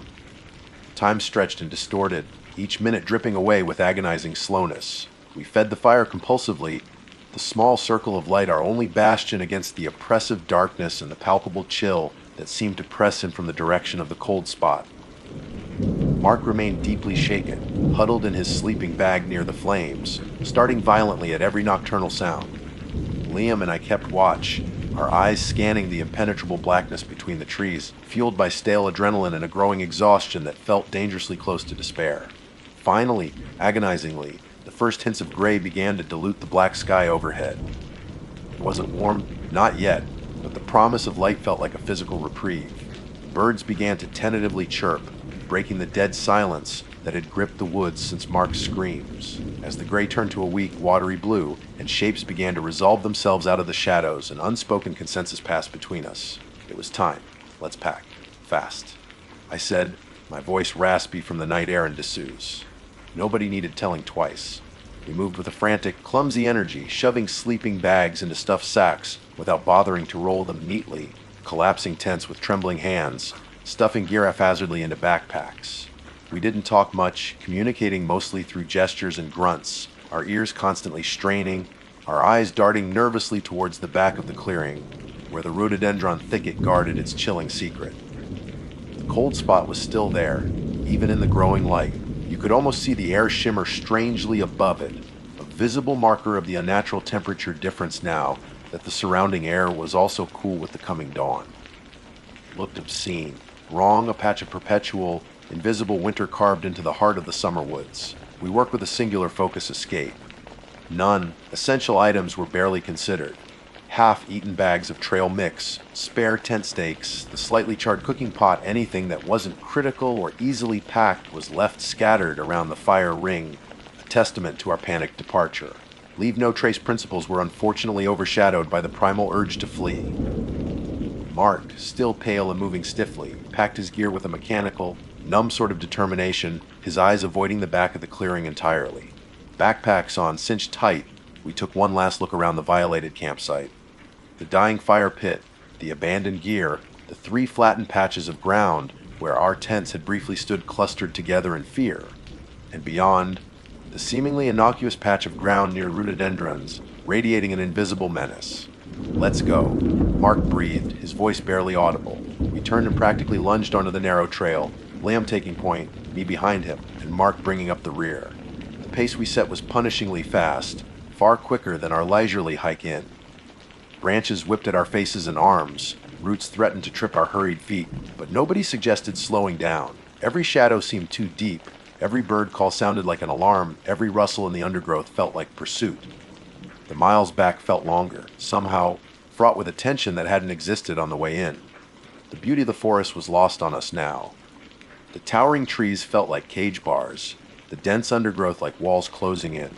We splashed through creek crossings without bothering to find stepping stones, the cold water barely registering against the deeper chill that seemed lodged in our bones. I kept glancing back over my shoulder, half expecting to see something moving between the trees, some shadowy figure or perhaps just a shimmer of impossible cold following us.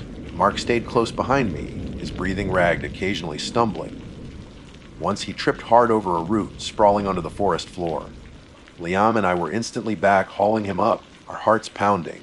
"You okay?" Liam asked, his voice tight with anxiety. Mark nodded, brushing dirt off his pants, his eyes wide and scanning the woods behind us. "Yeah, fine. Let's keep moving." There was no talk of stopping for water, for rest, for anything. The only goal was the trailhead, the car, the illusion of safety that civilization represented. Sun climbed higher, burning off the morning mist, but the memory of the night's cold and the specific, localized chill of that spot clung to us like a damp shroud. Finally, after what felt like an eternity, the trees began to thin. We heard the distant sound of a car engine, the sweetest sound I'd ever heard. We broke through the final line of trees and stumbled out into the small gravel parking area where my beat-up SUV was waiting. It looked impossibly solid, safe, normal. We threw our packs into the back with unnecessary force, the thuds echoing slightly in the quiet morning air. Climbing into the car, locking the doors immediately, felt like sealing ourselves in a sanctuary. The familiar smell of stale coffee and old upholstery was profoundly comforting. I fumbled with the keys, my hands still shaking slightly, and jammed the key into the ignition. The engine turning over felt like a victory. We didn't speak for the first 10 minutes of the drive, just the hum of the tires on the pavement and our own ragged breathing filling the silence. We passed the entrance sign for Sheezer's Head State Park, and I saw Mark flinch in the rearview mirror. "Are you guys believing this?" Liam finally asked, his voice small, looking back and forth between me and Mark in the front seats. "Like, really believing what happened?" "I felt it, Liam," Mark said, his voice flat, devoid of emotion now, replaced by a wary certainty. Cold hands, dragging me. "I believe you," I said immediately. I felt it too. Not the hands, but the cold, the wrongness. The feeling of being watched. Me too. Liam added quietly. Never been so scared in my life. The conversation that followed was fragmented, disjointed. We tried to piece it together, tried to find some thread of logic, but there was none. Mark recounted the feeling of the icy grip over and over, as if saying it aloud might somehow lessen its power. We talked about the silence, the sudden temperature drops, the oppressive dread. We agreed on the specifics, validating each other's terror, cementing the shared reality of the impossible event. We also implicitly agreed this wasn't a story for sharing. Who would believe us? We'd sound crazy. A localized cold spot. Icy ghost hands. It sounded like bad fiction, not something that happens to three ordinary guys on a camping trip. The rest of the drive passed in a heavy silence. When I dropped Liam off, he just nodded, his face pale. "Text me later," he asked. I nodded back. When I dropped Mark off, he hesitated before getting out. "No thanks." For I knew. For believing him. For getting us out. "Don't go back there, man," he said, his eyes holding a haunted look I'd never seen before. "Seriously. Ever. No chance." I assured him. No chance in hell. In the weeks that followed, the fear lingered. Sleep was difficult, often punctuated by nightmares of suffocating cold and unseen things reaching from the dark. Mark, I later learned, slept with the lights on for a month and refused to even discuss going camping again. Our friendship felt strained, bound by a shared trauma we couldn't properly articulate or process. We checked in via text, brief messages confirming we were okay, but the easy camaraderie felt bruised, overshadowed. Driven by a need for answers, I spent hours online, searching. Geological surveys of the area, folklore archives, forums dedicated to paranormal experiences, reports of strange disappearances near Caesar's Head or the Jokasee Gorges. I searched for unnatural cold spots, localized temperature drops, ghostly encounters camping, anything remotely related. I found nothing. Nothing about that specific area. Nothing that matched our experience. No local legends of a haunted hollow. No scientific explanation for a perfect circle of winter cold in late summer. The lack of any corroborating evidence was, in its own way, more terrifying. It isolated our experience, made it feel even more alien and inexplicable. It's been months now. The raw terror has faded into a persistent, low-level unease. But the memory remains vivid, sharp. The feeling of that unnatural cold, the look on Mark's face, the suffocating dread in the darkness. I haven't been camping since. I don't know if I ever will again, at least not in deep wilderness, far from the easy reassurances of other people.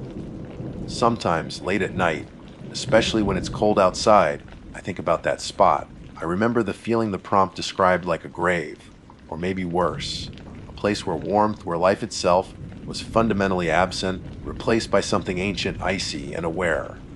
It felt like a wound on the world, a patch of negation. So, if you ever find yourself hiking near Caesar's Head, exploring off the main trails, and you stumble upon a small clearing that seems perfect for camping, be careful. Pay attention to the air.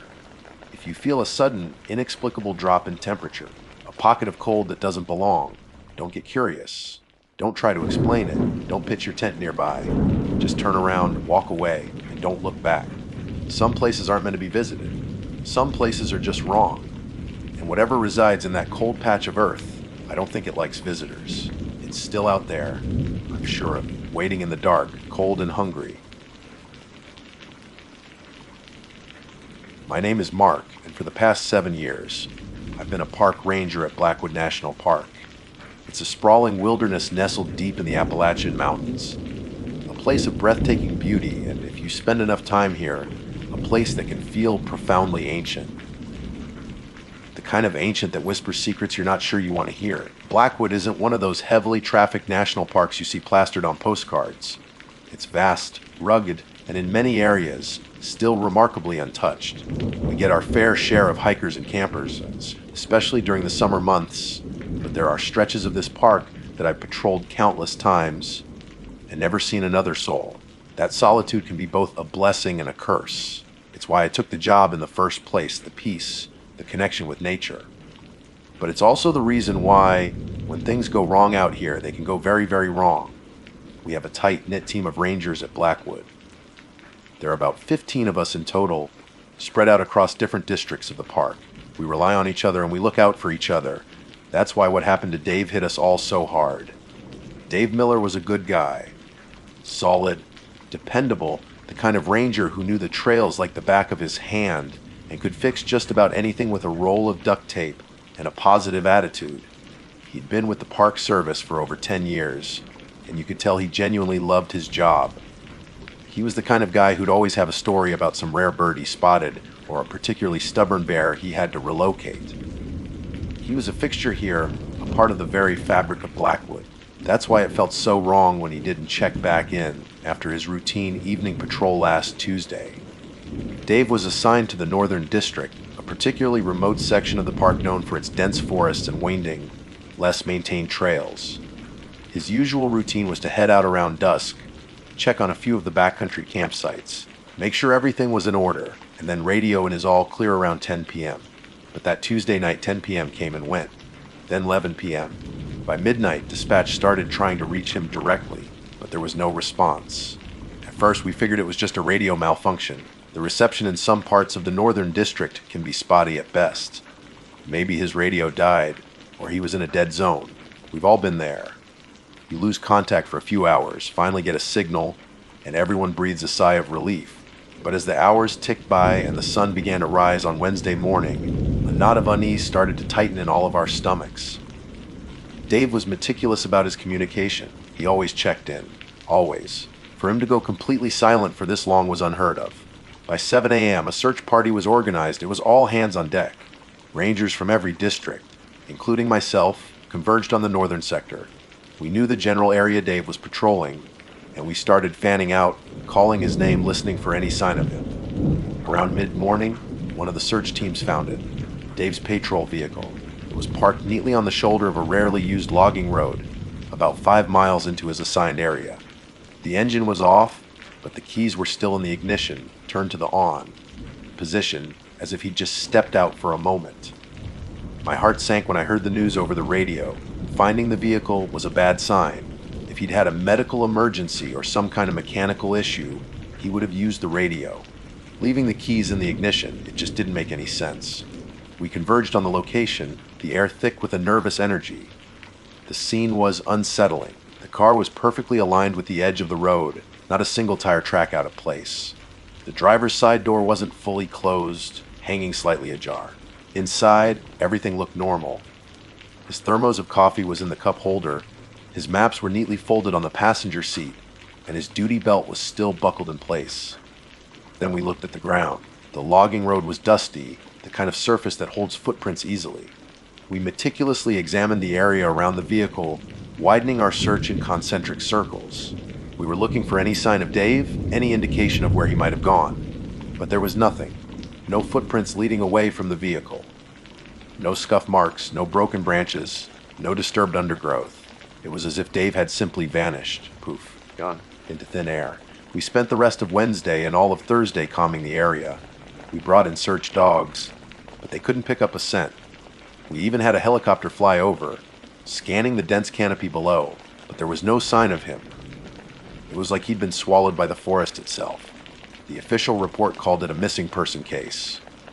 They interviewed Dave's family, his friends, anyone who might have had any contact with him recently.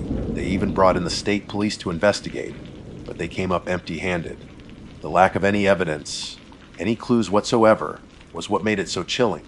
It wasn't like he'd gotten lost or injured. There were no signs of a struggle, no indication of foul play. It was as if he had simply ceased to exist. The atmosphere in the ranger station has been heavy ever since. We all knew Dave. We all worked alongside him.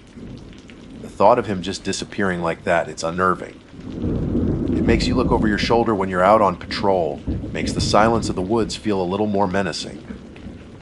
We've all been sharing theories, whispering them in hushed tones in the break room. Some think he might have had a medical emergency and wandered off into the woods, though that doesn't explain the lack of footprints. Others speculate about some kind of animal attack, but again, there was no blood, no sign of a struggle. And then there are the other theories, the ones that make the hairs on the back of your neck stand up, the ones that talk about strange things happening in these mountains, things that can't be easily explained. Blackwood has its share of local legends, whispers of strange creatures and unexplained phenomena that have been passed down through generations. We usually dismiss them as folklore, tall tales to scare tourists around a campfire. But when something like this happens, it's hard not to let your mind wander to those darker possibilities. I've been a ranger here for a long time, and I've seen my share of strange things in these woods. Things that don't quite fit into the neat little boxes of logic and reason. But Dave's disappearance, this is different. This feels wrong. Deeply, fundamentally wrong. I'm heading out on patrol again tomorrow. It's been almost a week since Dave vanished. The search has been scaled back, but we're still keeping an eye out, hoping for some kind of miracle. But deep down, a cold dread has settled in. A feeling that we may never see Ranger Dave again. And the silence of the forest feels heavier than ever before. The days that followed Dave's disappearance were some of the longest and most unsettling I've ever experienced in my time at Blackwood. The initial flurry of activity from the search teams eventually died down, replaced by a heavy, almost suffocating silence. The state police officially closed their active investigation after a week, citing a lack of any leads.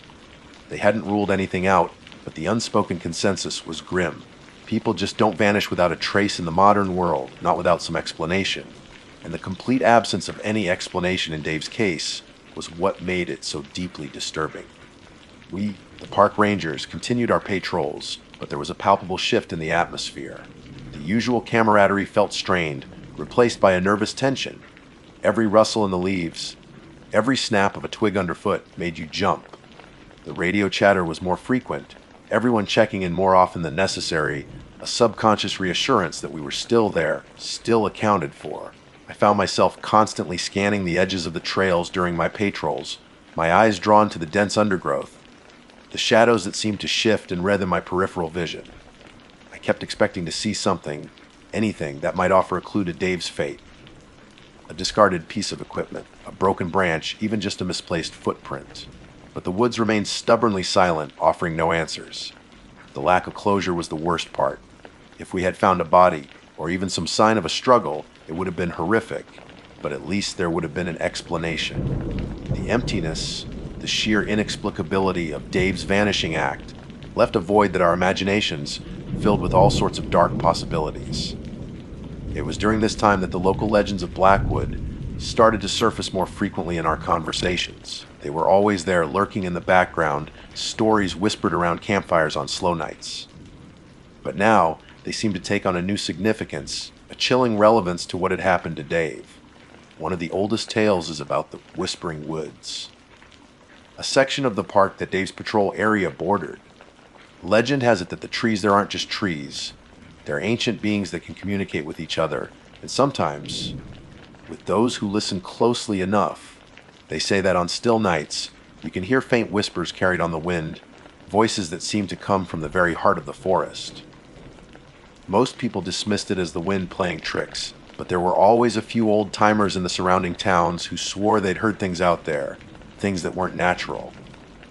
Then there's the story of the Shadow Man, a tall, gaunt figure said to roam the deepest parts of the park. He's never clearly seen, only glimpsed in the periphery, a fleeting shadow that disappears as quickly as it appears. Some say he's the spirit of a lost hiker, forever searching for his way out. Others believe he's something far more ancient, a guardian of the woods, or perhaps something darker. And of course, there are the stories of strange lights, seen flickering in the distance at night, lights that don't behave like campfires or lanterns. Some attribute them to swamp gas, others to more otherworldly sources. Before Dave disappeared, these stories were just that, stories. Interesting anecdotes to pass the time. But now they felt different. They felt like potential explanations, however outlandish they might seem. I remember one particularly unsettling patrol I had a few days after Dave went missing. I was in the same northern district, the area where he'd last been seen. The sun was starting to set, casting long, eerie shadows across the forest floor.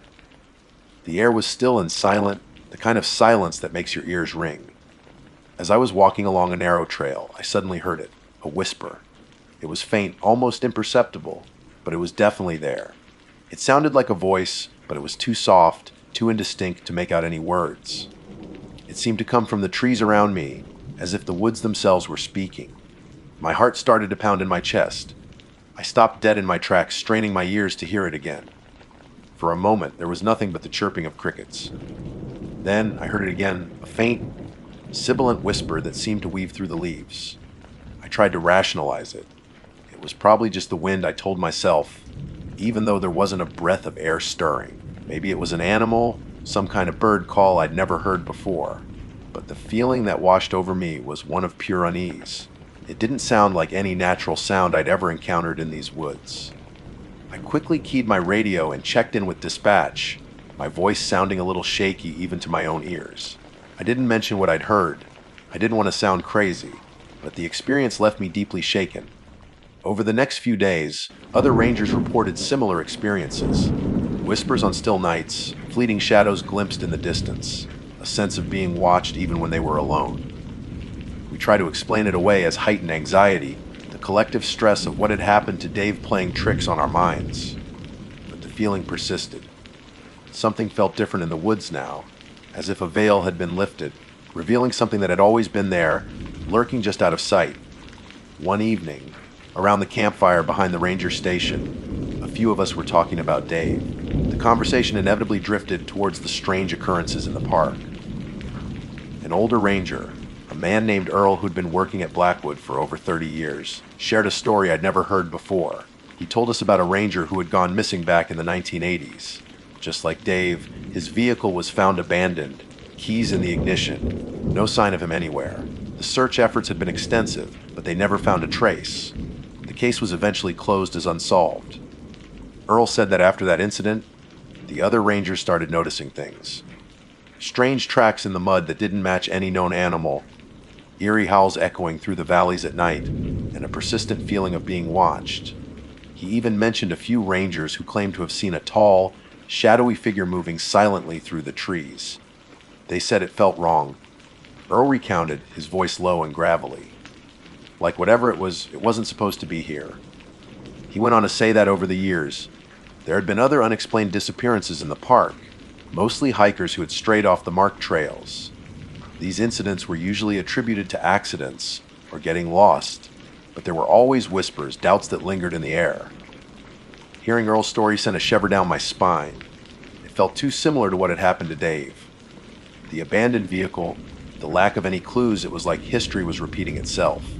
As the days turned into weeks, the hope of finding Dave alive began to dwindle. The forest held its secrets tight, offering no answers to our desperate questions.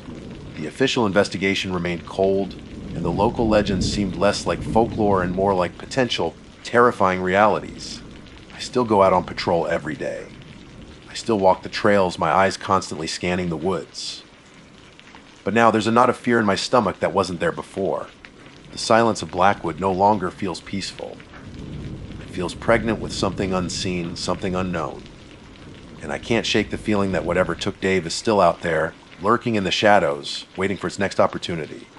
The whispers in the woods seem to agree. Weeks turned into a month, and the memory of Ranger Dave, while still present, began to fade slightly in the daily routines of park operations. Life, as it always does, had to go on. But for those of us who worked closely with him, a shadow lingered. Every time the radio crackled with static, every time a lone vehicle returned late from patrol, there was a brief, unspoken moment of hoping it was Dave, a hope that was always quickly extinguished. I tried to push the unsettling whispers and fleeting shadows from my mind, attributing them to stress and an overactive imagination. But the feeling that something was fundamentally wrong in Blackwood wouldn't go away. It was like a low hum beneath the surface of the forest, a constant reminder of the unanswered questions. One particularly clear and cold night, I was assigned to a late patrol in a more remote section of the Southern District, an area known for its dense pine forests and steep ravines. It was a routine check, making sure no one was camping illegally and that the backcountry shelters were secure for the upcoming winter. The moon was almost full, casting an eerie silver glow through the trees, creating long, distorted shadows that danced with every gust of wind. The silence was profound, broken only by the occasional hoot of an owl or the rustling of leaves.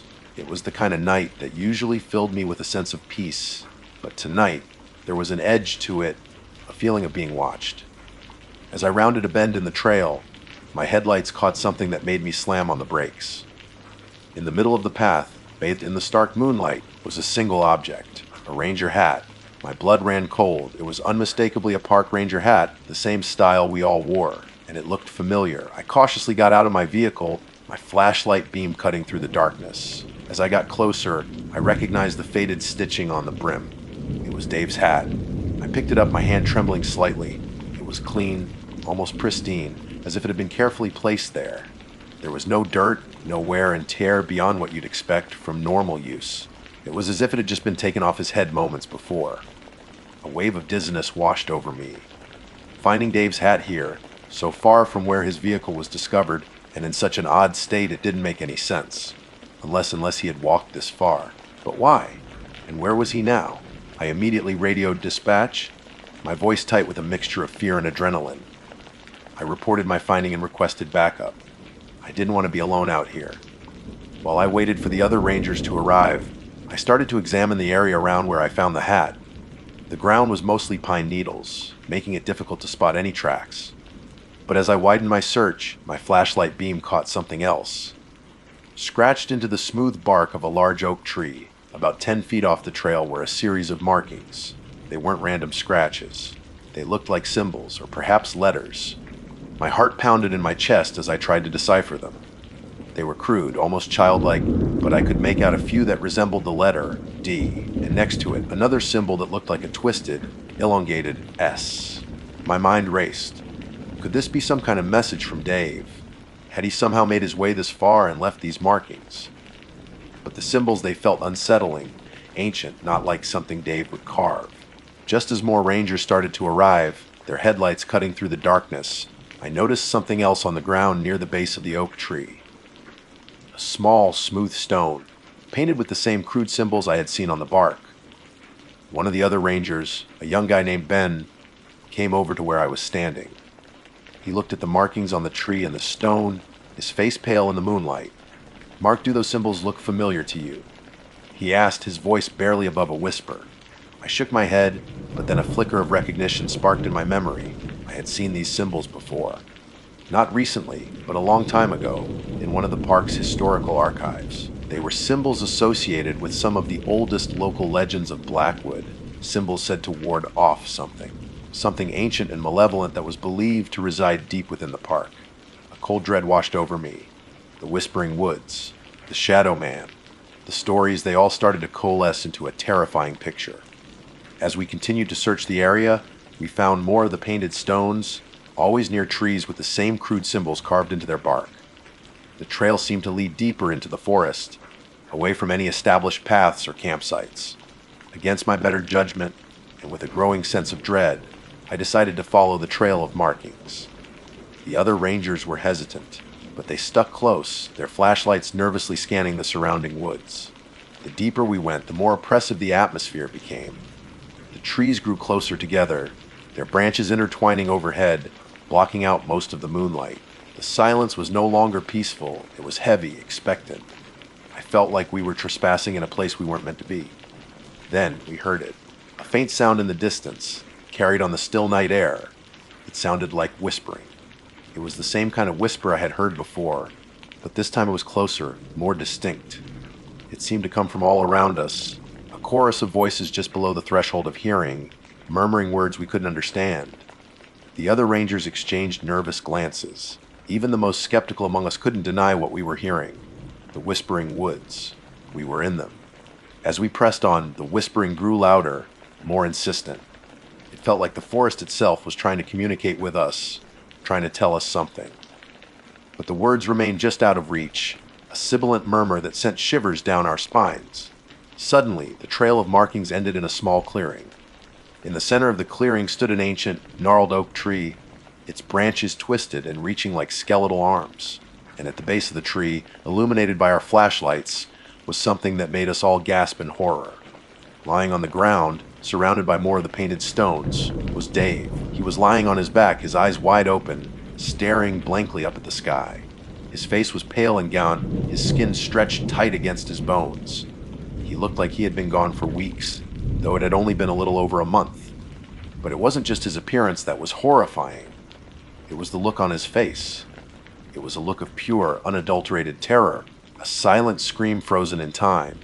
And his mouth, it was stretched into a wide, unnatural grin, as if he had seen something so terrifying that it had broken his mind. As we cautiously approached him, we noticed something else. Carved into his chest, with what looked like a sharp stone, were the same crude symbols we had seen on the trees. A wave of nausea washed over me. This wasn't just a disappearance. This was something else, something dark and ancient. Just then, the whispering intensified, growing into a cacophony of voices that seemed to swirl around us, pressing in from all sides. The shadows in the clearing seemed to deepen, to wreathe and coalesce into indistinct shapes. A primal fear gripped me, a feeling that we were in the presence of something truly evil. I didn't understand what had happened to Dave, but I knew with a certainty that chilled me to the bone that whatever it was still here, in the Whispering Woods, lurking in the shadows, waiting, and we had stumbled right into its domain. We backed away slowly, our eyes fixed on Dave's lifeless body. The terrifying grin etched onto his face. We didn't need to say anything. We all felt it. We needed to get out of here, now. We retreated from the clearing, the whispering voices following us, the feeling of being watched intensifying with every step. We didn't stop running until we were back on the main trail, the familiar scent of pine needles and damp earth a small comfort in the overwhelming dread that had consumed us.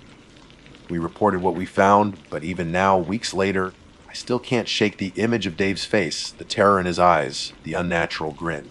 The official report will likely call it a tragic accident, exposure, or perhaps even a bizarre suicide. But we know the truth. We heard the whispers. We saw the symbols. We felt the presence of something ancient and malevolent in the heart of Blackwood. I still work as a park ranger here. I still patrol these woods. But now the silence is different. It's filled with the echoes of whispers. The shadows seem a little darker, and I can't help but feel like I'm being watched. Because out here, in the vast, ancient wilderness of Blackwood, some mysteries are best left unsolved.